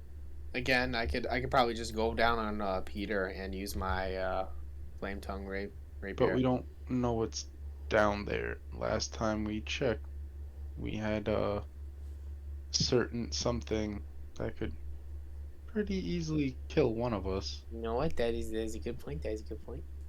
Let's let's not send you and Peter to your doom. I can do my wand of pyrotechnics that can light up 60 feet away. Make a shitload of noise. Yeah. It doesn't matter. It's the only plan I got that doesn't involve us getting near it. So, I can launch it, and it can go 60 feet away, and it'll do a burst of light. I would rather walk into it than do that. Alright, seems like we're all in this together. Walk into it. I'm invisible while I'm in the dark. Well, regardless, I'm gonna act first, and I go second. fine. Well, regardless, before I go in, I'm gonna activate my Flame Tongue Rapier in case it is down there. Okay. So it can't teleport behind my booty for 30 feet in any direction. Alright, so it seems like we're maintaining a tight group so we can't teleport onto us. And then Or grapple something. and then teleport away 120 feet. What about Lalia and Aiden? What are you working on? Are you the two of you looking at heading in? What are you thinking?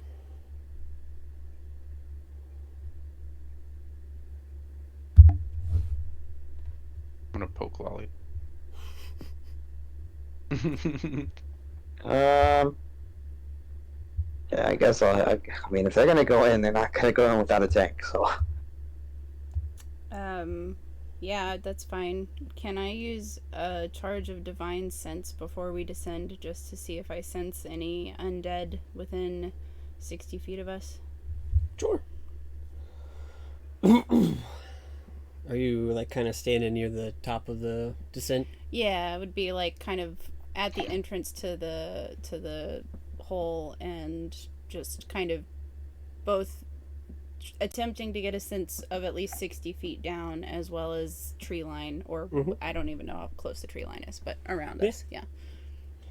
From where you're at right now, you're not picking anything up. Okay.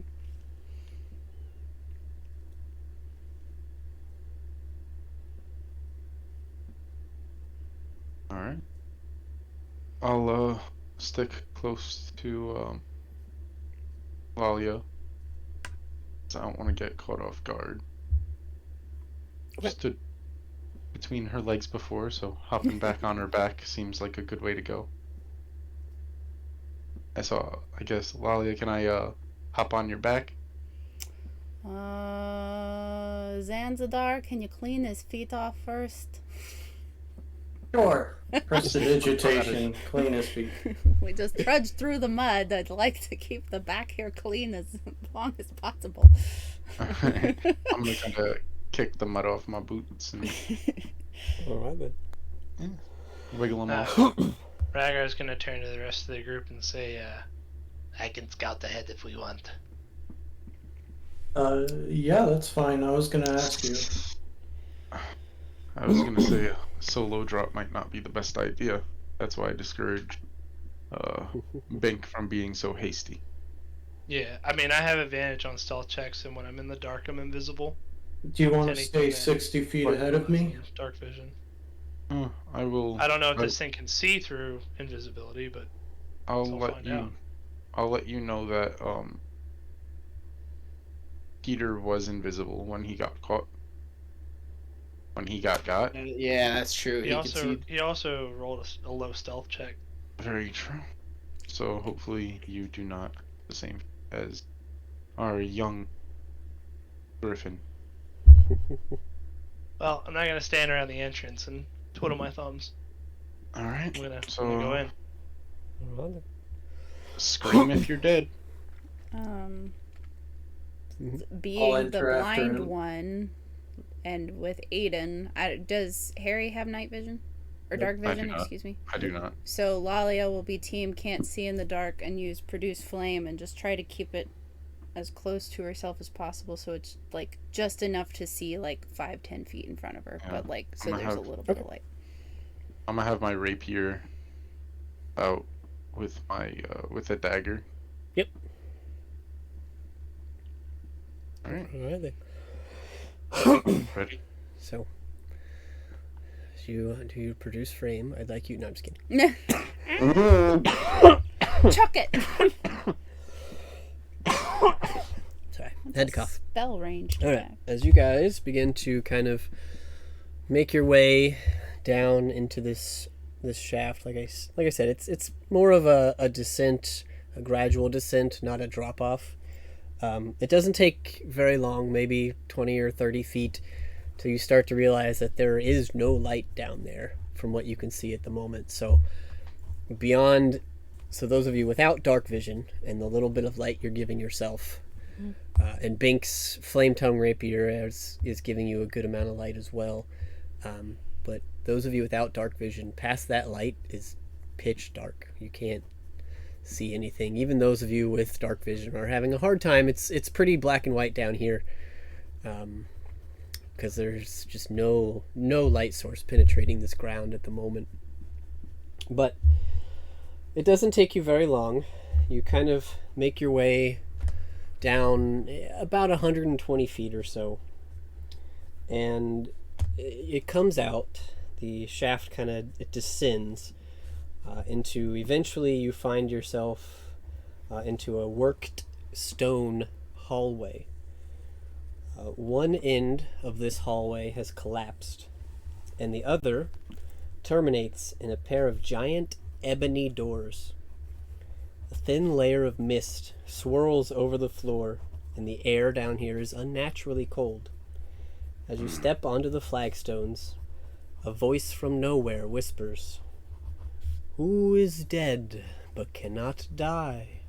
The Lord of Bones, whose embrace is patient but sure." Question for you, Chris. Mm-hmm. So when you said unnaturally cold, are we talking like freezing temperatures? Not quite freezing, just probably mid to low 40s, maybe high 30s at best. It's cold. It's just it was warm up top, it was summer up top. So it's interesting that it's so cold down here. I was asking for Frostbrand. Gotcha. But I will say, as you guys are kind of entering into this hallway, I think it's just the two of you. No, who here, character-wise, is a fey creature? Lalia. Not me. I think it's just Lalia. Yeah. Herringons aren't fey? I don't think so. It would be where I think it's under features and traits. Hold on. I don't think I never look for racial. this. Yeah, it would be under racial traits. Nope. I don't believe I'm a fake creature. Yeah, Herringons are counted as a humanoid. Alrighty. I'm just a small, It's because I got adorable the creature. big hind quarter. As you go to kind of catch up with everybody and you see these flagstones, you feel like you shouldn't enter. I feel like I should not enter. Yes. Oh boy. Make a Arcana or Religion check. Oh, religion gladly. Give me just a second.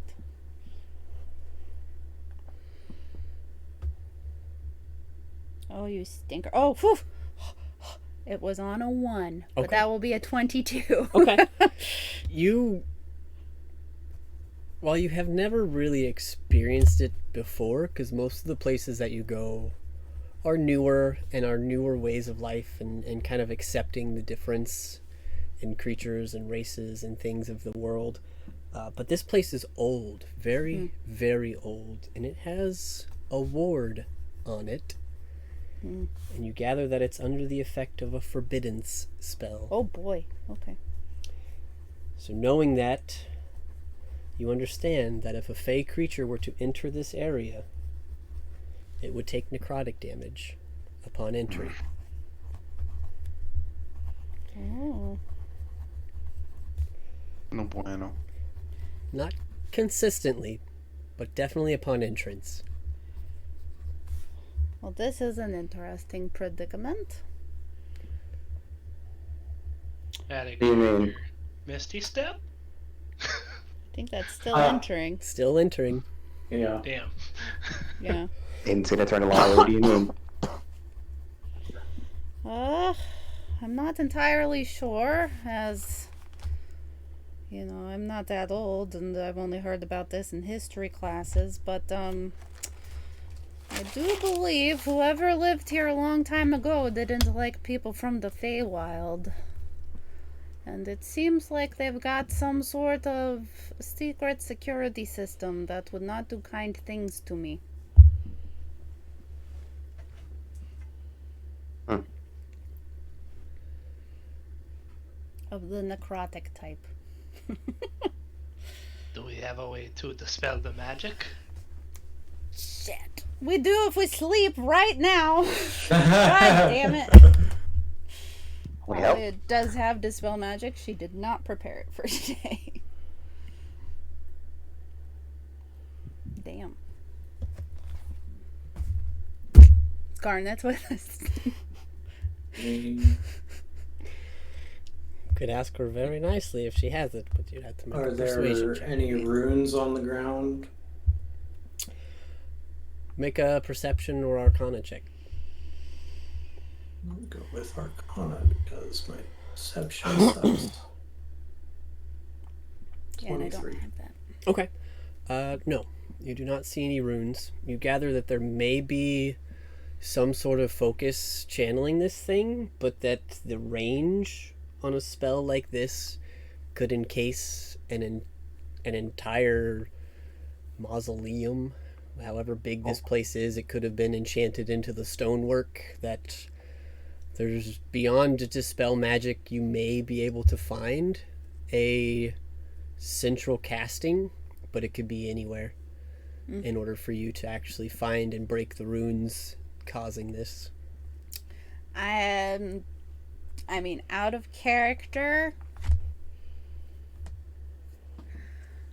Wally could probably take a hit as long as it's not a disgusting amount. It's the only hesitation I have is I don't know how much damage it would cause, basically. Right, and you don't know if it's persistent, like every round. I will wonder give if- you that it's not. It's upon entering. That it's, is, it's it's a one like a time. tripwire. Yeah. One time try and get rid of them thing. Does it seem like abnormally dark here? is that for forbiddens, Chris? This one is. That's what this effect is. It's essentially the forbidden spell, but it's a unique casting and environment.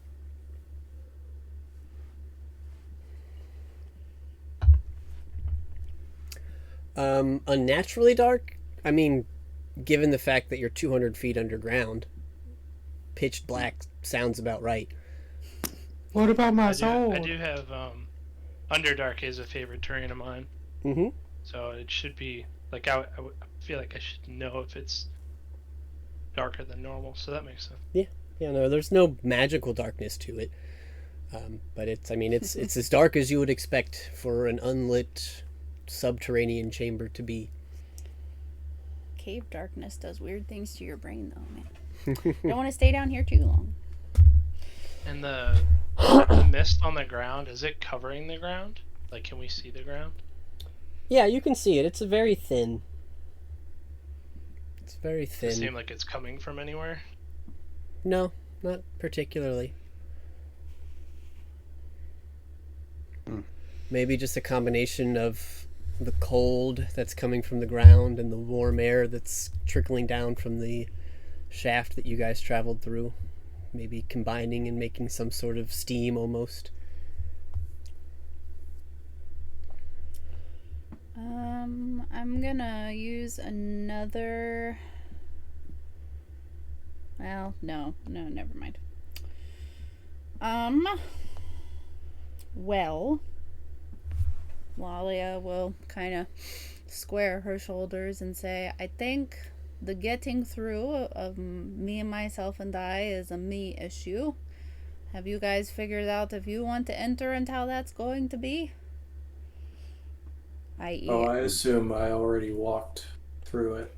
Yeah, you were the only one that Oh, triggered and stopped. Sorry. I thought there were gotcha. more Fae in the party, so didn't mean to single you out, but all right. So okay. For whatever reason, I thought these were like closed doors, and we were walking up to closed no. So when you doors. walk, it looks like kind of the hole has been made in the side of a long hallway, and they're walking Gotcha. into the hallway, and those inside the hallway can see a door off to one side of the hallway. The other side of the hallway is collapsed rubble.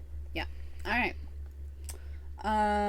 Well, we'll cover all bases, and Lalia will turn to Garnet and attempt with her charisma she doesn't usually use for persuasion. Hey, Garnet, I mainly prepared spells to, kick ass and take names. I don't have the dispelling today. Would you be able to help out with this situation? Make a perception check. Or persuasion. Or persuasion, Yeah. sorry. They're the Perception. same modifier, so it wouldn't even matter. What? It's not terrible. It's 21. Okay. Says, I can do it. It would be a ritual for me. It takes a little while. Or I could heal you. Oh. Most of the way. Let's do that then. And Depending Lalia... on how much it is. Right. All right. Yeah, Lalia's down for that. So it's either speed or take a little damage, get a little healing. Nah, she'll take the damage. Okay. So she'll run through. All right, well, so let's set the stage. She's gonna back up and say, "All right, Zydan, it's you and me. Here we go." Zydan's like, "Thank God I'm not Faye." She'll do the horsey hoof, like, what do you scrape it on the ground, like Yeah. getting ready to run and charge through. Watch out! Aiden's like Aiden's right there, like, oh shit. As you pass into this hallway, you feel the cold, like, seep into your body almost immediately. It's shocking, it's stunning, it takes your breath away. You almost stumble. Well, you do stumble. You almost fall a little as you charge into this hallway. Oh god. And it... I'm holding on. yeah. And it hurts. You take 50 points of necrotic damage. Oh! Oh. Okie dokie. Chris. I thought more of you were Fae, so I'm sorry, but that's what you get. Jeez. Well, in that case, I'm gonna argue if you ever try to hold person me. Can't do that. I'm not humanoid, I am Faye. I will use this to my advantage at some point. Oh my god. I'm pretty sure the only two races that are Fae are satyrs and centaurs. Yep. What about, like, our pixies? Pixies, fairies. Yeah, Oh. fairies. I guess I didn't count them because they're so new. Yeah, there's a couple newer ones that are Fae. Then there weren't a lot until, what was that, Wild Beyond the Witchlight introduced a bunch of new ones. Yeah. Alright, well that hurt. And it's like, wow, that yeah, that looked like it hurt. Yes, it did. Holly is trying to be strong, but ow. Well, how bad do you want all of it back, or you want a little bit? How you feeling, Lalia? Well, I would like to heal fully, but... Okay, she uses heal. Okay, I was gonna say, I can make up the difference, but alright. Thank you. Whew.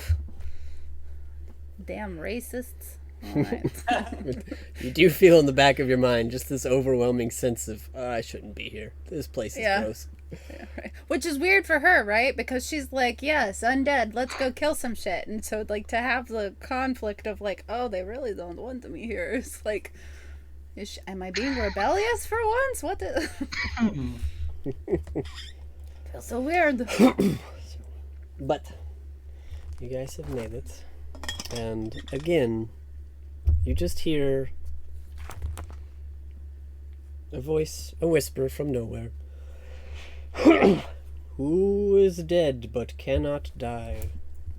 The Lord of Bones, whose embrace is patient but sure. This time, like it's a question. Yeah, I figured it was a question first. Who I'm is just saying. dead but cannot die? The Lord of Bones. Whose embrace is patient but sure. And they're both Sounds like a framed phone as call. questions, or the It's second? all one sentence. Gotcha. I'm sorry, whose embrace is what? Patient but sure. But sure. Thank you. Can only write so fast.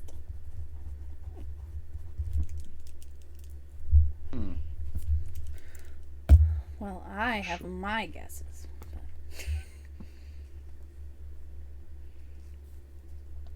Could Lolly make like a religion check to see if she knows Sure. what's going on with that? Are we just standing in a hallway? Yep. Hey, Giant. Lollia's catching her breath, okay? It's a giant ebony door at one end and a collapsed cave to the other. That's an 18. Yes, this is a name given to the god of death. Yeah, I figured. Miracle. Well, I think we've found our way to Miracle's place. As you say, miracle, Oh. the door at the end of the hallway silently begins to open. And we'll go to Oh, dinner. that's not ominous or anything. You're welcome.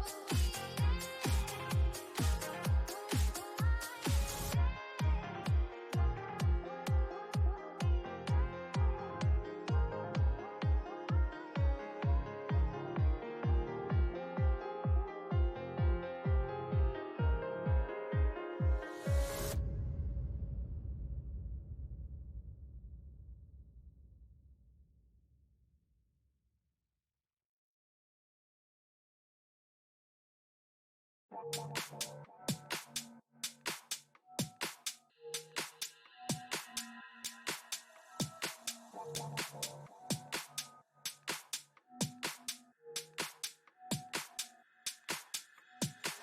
think everyone wonders what they would do if they saw a ghost.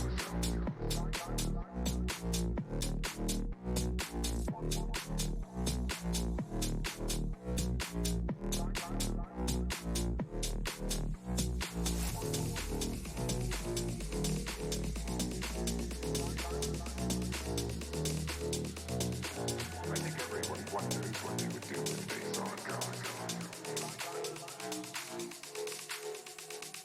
I'm not afraid of your ghosts, Bridget.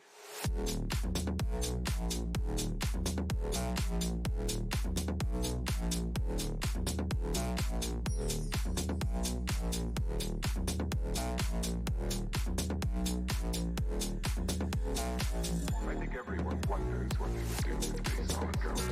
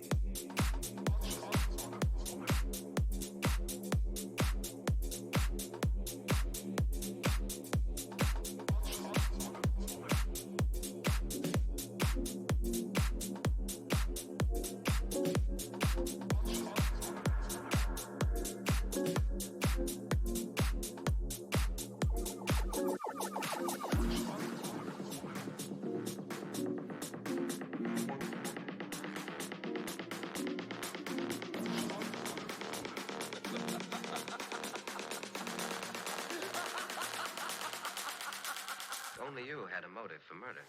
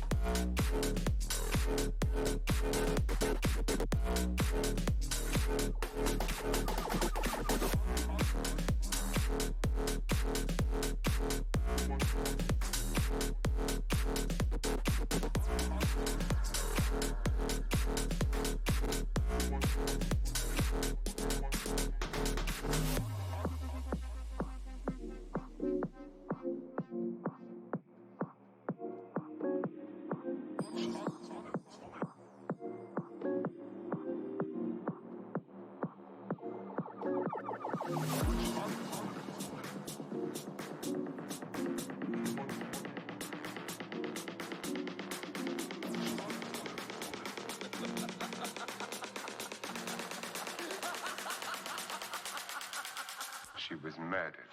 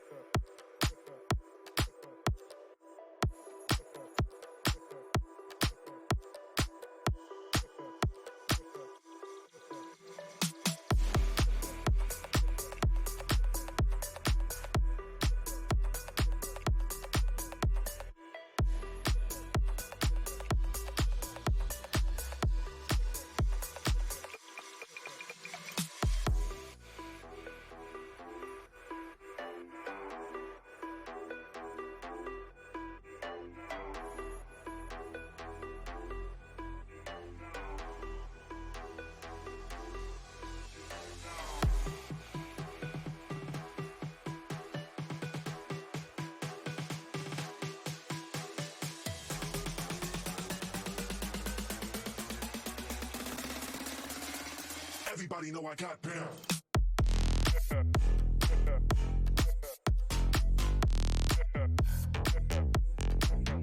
Get down.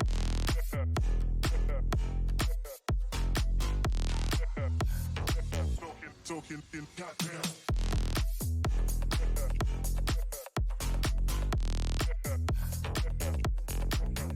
Get down.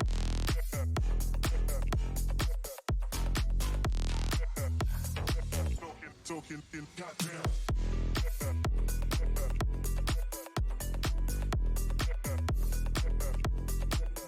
Get down.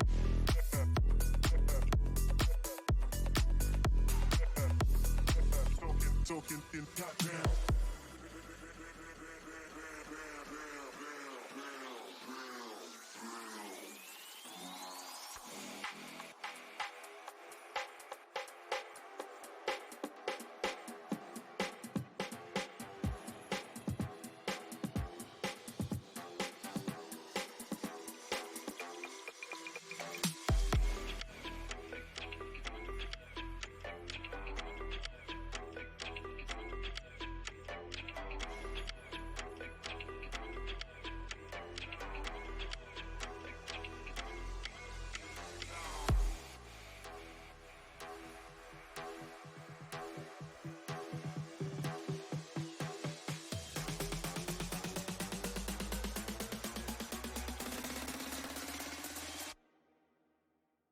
Everybody know I got down.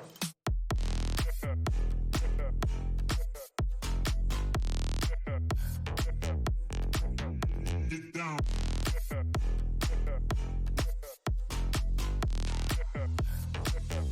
Talking, got down.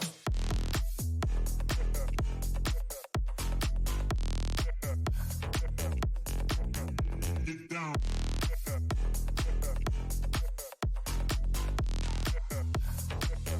Talking, got down.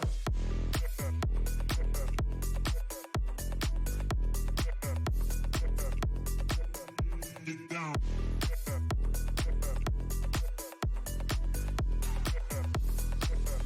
Talking, got down.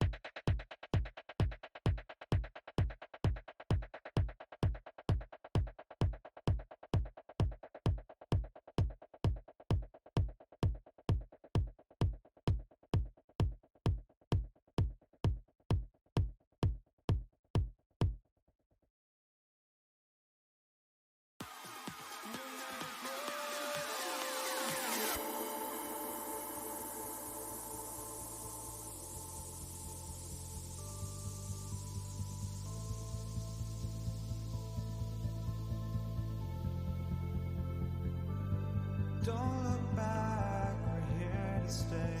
A life we knew would come one day. And this is it, the borderline to where the future leaves us behind. The fire will burn and never die, looking through the eyes of a brand new life. And so just find me, just find me.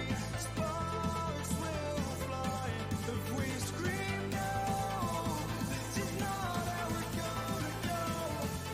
We are the ones who will never let go. Just watch us roll till no one knows. We'll never grow.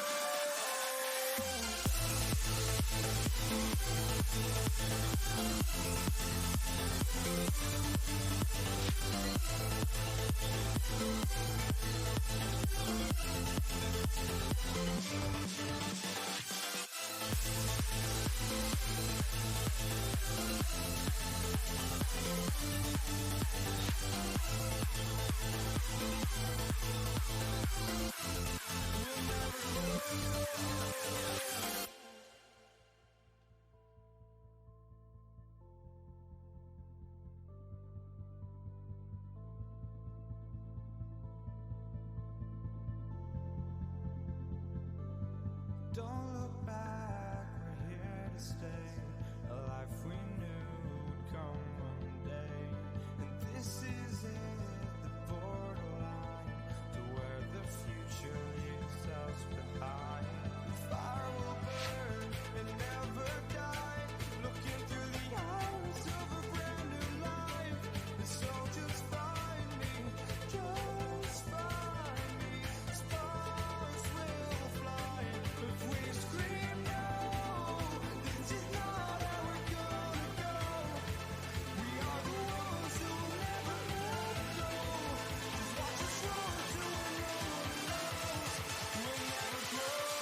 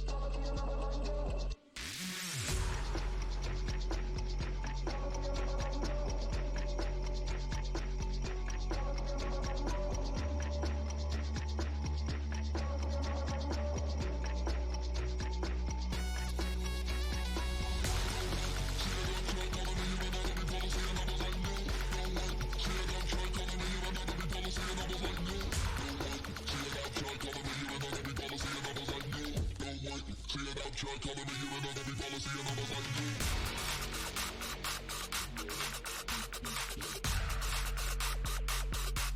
Run around and fuck it up.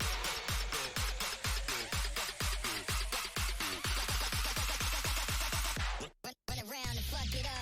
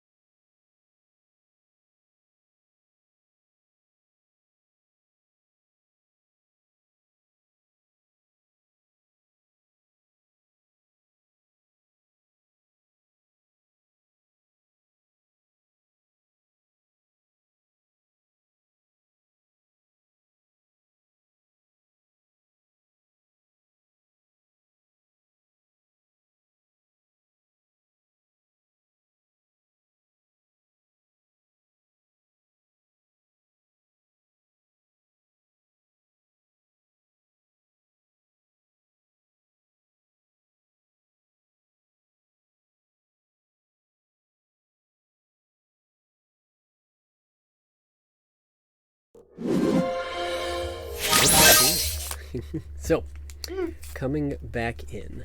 This is basically the scene you guys are greeted with in this hallway.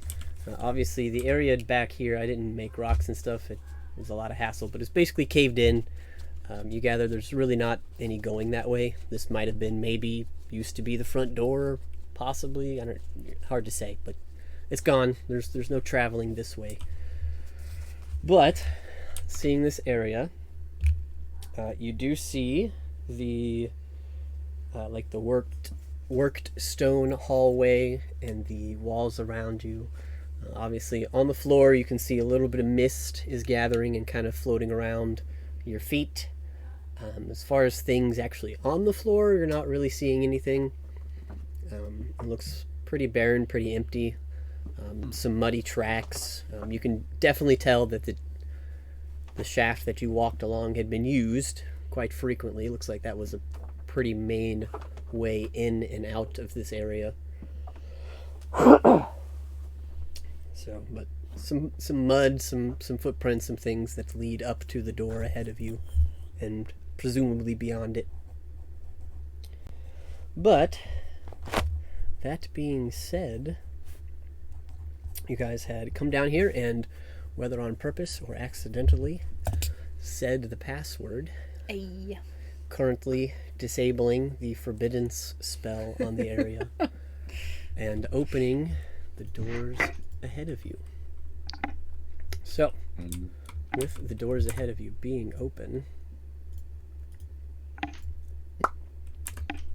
you see this handy dandy little room. And within this room, you can see there are, let me double check here.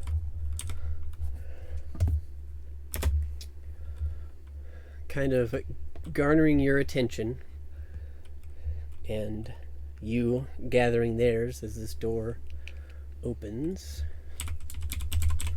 I think this is where I found the person that I want to use. Yep.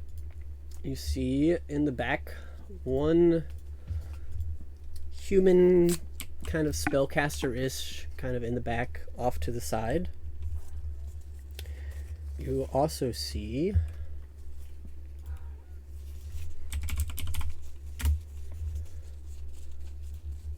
a handful of like ghastly ghouls hanging out that kind of turn as the door opens. Oh boy.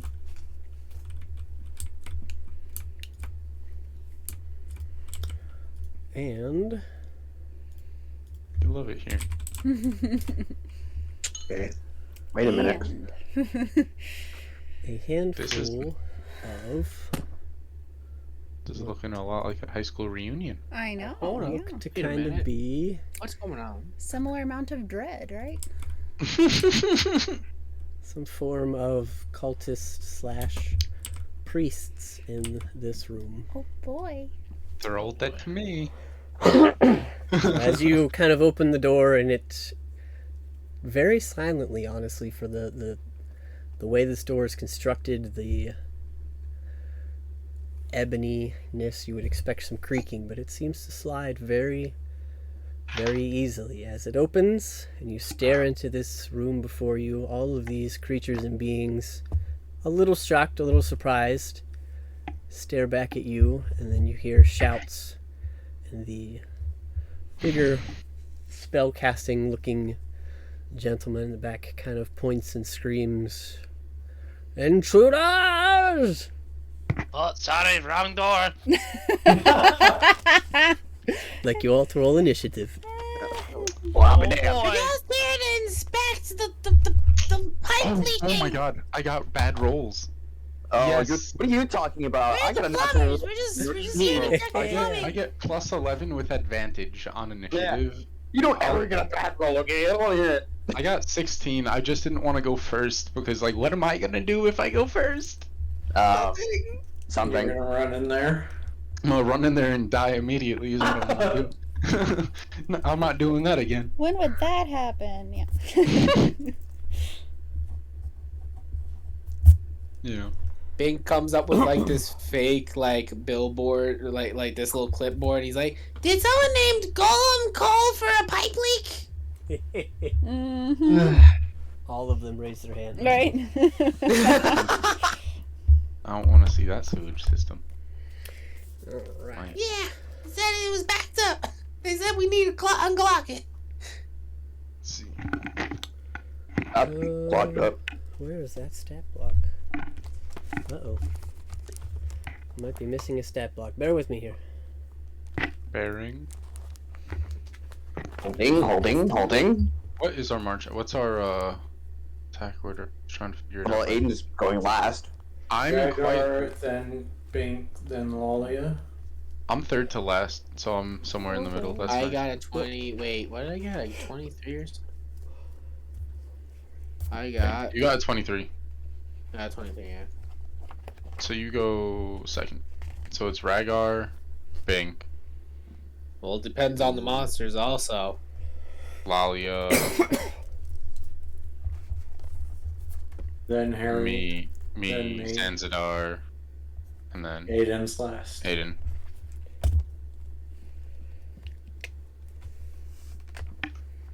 Saving the most attacks for last. There you go. Yep. Oh wait, that's right. I'm at 11th level, so I get 3 attacks. You get 3 attacks. Yeah, you're the cleanup guy. You're literally Wait. the cleanup guy. You get 3 attacks, so on an action surge, you get 6 attacks. Yes, Yeah. sir. Wow. Right? Guess how many attacks I get? 1. No, I have dual wield, so Oh, okay. technically I get an offhand attack. A whole like 5 damage. Yeah, but It's that something. takes your bonus action, right? Yes, it does. And know what I could do with that bonus action? Hmm. Basically, just run away without getting hit. Sometimes helpful. Oh yes, yes it is. I have cunning action, rabbit hop, and steady aim. Steady aim kind of sucks, but no. Steady aim's pretty good. I don't know what you're talking about. Guarantees you get sneak attack on something. Yeah, but I could basically do that anyway. But it just secures it for my ranged too. So Yeah. you have a point. But I can't move, which is like it's literally just sit back, take 1 shot, and call it a day. I don't like that. I want multiple shots. I wanna F stuff up. I need a hefty small bow.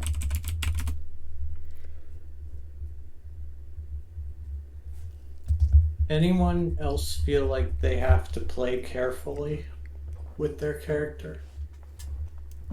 Here? I mean, personally, I can't just be stupid because I don't have a ton of hit points. So I don't want to be the center of attention. I guess it But means like, I'm not afraid. it depends on what you mean by careful too, because it's like Yeah. Lalia can't blow all of her spells on smites in the Yeah. first round of combat. Like, So. Yeah, and I Yeah, have like, to be. is I it- have to be careful where I use my maneuvers because I only have 5 of them. Yeah. I can only use But, 5 dice. Just like, don't run in the middle of everyone and be like, "Oh, why am I dead?" Like, you know, like I charged in last time. You know, but if I die, okay. So you're saying use common sense. Just use to the best of your ability. Like play it out like your person would actually play it out without like reckless abandon Leroy Jenkins. Just That, or you could jump off a deer and go fight like a billion orcs on your own. yeah, Who the did Orc that? Slayer, Harry the Orc Slayer. Still one of my favorite images Reference mentally. And I wear like I fucking hate that battle. I can't believe that fucking went so sideways so fucking fast. I'm gonna have to wear like an orc skull as a helmet. Everything during that fucking battle that could have went wrong. And then cherry on top was a gigantic ass invisible troll that fucking just somehow was just teetery-tottering all the way around us. Yep. I was like, hey, Rhaegar, there's a troll over there. You get fucking mollywop. Like, what the fuck? You telling me you fucking couldn't hear that shit? That kind of made me poop myself, not gonna lie. I was like, oh, I'm so out of position. Alright, I think I got everything, and I have our initiative, so I will read it out for you guys. If somebody wants to type the full, you can. So, we're going to have Rhaegar, Bink, Lalia, Monster, Zanzadar, Monster, Aiden. You missed Harry. He's before Zanzadar. What was your total here? 16? Hooray! Yes, 16. I believe So I'm you will actually be after Lalia before the monsters. Okay. nice. RP. I like punching I before put I it get in punched. chat. Okay, yeah, my fault. It's all good. There's a lot of us. No biggie. Alright. So, jumping into combat. Bum bum. Top of initiative. Rhaegar. What do you Let's do? go, Rhaegar. So first off, I'm gonna turn to Zanzadar and say, "I am sorry." And as I step forward, I'm gonna light myself on fire with, what's it called? A Chardalon Stride. Uh-huh. So I can't provoke attacks of opportunity. Assuming I get the spell off. I don't know. Am I able to successfully cast it? I don't know that anybody has. Let me check and see if we have counter spells. I was about to say, like, oh wait, yep, As you sorry, ask, you get right? counterspelled. Well, I don't know if I'm gonna get counterspelled, so that's why I'm asking. Allow me to counterspell your counterspell. No, you're good. Alright. I'm Alright. gonna use. So my speed is now 60 because of my first turn of combat. I have an extra 10. Hey. So then I'm going to use my feline agility to make it 120 feet. Uh-huh. Oh. And then I am going to run up and weave in between the enemies the best I can. So, moving. As I step forward, Zanzadar is going to have to take 1d6 of fire damage. Yep. Cool. So either of you can roll that. Well, I think he's gonna deal it to a bunch of stuff, so.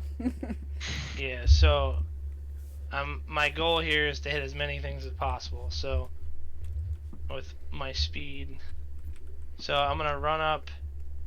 How far through can I get if I go 2 more up? 15. Up 1 into the right. 20. Up and 1 into the left, or 2 up into the left. 25. 30. 1 up into the right. 35. Directly across 3. 40. 45. 50. Up into the right 1. 55. Down into the right 1. 60. Down into the left. 65. Down. 70. Down into the left 1. 75. And then I guess down to the left, up into the left. 80. And I'm gonna essentially. 85. You said 95? 85. 85. Well, then I'm gonna turn at this point and toss 3 daggers at the caster-looking dude. Okay. So that'll be 22 to hit. Oh yeah. That's 8 damage. Another one, 11, which I doubt hits. An 11 will miss. Alright. Last one's a 27 to hit. That'll hit. That's 11 damage plus a d6. I actually need to add for the initiative thing. So 11. So he took 11 plus 11 plus 8. So 30. 30 points of damage, and then I'm going to use the rest of my movement to back up in front of Zanzadar and end my turn. He only takes the D6. Can only take it 1 time per turn. So, and then I'll roll the fire damage. Do you want me to roll it however many times or just once? Just once. Oh, max damage. Hey, nice. Yeah. That's on pretty much Everybody. everybody. Let's go. Yeah, I think I hit everybody in the room. Jeez Watching Louise. Ragar just Think I Yeah, missed. right No, on. I did hit everybody. Yep. It's with it whenever I run within 5 feet of someone. Yeah, you did hit everyone in the room. Holy jeez. I don't like burning high level spell slots for myself, but this seemed worth it. So Yeah, It- that's pretty watching Ragar good. go around a room like that made me think of one of those fucking labyrinth puzzles. Yeah. What does 6 times 13? Is that 78? That Yeah. that is Yeah. yeah. I just did 78. over 100 damage. Yeah. Yeah. Look at you. 108 damage in your first turn. Woo-hoo-hoo-hoo. Nice. Pretty big chunk of their health pool. Nice. Alrighty. We love to see it. That it for your turn? That is it. Alright. Sorry for setting you on fire, Zanzibar. No, you're good. Oh, wait, wouldn't Oh it? yeah, technically That's that's 14. Add another 6 to your total. 114 damage. No, I think you moved up a square before he put the spell on, so you guys Yeah, would not so have taken it. I cast it. It says whenever you step within a creature's range. So I wasn't where I started. I shouldn't have hit the 2 people behind me because I didn't step into that square. Yep. Yeah. Yeah, so it just hit Zanzibar. But yeah, so that's technically 114 damage instead of 108. Nice. Granted, 6 was against a colleague, but that's okay. That's all right. It's still damage. Nice. It's worth it. Yeah. Goodness gracious. Oh, that worked for all you, alright? Awesome. You did great. Awesome. Well, that will bring us to Bing then, I guess. Let's go, Bing. Do it. Do it. Play a tune. Do it. And Okay. I hope you know what I'm thinking. Do it. I'm gonna use synaptic static. What I was thinking, but yeah, I like it. I'm gonna No, use it's a good move. Right It is. It is. towards the dead. Wait. Alrighty. Yeah, I'm gonna use it in the dead center of the room, like the top right part of the fire. Yeah, that square to the diagonal right top of the fire. Okay. Yeah. I'm also And, dropping my has spell after that. by A the way, Chris, 'cause I don't 20-foot wanna set rate, everyone on so I can fire. use it within 120 feet, and it has a 20-foot radius. That'll hit Wow. everybody in the room. Nice. And I believe. nobody just double outside of check the just in room. case. I might miss one, but I just want to No, double you check. if you it got hits that. everyone. You got everyone. Alrighty. If that's the case, they need to make an intelligence saving throw of 18 or more. Wow. 18 or more. Wow. Goodness gracious. Nice. Okay, let me see if anybody can actually make that. They need to be pretty smart to save themselves, which I don't think they are. I hope. Okay, so the ghouls have a +0, so that's a 7 for all of them. The priests have a +1, so that's a 13 for all of them. And the big guy has a +3, and that's an 18. Ooh, okay. So, So the big guy saves, nobody else does. 25 damage to everyone. What's half of 25? I'm not 12. good when it's odd Yeah, numbers. that's 12 and a half. 12 already. 12 and a half. Yeah, So 12. you just round down, round up. How does Yeah, that you work? round down, yeah, so 12. Nice. 25 for the rest. All What right. is the other effect? Let's see. After a failed save, a target has muddled thoughts for 1 minute. During that time, it rolls a d6 and subtracts the number rolled from all its attack rolls and ability checks, as well as its Constitution saving throws to maintain concentration. The target can make an intelligence saving throw at the end of each of its turn, ending the effect on itself on a successful roll. And that sucker is instantaneous. That's not concentration. Wow. Dang. That destroyed their minds. And now the Wizard Chris Alice said, And okay, they so all of roll them are a dead. d6 and they subtract that from whatever attack rolls and everything else Holy until they mackerel. unmuddle themselves. No, everybody is still up, but the I can't do shit. the ghasts / ghouls are looking pretty freaking bad. This is looking not so right. Alright. So what did they roll? The gas, they rolled a 7 on their save. The only one that saved was this guy with an 18. No, oh no, you have to roll a d6 and then they got subtracts that number and wait. I think it's just every No. time they make a roll, they Yeah. minus the d6. It's like Bane. At least that's the way I'm going to do it. Yeah. Every time they make a roll or a save, I'm just going to roll Oh, a you're d6 gonna apply and it take every away. time they make a turn. You'll just do the roll and subtract. Okay. Yeah. Okay. Yep. Yeah, I'm not going to do it like one number for the rest of it. Okay. I'll just minus it from the rolls. Okay. Alrighty. Big spell. Anything else?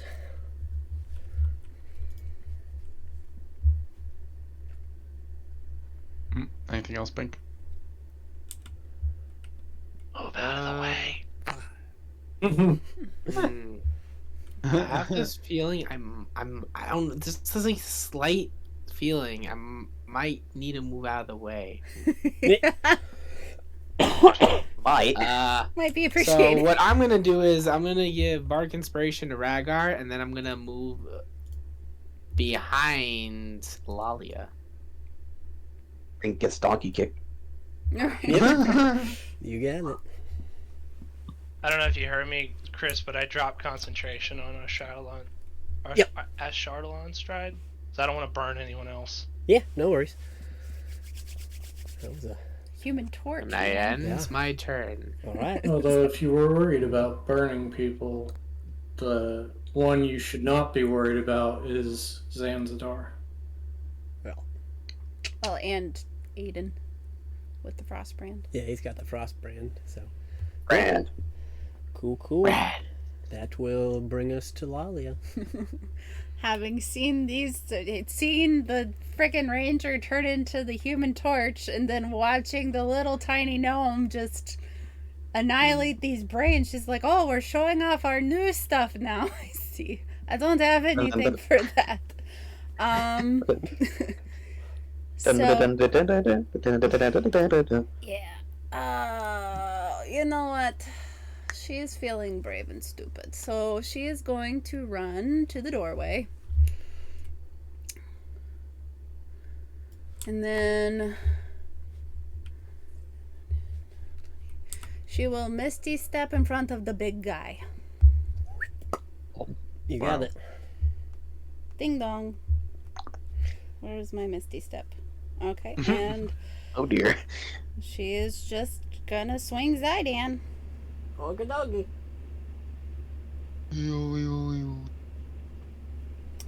That will be a 27. That will hit. Okay, so that is 15 bludgeoning and 2 radiant damage. Awesome. And then she will swing again. Ooh, that's lower. 16? That'll hit. Okay. Gotta remember I have inspiration too. So that will be 12 bludgeoning and 5 radiant damage for another 17. And then I need to check on improved smite really fast. Because she's going to use her... Oh, wait, no, she used her bonus action to Misty Step. So that will be her turn. She's Alright. just going to stand and stare this guy down. So like, oh it's boy. 17 plus 17, right? Yep. 4, 130. Alright, you got it. And you said that's it? That's it. She is here for the long haul. Yay. He is, he's looking rough. He did not like that very much. That'll bring us to Harry. Alright. Wow, that was inspiring. Wow. Alright, so I'm gonna run forward and strike the ghoul blocking the doorway, or the undead, whatever he is. It is. Okay. So 5, 10, I'm gonna swing at him with here. or thrust at him with my rapier. Yep. 18. That'll hit. Nice. I'm gonna use my big boy attack for this one, just for fun. Wait. 23. Oof. Hey. Yeah. I'm gonna He has take turned my to dag- undead jelly. Oh. I'm gonna take my dagger and look at the cloaked figure to my right. Yeah. And chuck it at him. Okay. 28. That'll hit. Dang. You can pray. And this one's just gonna be 6 piercing. And he falls. That'll Nice. do it. And how much more? Let me see. How much did I move? 5, 10, 15, 20. What is that? 25? Yeah, 25 to get here. And I'm gonna go diagonal to the left. Right there? Yes. Okay. Yes, I'm gonna face them. Alright. Yeah, gotta be ready. Okay. And Alright. that's my turn. Why are your attacks Alright. rolling to So, Are they? what was the question? I missed that. In the D&D Beyond chat, his attacks are rolling twice, it looks like. Or I don't know if that's adding something. It was sneak attack damage. Yep. Oh, okay. Never mind. Well, and remember, you only get sneak attack once per turn. Yeah, it's his thing does it automatically. Yeah. So. But it was still enough on the second hit. Yeah. So. But that will bring us to this gentleman. Those of you that can see him, especially Eulalia, see that he Hello. is particularly upset, and he just kind of grins at you. And you see him bring his hands up, and this sphere of black energy appears before them, and Oh, he yeah? crushes his hands, and it explodes in a 60-foot radius. Counterspell. What level? We'll go 4th level. I need you to roll. Hey, Okay. you got this. Now, how's that work? Because I don't remember. You need to be You within even see 30 him feet from of him, here? right? 60. 60. Oh, okay. But how's the roll work? I meant. I will tell you in just a second. Let's see if is casting a spell with fourth and making an ability check. The DC equals 10 plus the spell's level.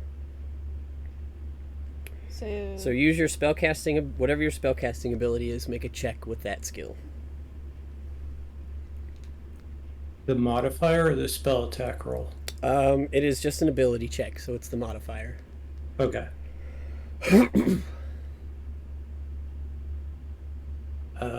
Nope. 15. Ooh.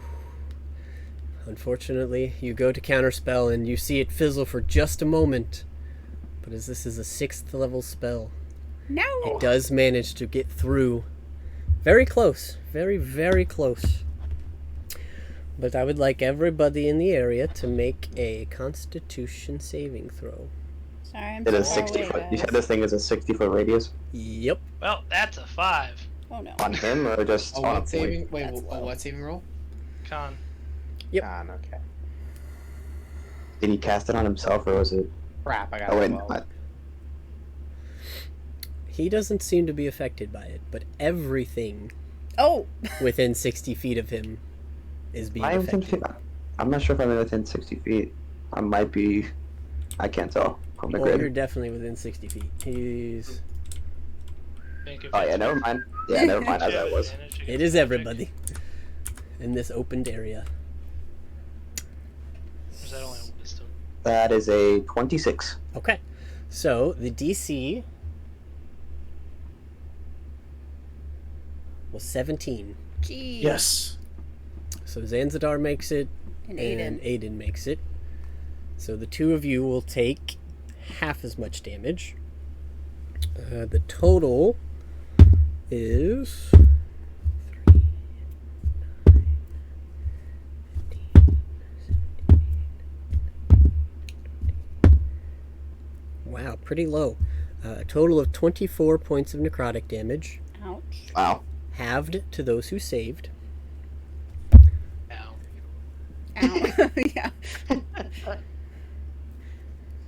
He will gain. Must Okay. not like the torch. So you watch as this burst of necrotic energy emanates from him. And what is Excuse me while I go look up the Mage Slayer feat. Yeah. Let's just...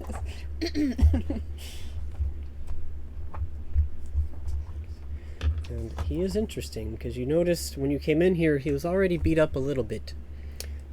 However, as all of the minions around him fall, Oh, wow. you see that suddenly his body just sort of begins to regrow, and he gains no. in stature, and he seems much, much hardier than he was before. Oh. Oh, goody. What a lovely young. Hey, you guys had to show up, didn't you? You just had Hey, to I saw an opportunity to use my spell. Hey, that was kick ass, man. That was so cool. Both of you guys. It was cool. Totally worth it. Totally worth it. It was a nice display of power. Yeah. Yeah. Sorry, he's got a lot of spells I gotta look up, so... Unacceptable. Okay. At least he doesn't have counterspell. He does not have counterspell. He looks lovely. Okay, he will, however, and Zanzadar, you kind of recognize what he's doing here. He's going to quicken a spell. Oh.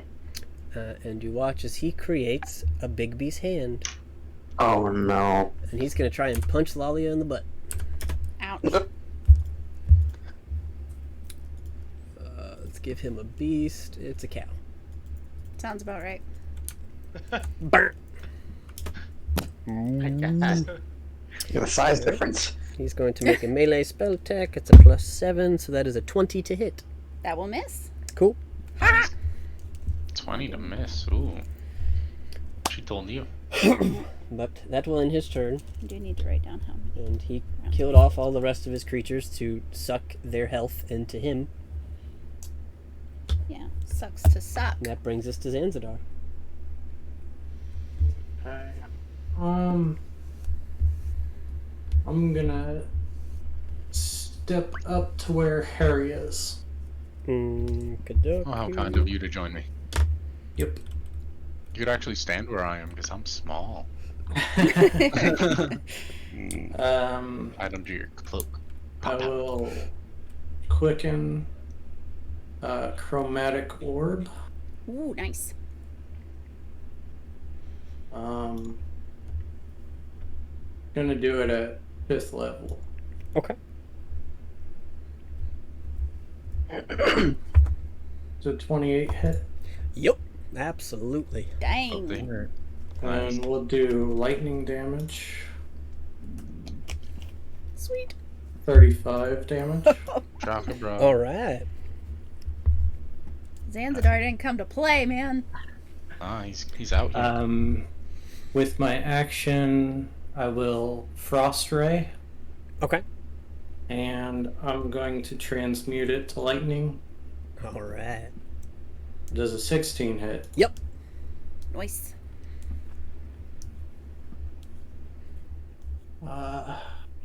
What's that? 16 lightning damage? Awesome.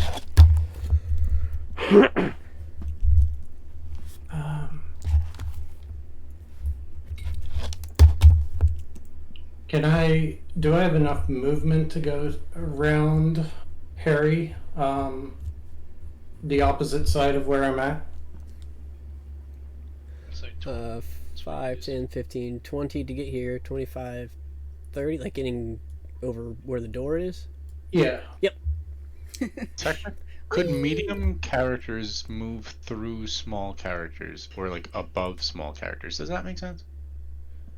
He could if you were like willingly letting him. So.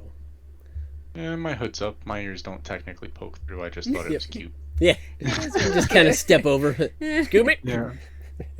That's the end of my turn. Okay. That will bring us to Aiden. He might just be out of my range, not gonna lie. 10, He might be just out of range. 30. Oh. Yeah, it'd be 40 to get in range to hit him. That's fine by me. Send me his way. Okay, so your movement's 30 normally, right? 40 with mobile. Oh. So yeah, you can get there. Boom. You're here. Hello. Kick some back. Okie dokie. Let's see these 3 attacks. Whack, whack, whack. I got the front You're row gonna- seat. You're gonna jinx me. I don't like it. Sorry, The I'll stop. first one is a 28 to hit. Oh, yeah. Nice. Do. 8 slashing and 4 cold. And I'm gonna do a shield master shove for my bonus action. Okay. And I'm gonna try to make him fall. Okay. So go ahead and roll for that. X. Ooh. Gotcha. I'm gonna use my inspiration dice on top of that. Okay. So it's a D6. That'll make it a 19 on the athletics check. Okay. Well, unfortunately, he rolled a natural 19 and had a +2. So you go to force him back, and he just kind of puts his hand and smacks your shield to the side, kind of grinning at you now. Oh boy. Oh, I'm pissed. All right. Second attack then. Okay. That's a 15. That will Nice. just hit. Ooh, We like alright. it. Cool. Please have him roll. Nice, yeah, no. Please have him roll a strength saving throw. That is 11. Cool. I'm using Battle Master Maneuver pushing attack. And I am sending him flying back 15 feet. Okay. You can send him to the side. Bam. And let me roll damage. Way to Two. chuck him into a wall. Just about. Basically. So that is a total of 17 slashing damage You Nice. got it. and 5 cold damage. You got it. And with my final attack, I'm going to attack the big bee's hand. Okay. Smart. Get this cow off of me.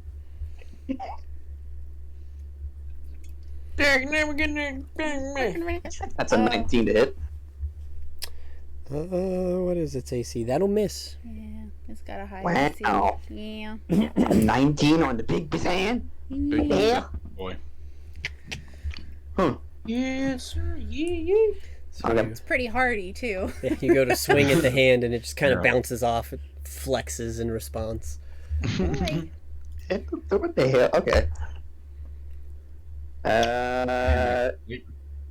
Yeah, that is my turn.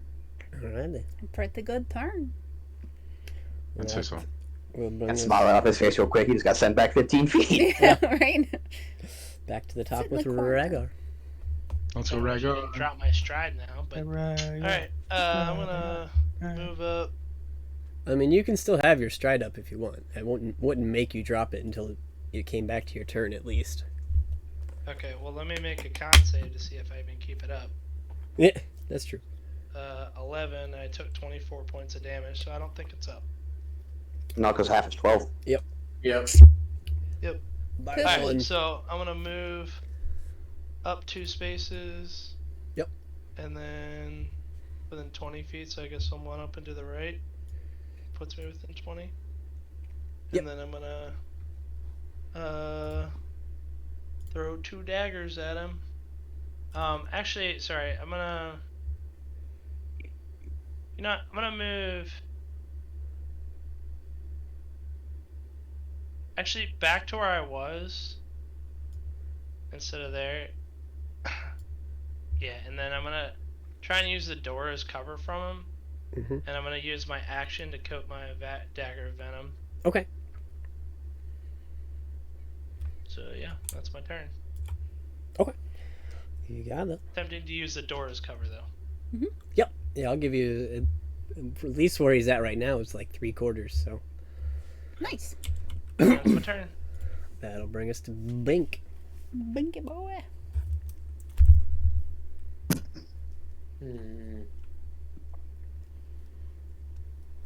Been trying to think really hard about what he can and can't like disrupt on me just in case. But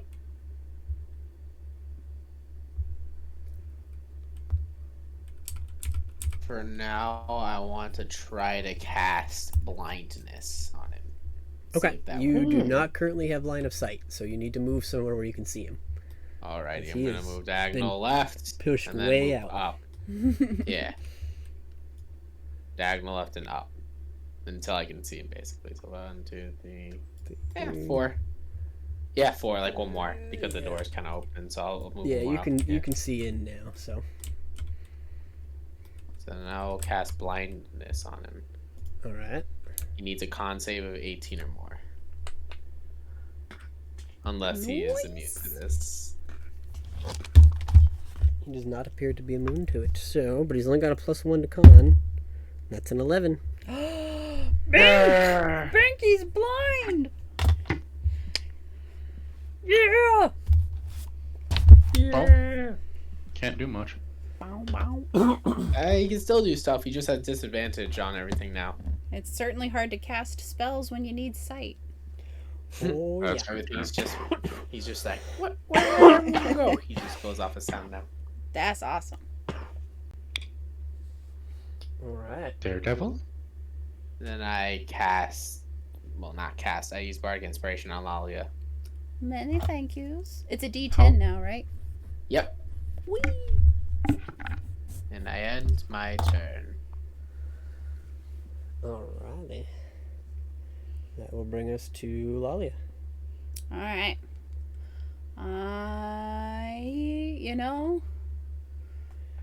Aiden gave me the opportunity, so I'm going to do my backup charge forward to get my 30 feet into his face. Yada! And I he got is, whiplash. he is getting 3 smacks. I don't believe Bigby's hand gets an opportunity attack, so I don't think so. good to go. First is a 20 to hit. Yep. So that is 15 bludgeoning. Mm-hmm. And I don't know how much radiant. What the heck was that? 2 radiant for 17 again. 17 is my number tonight, I guess. And that is definitely going to hit. 29 to hit. Oh yeah. For 14 bludgeoning and Give me a 3. Come on. a 7. Uh-oh. I know, right? 21 damage total. And she will kick him. And I kick her, sir. Mhm. Oh dear, that is low. It's okay. Welcome to I'm trying secondary to attack. decide. You know what? She's in the zone. She will use her Bink Inspiration. Okay. Since she just got it. And that will be enough. That brings it to 16. Yep. That'll hit. And so she will kick. And she does not get improved smite on kicking, but that is still 6 damage. Mm-hmm. Nice. Any chance she broke his concentration on the Big B's hand? Is Bigby's hand concentration? It is. Is it? Yes. Yep. Yeah, because I only know that because Mercer screwed over. Well, I shouldn't say that.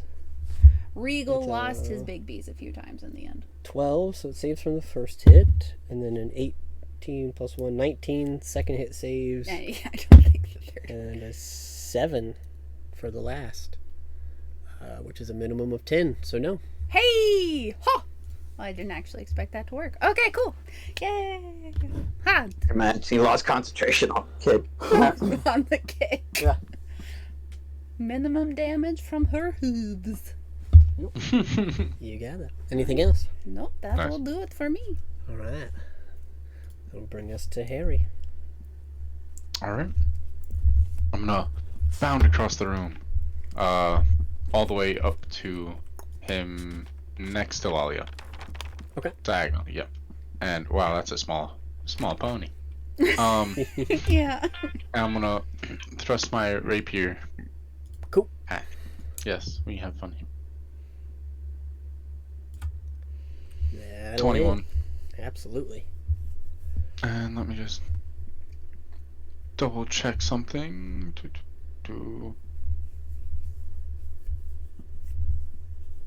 I believe that's 12. I don't think I get the sneak attack on this because he's not the only.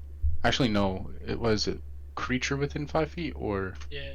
Yeah. You get sneak attack. I get sneak attack. Okay. I'm getting Yeah, you you a have an sneak ally attack this within time. 5 feet. Yeah, because you have an Gotcha. ally. So Yeah. Plus he's Okay. blinded, so you already have advantage with the Oh fact yeah, I that totally forgot to roll mine with advantage. My bad. Sadness. Oh. We're already past it, Yep. and I rolled for damage, so it's fine. But That's I good still haven't got a damage. crit hit this entire time. I'm waiting for that fat Oh, rogue yeah. crit. Yeah. What damage is that? 27. 7. Yeah. Yeah, boy. You got it. Yeah. And yeah, I don't have the dagger in my hand anymore. I didn't pick it up either. So, and that's gonna end my. Oh wait, bonus action. Can I try to take another weapon out with a bonus action? Yeah. All right, I'm gonna take my second rapier out, so my AC is gonna increase by 1.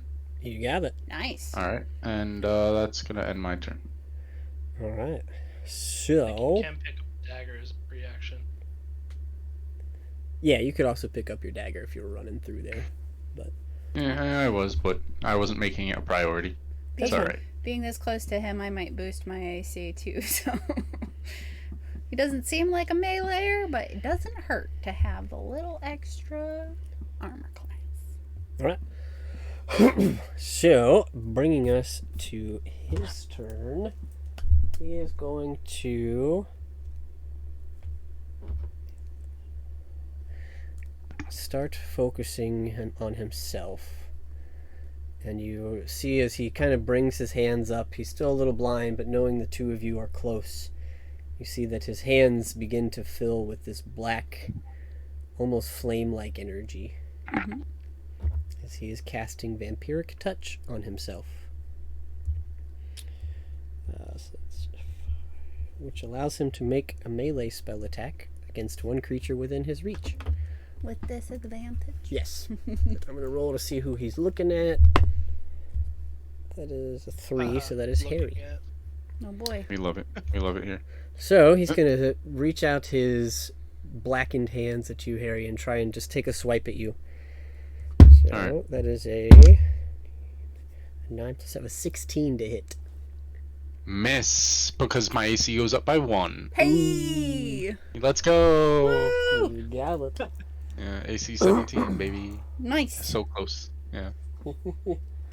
And he cannot bonus action Bigby's hand because it's gone, and he's now concentrating on something else. Anyways, so he can blow his bonus action to try and do a Withering Touch, which is basically a melee attack from him. Again, with disadvantage, he'll throw this one at Delalia. Sure. Well, that was a natural 1 on the first roll, so not going to worry about the second. Cool. I'll take it. And that is his turn. But he gets to roll to see if he saves from blindness. And that's a 3, so nope. Yeah, Bink. You got it. So he's just kind of flailing around in the corner. You see that his hands have this black energy coming out of them. But that'll bring us to Zanzidar. Boy. Chromatic orb at third level. We love magic. Yes, we do. Natural 20. Woo! Wow. There it is. Check it out. The damage dice is 10d8. Oh my Oh, word. lightning, by the way. Okay, well that's going Jeez to Louise. be 20d8. So. Oh no, it's double. No, that was Oh, it is doubled. Gotcha. I was gonna say, 40. what? Right? So, What the 47 damage. 10d8. Damn. Wow.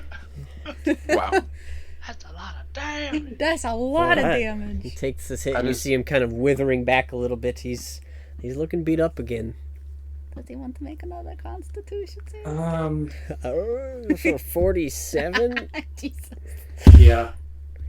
That's an 8. So no, his hands spark out. They are no longer emitting that black energy. Hey. Or you take a And dookie on him. He would I'm have gonna need- sit where I'm at. that Good a call. natural 20 would have given him a 21, which covers 42 damage. So no, he couldn't have made it. Wow. Good job, Zanzidar. It's all luck. That ends my turn. All right. That'll bring us back to Aiden. Lucky. Move me 25 feet to get over there. Man is in his timeout corner right now. Yep. Right? Question. I forget. Let me look at the conditions real quick so I can plan out. Blinded. Where you at? Where you at? Blinded. There you are. Yep, you have advantage And creatures. on hits. Yep. Okay. So advantage on attack rolls. Yep. First attack with advantage will be a 25 to hit. Oh, yeah. And question, Chris. Yep. So, when it comes to shoving, when he's blinded, because he fails any ability check that requires a sight. So I don't know if because he can't see me that I'm about to really shove him.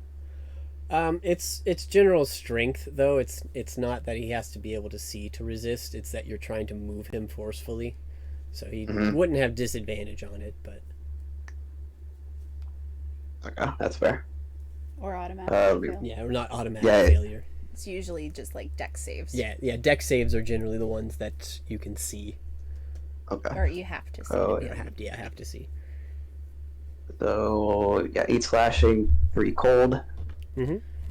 And yeah, we're still gonna bonus action and attempt to shove him prone. Okay.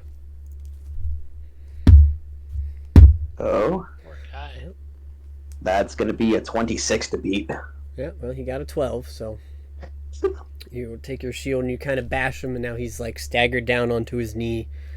I'd say you guys have advantage, but you already do. So. Right. More advantage. However, I will note that now ranged attacks have disadvantage Yep. because he is prone. Come on, man. To be fair, the tanks have him in the corner. We literally are He's blinded and he's All I prone. do is range damage. blind, prone, and we're Like stabbing literally, him all all I the do time. is range damage. It's in the name, man. Second attack is a 19. That'll hit. Someone could technically stand over me for the record in my space.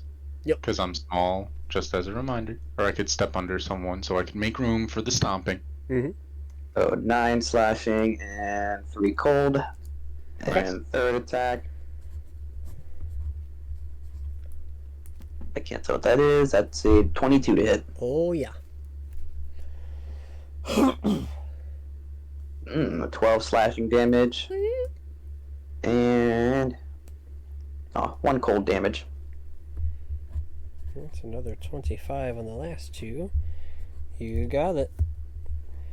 So he's Now on the ground taking a beating. He's looking rough. Poor guy.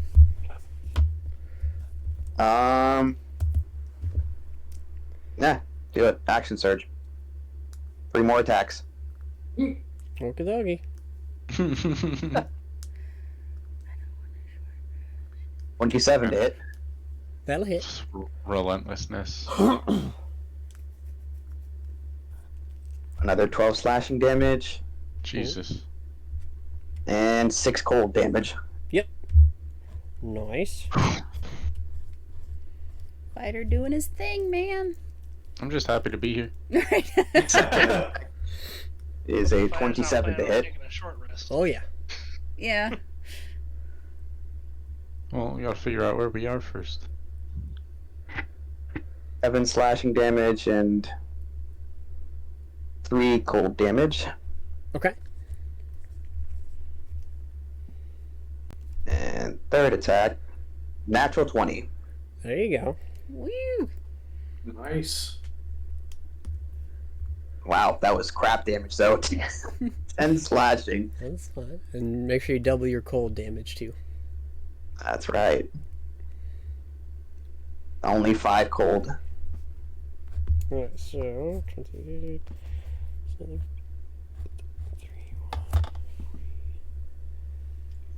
3. Alright, so you get some really good licks off on them, and he is looking very rough. He is struggling at this point. You can see the blood kind of spilling from his mouth as this dark black ooze as you're just decimating his body on the ground. Nice. Aiden's just like, stop resisting! Stop resisting! Anything else, sir? I think I'm done. Stop resisting, he says. Alright, that brings us back to the top with Rhaegar. Alright, I'm gonna... If I move behind Harry and throw a dagger, that I can throw it over him because he's short, right? Yeah, you can stand in his space too if you want, because he's a small creature. No, I don't want to stand in his space because I can't stand that close to throw daggers. I know it's at disadvantage because he's prone, but he's still blinded, right? Yep, so it's a straight roll. Out. Hey, Yep. cool. That's nice. So I'm gonna just throw. Still gotta get like a dagger 15 though. Venom at him. A 28 to hit. Woo! Oh yeah. Finish him, Rhaegar! 9 damage. Alright. Then he needs to make a Constitution save. Well, I'm gonna go ahead and say he fails, because how would you like to do this? Hey! Nice. I guess as the venomous dagger hits him, it just like the poison just seeps into him and erodes him from the inside out. Nice! Yeah, so you guys seeing this dagger connect with its body on the ground, you see his whole body just kind of convulse and pulse once as this venom starts to seep into his necrotic filled body, and it doesn't mix very well, and he kind of expires, and you hear this last final death gasp of air come out of him as he now is lying still. Bye bye. Bum, bum. I could have killed him with that natural 20. You were very close. Yeah. He had On like the cusp. He had like 8 health. Bruh. So what you're telling me is I just didn't need to roll a fucking 1. Damn it. Hey, Bink, what do you think about looting this creature over here? Checking to see if he has anything useful on. Okay. Lolly will step back so Bink can sneak in. Good show, by the way, you spellcasting people. That was very Well, not impressive. When me. did you learn those things? I've never seen anything. Rhaegar, you were on fire. What was that? I don't know, I just, after that last fight, it just came to me. For some reason, I learned how to catch on fire. Well, that's a neat trick. And I didn't even have to shoot you with lightning for you to do that. I know, look at that.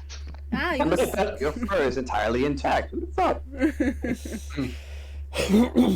Alright. So, anybody wanting to loot can go ahead and make an investigation check for me. I'm gonna go pick up my dagger. Yep. In the corner of the room. Yeah, 15. 12. 25. Goodness Alright. gracious. I'm gonna Not fuck that his I'm gonna money. beat it because I actually can't, but I'm just gonna roll for fun. Do it. You know what? I'll join in. I want to be part of things. You guys All of us can't could beat fit this. in Yeah. this corner. 12. Alright, well, I'm just happy to be here. with a group effort, you are able to find amongst them no real usable weapons. It doesn't seem like any of them had like melee weapons or things of that nature. They were all hands, spellcasters, claws. However, amongst particularly the priests / cultists and the large spellcaster that managed to live till the end, you do find a total of about 600 gold pieces Nice. Alright. and 6 potions of healing. Hey, we love to see it. Awesome. Convenient. One each, everybody. Coincidence? I think not. Seems suspicious. Yes, there was 50 gold per priest, and there were 6 priests, so that's 600 gold. So, Wealthy priests. You said 50 gold per priest. yep, and there were 6 priests. Doesn't that make 300? That would be 3. Oh, I'm sorry, it was 100 gold per priest. My bad. There was 50 per priest and 50 per ghoul. My bad. Gotcha. I was like, huh? Yeah, no. Don't question it. Just take the money. Wait, what? What? I forgot the ghouls were part of that. So yeah, 600 gold total, 6 potions of healing. 100 gold and 1 potion. Alrighty. Yep. But that's you I guys. like how Go ahead.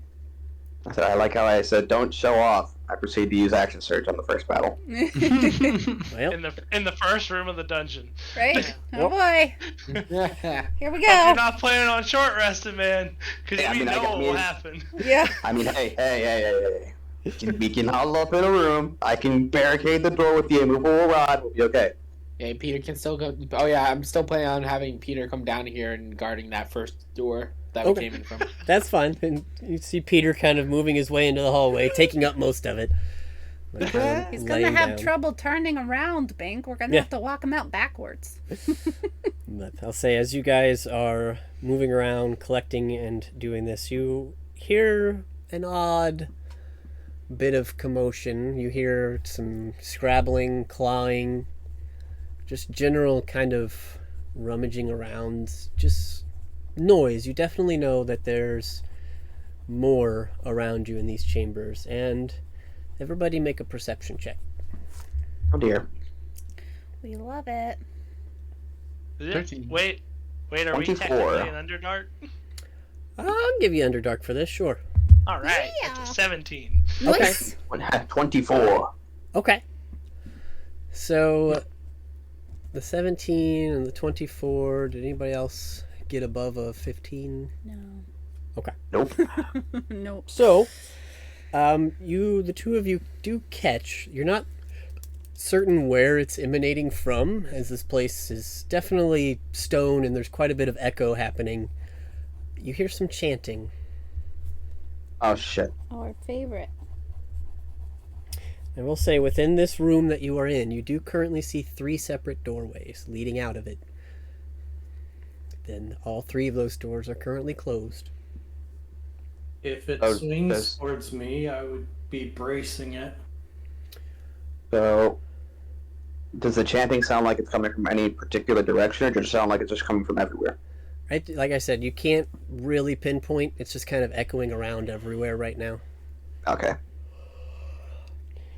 But theoretically, I don't know if I placed them correctly, but all of the doors enter or open outwards. Oh, okay. So not into the room you're in. Hey, Harry. Mm-hmm. So, it was a past life of my own, but, are you any good at looking for traps? Not really keen. We already know the first door that we came in was trapped, so. Can't say I'm the best at looking for traps, but I'm really good at sneaking around and pretty light on my feet. I'll give you the honest answer. If a trap does go off, I could probably avoid it. It's just the rest Right. of the group I There you am go. worried about. I see. Okay. I want to move to the center of the room and use the Wand of Secrets. Okay. Because I'm not sure if any of these doors are trapped. That's smart. That's got me nervous. Okay. The character, do you still have the Wand of Secrets? Yes. Dun, dun, Okay. dun, dun. Why? I was just asking, just in case. Yep. Yeah, I Yeah, don't think anybody sold it or lost it, so. No, Nope, I've always had it on me. I've never passed it to anybody. I do remember you He's used it a questioned few possibly selling a wand earlier, but Oh, we yeah, that didn't was the wand of the because, War Mage. Yeah, Bink sold his scimitar instead of selling a wand. Yep. But You got anyway, So yeah, so you pull out your Wand of Secrets, and for a moment it kind of spins around trying to detect, and nothing really pops up. Alright, well, that doesn't look like any of these doors are trapped. That's a good thing. Question is, which door first? Doors. This one, and I open it. The one you're standing at? Yep. Alrighty. We'll go that way. Yeah, my Love bad. it. let me... Oh shit! I like your initiative, Zanzibar. So, Got to get through the dungeon fast as possible. so you don't see this room, but I can only block one thing at a time. So, Yeah. opening this door and looking before you, you see a large chamber, Stamping. about the same size as the chamber you've been in. It's from this distance you can see it contains a backpack against the wall, a bedroll, some sort of strange casket or container along the back wall. You see also along the back wall 2 giants' skulls are mounted there. And you see in that room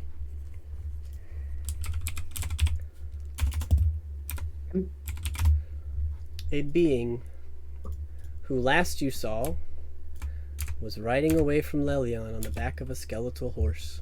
Roll initiative! Oh, Wait a minute. no! Oh, dear! No, wait a minute. 20. Much better. Oh God. Oh, fuck. Nothing like finishing the dungeon Man. crawl early.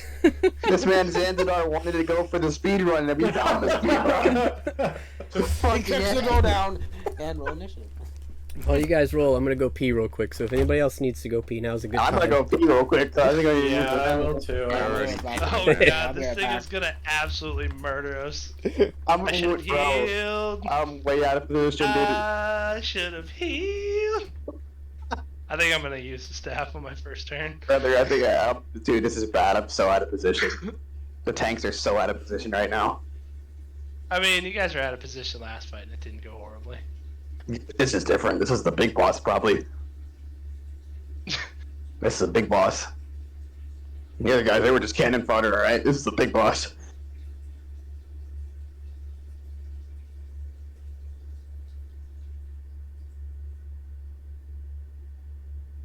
That's also the one's head we need, isn't it? So I mean, hey, found him early, while everyone's still fresh.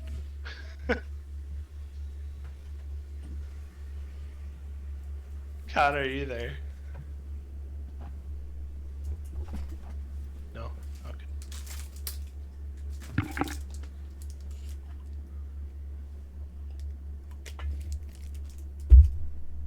Oh boy.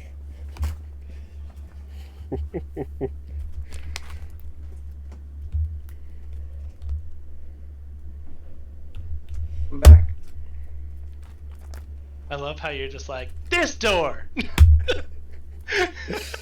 Ba-bum. Like, oh look, it's the boss you guys were looking for. Oh shit! Told you I was lucky. I'm having flashbacks to that cave.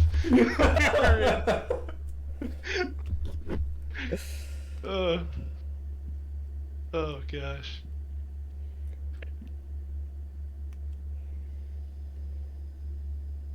I mean, if we're facing the boss now, there has to be things that are stronger than this guy in this dungeon, right?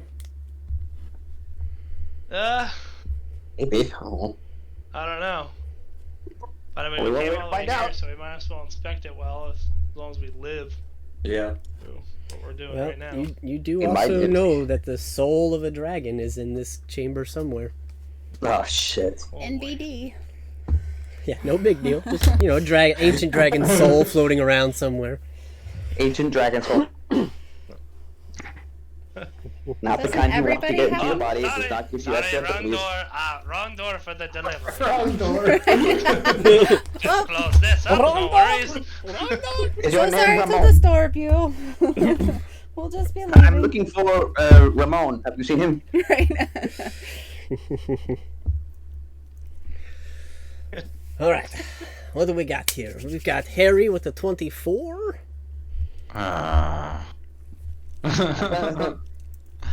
Get him, Mario. Harry. So much charisma. Alright. I'm gonna Hold on Oh, a second. yeah. I'm gonna read off initiative for you guys. I'm gonna wait. and sit back. So my thing lagged out before you said what we were reversing. So what are we reversing? You have found Oleron. We found the big bad evil guy. Literally. Yeah. Tucked away in a little side I don't know room. why you're laughing so confidently. So, initiative order here. Sorry, this is gonna bug me. Yeah, cool. We have Harry, Creature, Rhaegar, Oh, Zanzadar, Aiden, Lalia, Bink. Son of- I think I got that right. It's good to be back. At least for you guys. God dang. Good to be dead. Good to be back at the end of initiative. It's fine. So, top of initiative. Harry, hearing this door opened behind you, you hear a voice come out of it. I knew somebody was following me. Welcome to Uth Tower. That's pretentious. You named it after yourself. I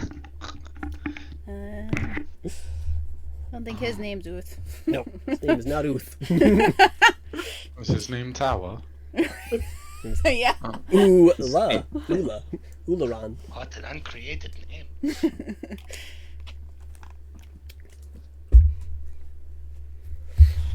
Alrighty, Harry. You're starting initiative. Hearing this voice echo down the hallway that Zanzadar just opened the door to. What would you like to do? I'm gonna run with my rapier and dagger in hand, and I'm run as close as I can to him, I guess, but not passing that doorway, like tucked to the side, I guess. And then 30? one more to the right. This way? Yeah. I'm gonna chuck my dagger at him, and I really hope this hits. My God, What's your dagger range? 2060. 2060? Okay. Yeah, so max of 60 before I have. Was it 60 disadvantage? Yeah, or... after 60 it's disadvantage. So Okay. You got it. Somewhere. It's about 45. Wish me luck. I get 2 throws. Get advantage. Oh, or actually it's after 20 that it's disadvantage, my bad. Yeah, because I think after 60 it doesn't. Yeah, it doesn't you can't work throw it after that far. 60. Yeah. Sorry. I Okay, had that gotcha. confused. Okay, So. makes more sense. So I rolled 17. That will miss. Ooh. Uh-uh. And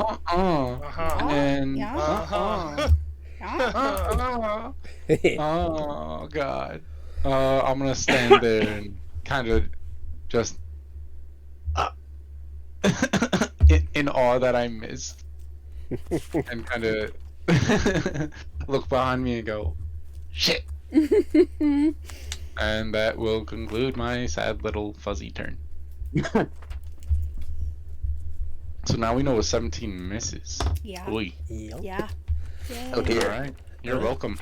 Got that tough one out of the way. That will bring us to his turn. Oh, fuck. And Oh, wait. at the beginning of his turn, he is going to cast a spell. I don't like these. And you will see.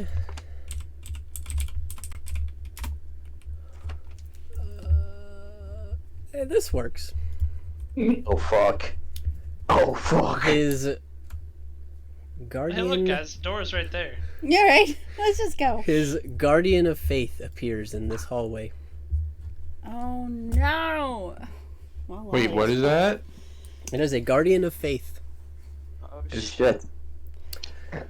Bonus action. Yeah. Shit. He is going to Summon another one. summon a spirit weapon. Oh. That's Oh adorable. God, Chris is playing a cleric. We are all dead. Yeah. I yeah. love it here. It's gonna take a swing at Harry because you threw something at him. Oh no, Harry. What All does right, he all have? right, He has all right, all right. What are my reactions? That is an 18 to hit. Fudge nuggets. Give him candy dodge. Yeah, I'm gonna use my own candy dodge on that one. Yeah. There you go. Okay, so you'll Yeah. take half damage. How much is that damage? It is a total of 6 that he rolled, so you'll take 3. And it is force Nice. damage. 3 force. Force your damage. Ouchie. That And then done. he's going to step over this way and disappear from your guys' view for the moment. Great. How?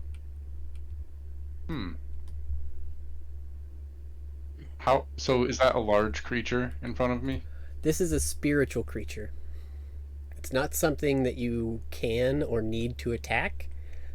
Just moving through it, you might take some damage. Read Wait. will.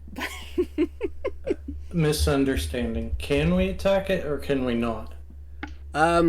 This information could have been passed along from the last time you saw this spell used. It's a spiritual creature. It can't be attacked. Oh, okay. Yeah, Aiden tried to attack it and it just went right through it. Like, huh? Yep. Weird. So, that will bring us to Rhaegar. Alright. So, who around me looks injured? Everyone. Me. Yeah, Who's everyone. who's taking hits? Everyone? Everyone. Yeah, that AoE hit everybody. Okay, I'm gonna use Mass Cure Wounds. Target everyone. Everyone's I think's within 30 feet. Yeah, if you're using the staff, absolutely. Yeah. Because I just got into a big fight and I was not prepared for this. So, I'm gonna cast Mass Cure Wounds. Which is 50. It's not super great, but Hey, it's something. That's enough for Aiden to look like nothing happened to him. You got it. and It's then, enough for it to look like Bink didn't take and no then- hits at all. Does telekinetic shove work on spiritual creatures? Nope. I would assume not. Nope, they have no physical form to move. Okay. I am gonna run up to the wall in front of me. So 1, 2, 3, 4, yeah. And then I'm just gonna take cover on the wall next to Harry. Like, Okay. just waiting for him to do something. Do you want to move over again, or you're just kind of staying here? Yeah, here, just up one. Okay. Like I know the wall's there, but I'm just against the wall. You got it. And then that ends my turn. Okay. I have an idea. Zanzadar.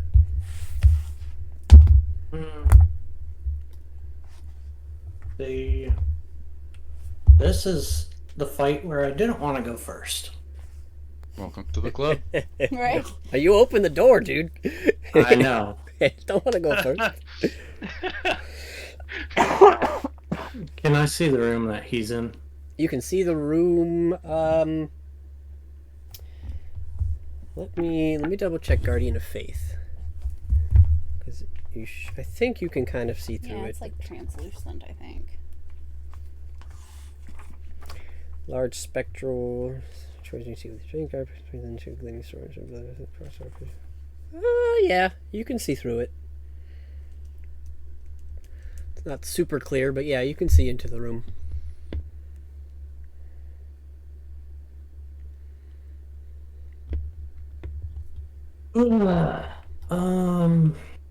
Actually, I'm That's about the view you not got. going to do that. I'm going to back up. Okay. How far?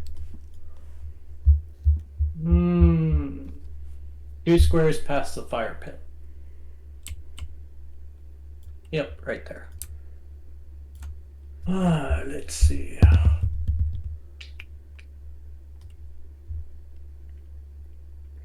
I will throw haste on Bink and on Aiden. Alrighty. Running. Speedy, I am. And I will end my turn there. Looking to see what people are gonna do. You got it. Did you have a question, Rhaegar? Yeah, I was just gonna ask if could have said something on my turn because I just sort of thought of it. Yeah, you can shout it out. All you did was run up there, so you got it. I'm just gonna say, we need to get in there and make sure he's not trying to escape. That's all. Might be. Righty. Guess we'll find out. All right. That will bring us to Aiden. Okay, so haste doubles my speed, correct? Correct. Yep. Okay, so I have 80 feet. And you have a +2 to your armor class. Oh. And because I know this will be relevant, you make dex saves with advantage. Oh, well, this is going to be good. Yeah. Lovely. Yeah. Well, move me up as close to the spectral creature. 30. 40 feet will get you there. Okay. I'd like you to make a dexterity saving throw, please. Okay, so I have advantage. I also have a +3 from Shield Master.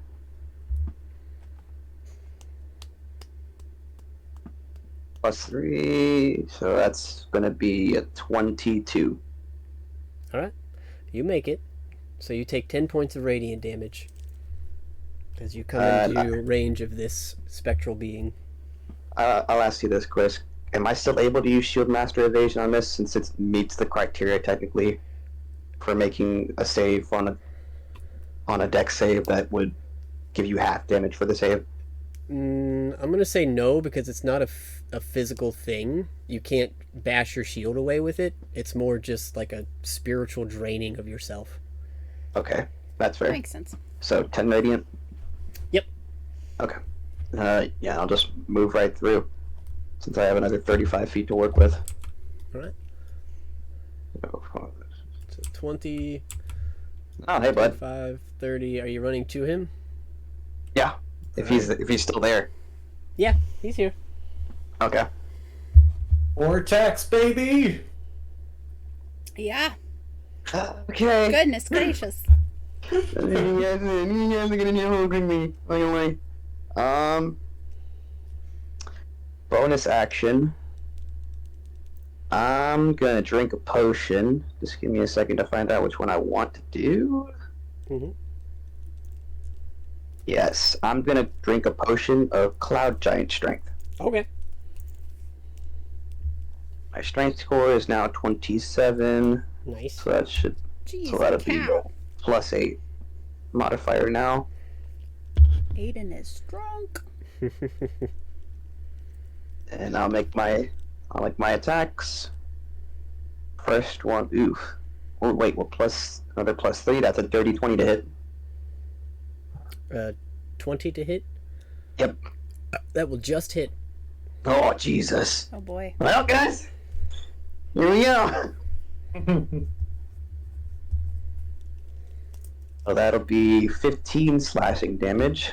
Okay. And 6 cold damage. Okay. Second attack is a 27 to hit. Yep. Woo! Well, the dice is right on top of the damage area, so let me roll now. Thank you. So 12 slashing and 5 cold. I forget. Are shoves part of the attack action, or are they just their own separate action that can be taken? I forget. I don't believe a shove is an attack. I think it's a You can, because it's using the check. attack action, you can make a special melee attack to shove the creature. Yeah, there you go. Okay, well, it's whatever. I'll just make another attack. Okay.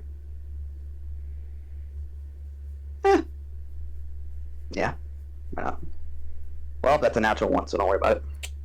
That will certainly miss.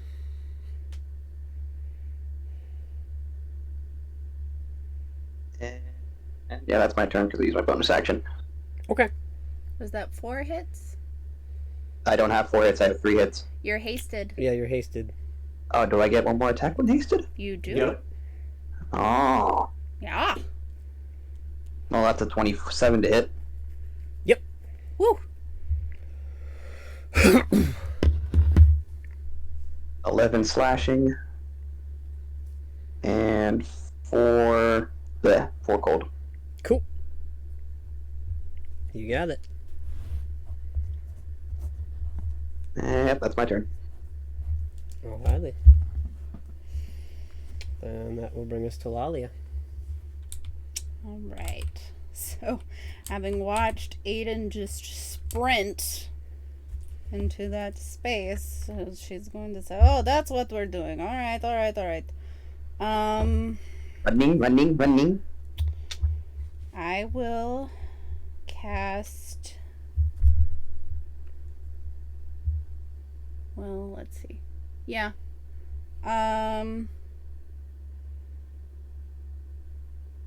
gonna use my prayer beads to cast bless as a bonus action. Mm-hmm. And I'll give that to myself, Rhaegar, and we'll say Harry, because we're all attacking, and if Aiden manages to knock this thing down, you might appreciate the D4 for your hits. What are you casting? Bless. Bless. So you can add, so you and Harry, you can each add a D4 for attack rolls and saving throws. And she wants that for herself.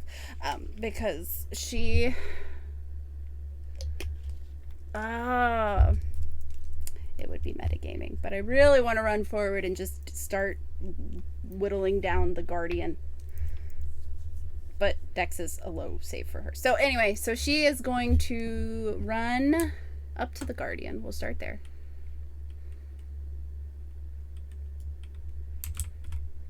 Make a Dex save for me, please. You got it.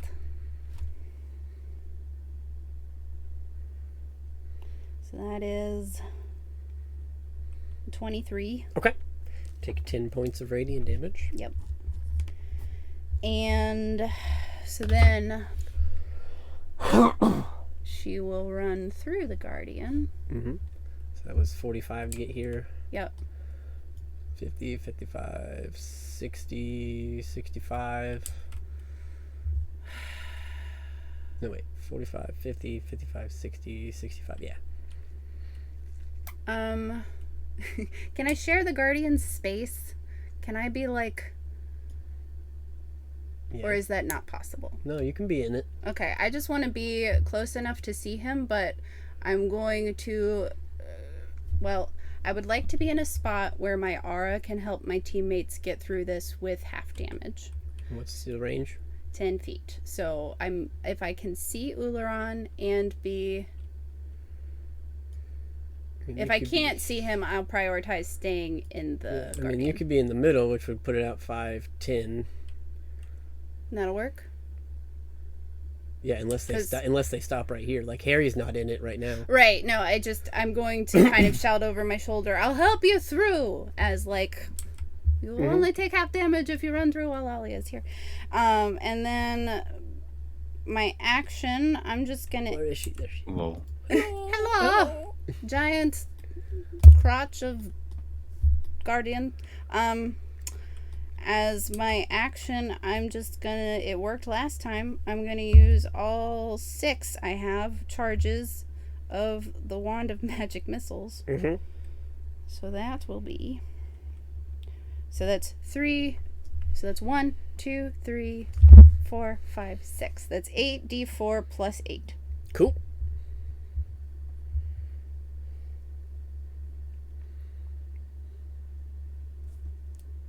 So that's 26. Nice.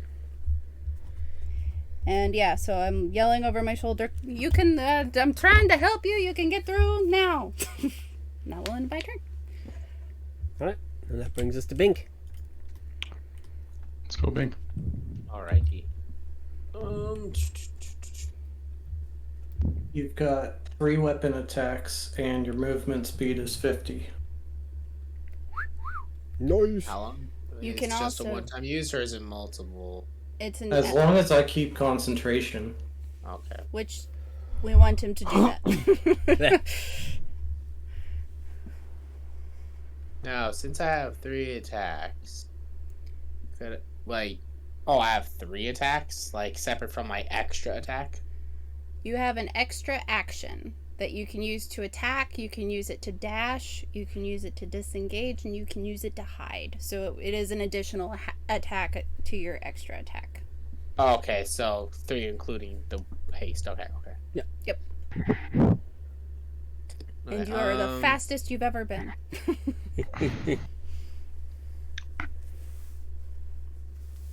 God damn, that's the most intimidating dragon-looking thing ever.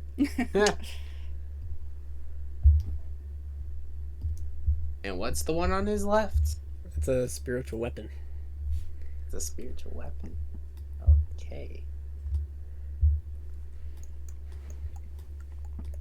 So could I technically use 2 spells? You can always use 2 spells, but you cannot cast more than the 2 you have normal availability for. And I don't think the haste action lets you cast a spell. It's Correct. specifically a melee attack. Correct. Okay. I just want to make sure. Okay. Or a ranged attack. It is just an attack, yeah. I can transition to like my regular attack, then bonus attack, and then I can transition to a spell attack. Yeah, you could use your haste action for your regular attack, and then your normal action for your spell. Mm-hmm. You don't have to use them in any particular order. Okay. What I'm gonna do is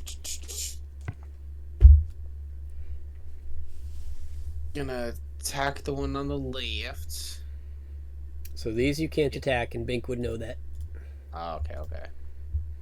So I need to get past them. Okay, You got to run through, Bink. I'm gonna wait. I'm auraing you. Okay. Would they count as an obstacle, or I could just like run straight through them? You can run straight through them. Okay, I'm gonna run straight through them into the other room. So why'd you make it shake? Right. So 40 will get... Well, 35 will get you... Well, no, you had to go around. So 40 feet will get you in there, but I do need you to make a dexterity saving throw. Make it with advantage. Dexterity with saving with advantage. Okay. Yep. That's a 27. It's actually a 32. Yep. You take Oh wait. 10 points of radiant damage as you run through this creature's spiritual guardian. Isk. But you have 10 feet of movement left, making it into the room.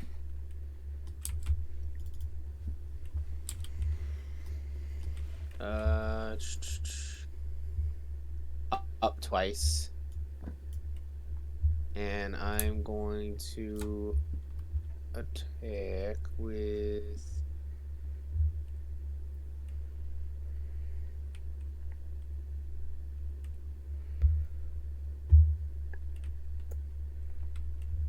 Yeah, I'm gonna try. Please work. Otto's Irresistible Dance. Okay. Oh my gosh, yes. Oh boy. Oh my gosh, yes. It needs a wisdom saving throw of 18. That's the only thing. There's no damage. It just needs a wisdom saving throw of 18 or more. Please work. Oh yeah. Alright. That is a 16, and he has a +4, so that's a 20. Oh man. No! So close. That would have been so cool. Great thought, though. Great thought. Ullaron Well, that was dancing. an I love it. action, and I'm not close enough to jab, so... Who is in front of me right now? Aiden. I shall give him Bardic Inspiration. Okay. You can use your extra movement to or your extra action to dash, Bink. So if you would like to move somewhere else in the chamber, you could use your action to do that. Yeah, I'll stay right here for now. Cool. Alright then. Well, that'll Second bring time. us back to the top with Harry, and I need you to make a dexterity saving throw. Wait a Sad second. part Something is that different. was the only time I could use the level 6 spell. I'm out of level 6 spells now. Ah, that's all right. It's all good. That happens sometimes. Add a 15. d4. And add a d4. So if he's within range, that is actually a 21. It's 10 feet from you. He is Oh, okay. not. It's too far away. Okay. Yeah. If he were running and moving, he would, but he started his turn here. Gotcha. So fortunately, you are just outside, and then it's not high enough to save. No. So, Harry, you will take 20 points of radiant damage. 20 points. As you have started your turn within this spiritual guardian's area, you see it's kind of brandishing itself at you and making this tether as you take that damage. Alright. I'm gonna run through. Okay. Like everyone else. Yeah. I'm running through. Okay. Yeah. 25 will get you to the other side of him.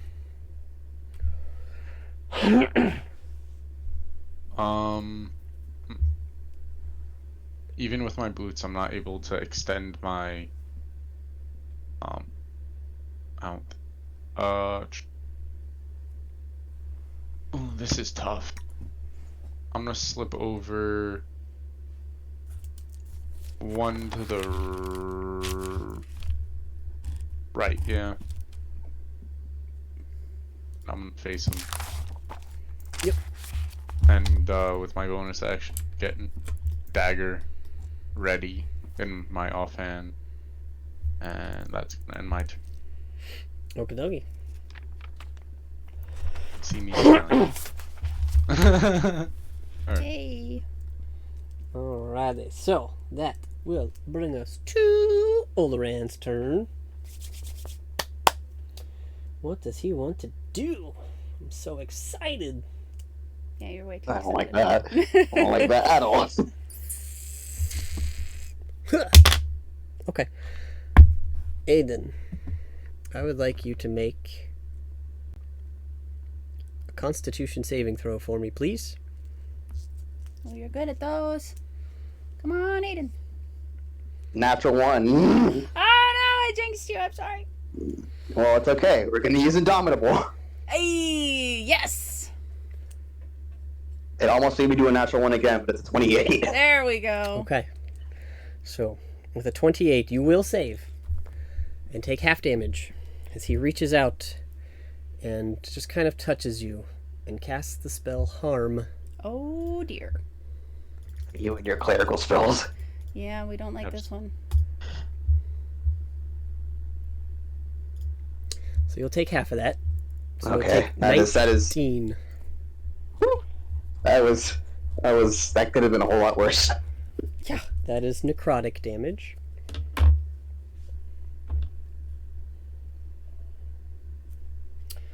And his bonus action. He's gonna cast Sanctuary on himself. Oh, great. Oh, that stinker. Alright. I don't even know what that does. Makes it really hard to hit him. Of course it does.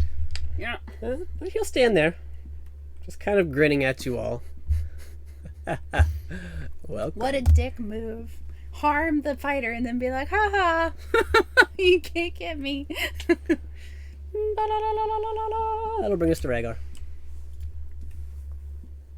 Alright. First question.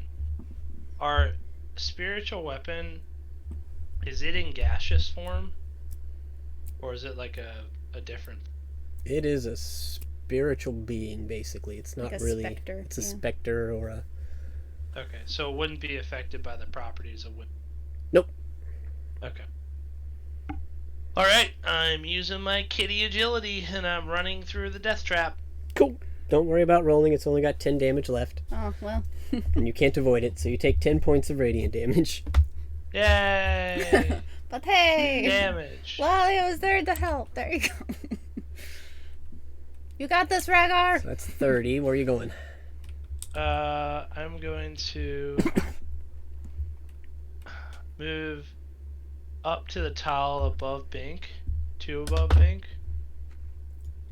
So, like, yeah, the safest route. Yeah, that's fine. And I'm gonna turn and toss my daggers at him. Okay.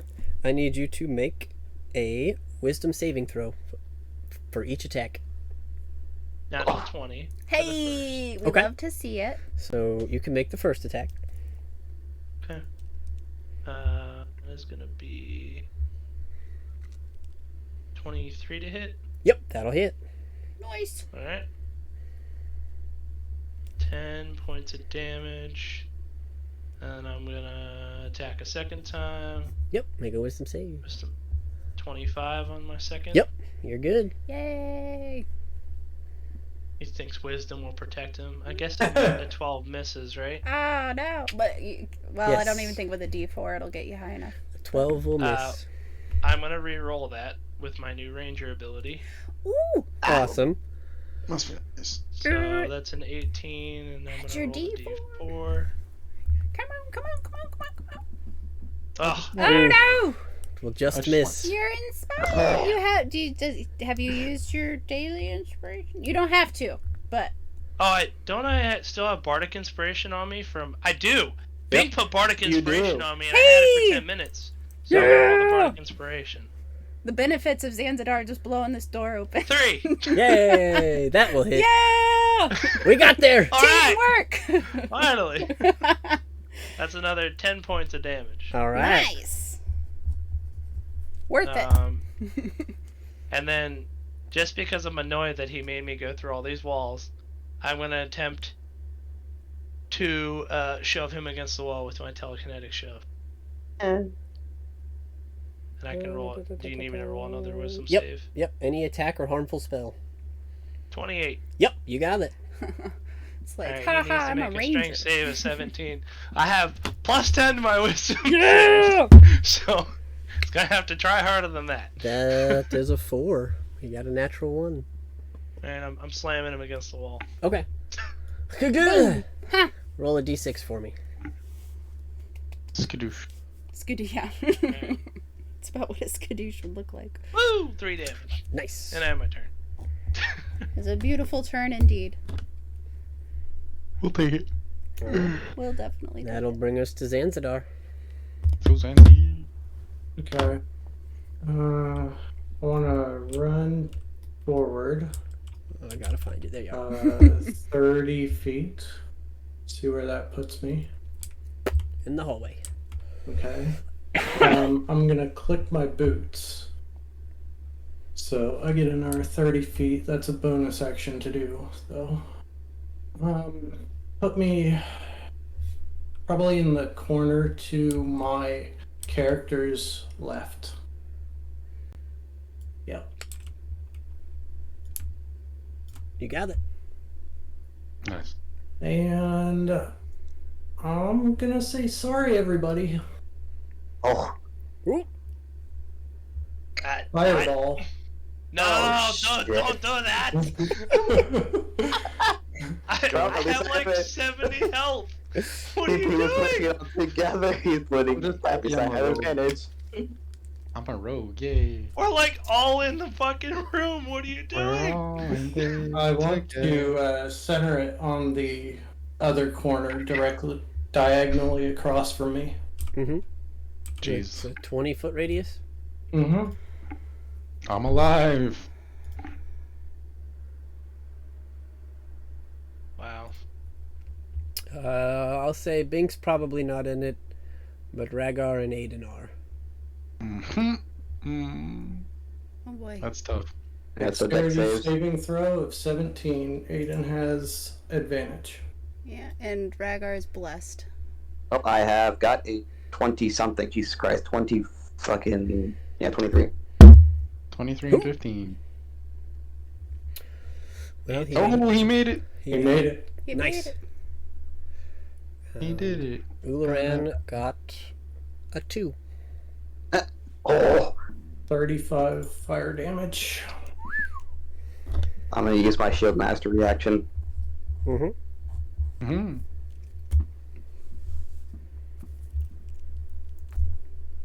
So you know what? Scratch that. I realized that I saved, and I also get quarter damage because I'm wielding Frostbrand. So I'll just eat the quarter damage of that. Okay. Which I think is like 8. Yeah, something like that. Yeah, it'd be 17, so 16 would be 8 at quarter damage. Yep. And that's the end of my turn. Alright. Rhaegar, you're on fire again. Yay. That'll bring us to Aiden. Oh, dear. What's the damage halved? Yeah. 5 times? 17. Ah, jeez. Yeah. Kitty's not so happy. Damn. Okay. Well. You know what? I'm gonna ready the attack action for whenever. Is there like a visual, like you can see the sanctuary pop up when you first casted it, or was it? Nope. No indicator. Nope. Okay, then. Is I that guess you- It's a duration. It's not a concentration. Correct. Okay. So I'm just gonna. Well, we're gonna. Let's see how Aiden's wisdom pans out. We believe in you. I don't. Oh, an 18. Wait, did it? That is did not it make enough. its- Bruh. Oh dear. You find yourself unable to attack him. Try Did again. Yeah, Aiden. Did he make its con save? It's not concentration, right? Oh, it's Nope. not? It is not Oh, wait. concentration. I still have a bardic inspiration die. Yeah. Okay, that makes it a 24. Okay. That'll let you get through. Okay. Well, we're gonna do some stuff. Bonus action feigning attack Okay. with advantage. That is a 26 to hit. Nice. Yep. We like it. At 10. So 13 slashing damage. Are you're still, you've got the cloud giant strength. No, I am not. I am not counting the cloud giant strength in that. Whoops. So another +3 would have been 16. Yes. Yep. So 20 total. Nice. Cool. Let's see. Oh, I'm gonna keep trying, but I doubt I'm gonna get any of the other saves. Sorry. Nope. Not gonna make that one. Nope. So do I just lose the attack action entirely, or do I just lose that singular attack? You lose that singular attack is what I'll say. Because you could throw it at something else, but there's nothing else to throw it at. So. Yeah. Nope. It doesn't make the third attack. Nope. Oh, what does a dirty 20 make it? I will just make it. Oh my god. Oh, guys. Okay. Alright. Dirty number. Let me look at more battle maneuvers. Let me look at more battle maneuvers. I'm trying to dump out as much damage as I can right now. Go with. Yeah, let's see if I even hit first off. Nope, that's a cockeyed roll on the natural 20, but it counts it as a Oh 2. man. That will certainly miss. Love that. Good Love the hustle. cockeyed rolls. Good hustle. Oh. Well, that's my entire turn. Alrighty. That will bring us to Lalia. Alright. Yeah. Running in. Mm-hmm. Bonus action. I do not. This is not a spell, so I think I don't have to roll for it, which is I'm just going to vow of enmity him and be like, you are now an enemy of Scarlet, you will die. And I will stand next to Aiden to the right. Mhm. And I'm going to attempt to hit. First one. Come on, wisdom. Oh, nope. Wait, I'm blessed, so that will be 20 at minimum. Blessed. So, Yep. Wisdom save 20. And if these hit, he is getting smoked. Okie dokie. Moot. We are not smoting around. Okay. Yeah, that certainly hits. 25. Yep. So that will be 13 bludgeoning Mm-hmm. plus improved divine smite. And then is he undead? I know he's Yes. a necromancer. Yes, he is. So second level divine smite. So that's going to be 5d8 total. I think. An additional 33 radiant damage. Mm-hmm. I need to write down that I used a second level spell. Okay, and then rolling again. Did you make your wisdom save? I did not. We'll treat that as though that's the attack. Wisdom is, something disgusting. 27. So 28 to hit. Yep. So that will be 13 bludgeoning plus improved divine smite, and we'll do a first level this time, so I save a couple spell slots. So that will be... That's not enough. One more. 17 radiant damage. Alrighty. And that will end her turn.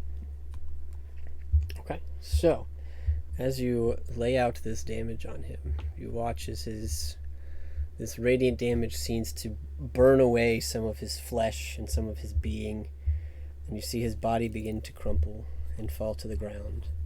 But as it falters, you see this necrotic energy kind of rise from the ground.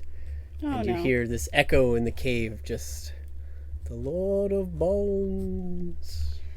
And he stands back up, looking Here. half as hardy as he did at the beginning of the battle, but still before you. Okay, is this... Lolly is having PTSD flashbacks to statues. Does this look like a statue situation? Nope, looks like a divine intervention situation. Okay. That we can handle. Alright, okay. Do all his spells About to say, go we can away jam if him he into a dies? bag if he's dead. Yes, he did go unconscious, so Sanctuary is no longer in effect. Hey. Aha! But his turn's coming up, so don't hold your breath. Alright. Anything else, Lalia? No. That'll bring us to Bink. And his spirit weapon is gone. Bye-bye. Not that he was using it much, but... He's there for moral support. Right. I'm gonna use 4th levels psychic glance. Okay. Yeah, you are. He's gonna Lancing. he's an intelligence of 18 or more. Roll. It's a 14. No way. You don't have no pluses? Nope. God bless. I thought you were about to say +4. I'll be like, God. Right? Nope. Alrighty. That is 28 damage. And he's And- incapacitated. He's incapacitated until the start of my next turn. You got it. Oh. Oh boy. Yeah. You also have a hasted action, Bink. Oh yeah, I'm gonna go up and poke him with my already lit sword. You got it. Alrighty. I believe That is a natural 20 to hit. Yes. It's gonna give you advantage, but it doesn't matter, so... Wonderful. Alright. Make sure you double your flame damage, too. Yep. Oh, double my flame damage? Yep, it's part of your attack. So I use it twice? Yep. Or do I just double the first roll? No, just roll 2 more, or you can just double the first roll. It was 2 6s, so that's Yeah. fine. So 36. 24 flame damage? Okay, so... As you kind of hit him with this lance and see that his body is kind of struck for a moment and paralyzed, you take advantage of that moment with your flaming rapier and come running up to his body. How would you like to do this? Yeah. Nice. I'm gonna jab. I'm gonna kind of like make like a slow motion like jump, my cape flailing in the air, and then jab straight down from his skull down. You do so. And then he kind of just like writhing in agony as he kind of like tries to get away, but then I kind of just sink it in deeper, and you just hear him hiss and just drop on the ground. Yep. Nice. You got it. And you see as his body just kind of deteriorates even more. More of the flesh, whatever flesh was left, is now burning and crisping and melting. Bang. There you Done have did it. it. Yeah. And the doors opened towards us, correct? Yup. So we could close the doors, immovable rod, and take a nap in here. You're welcome to try. This is true. Is there anything left? for Are the you body sure about that? Are you sure No, we no, shouldn't that's a check good all idea. the other rooms? Everybody should check make all a other perception rooms. check. Yeah. I guess. Here. 21. 21. 17. Okay. 16. Okay. 10. 22. Okay. So you still hear quite a bit of movement and scrabbling outside, kind of peeking your head back into this chamber. You still hear quite a bit of movement and still unable to pinpoint where it's coming from. Chanting. Yeah, And it seems to be getting faster. yeah. Chanting, not good.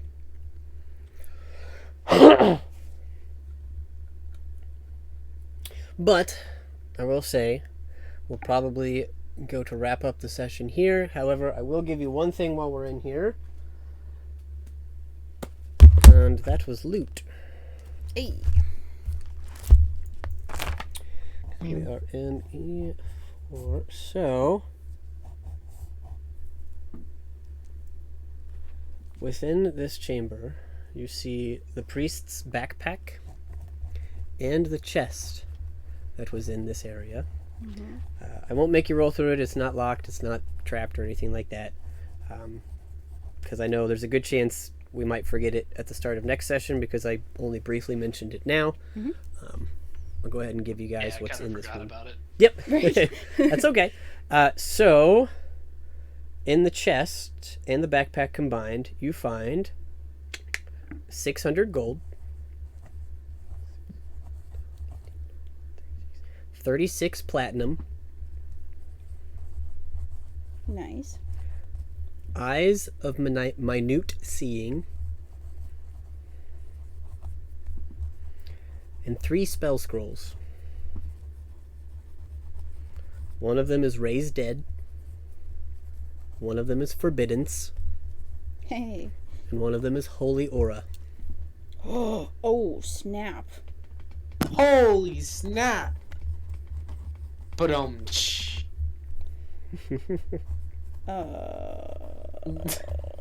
Damn.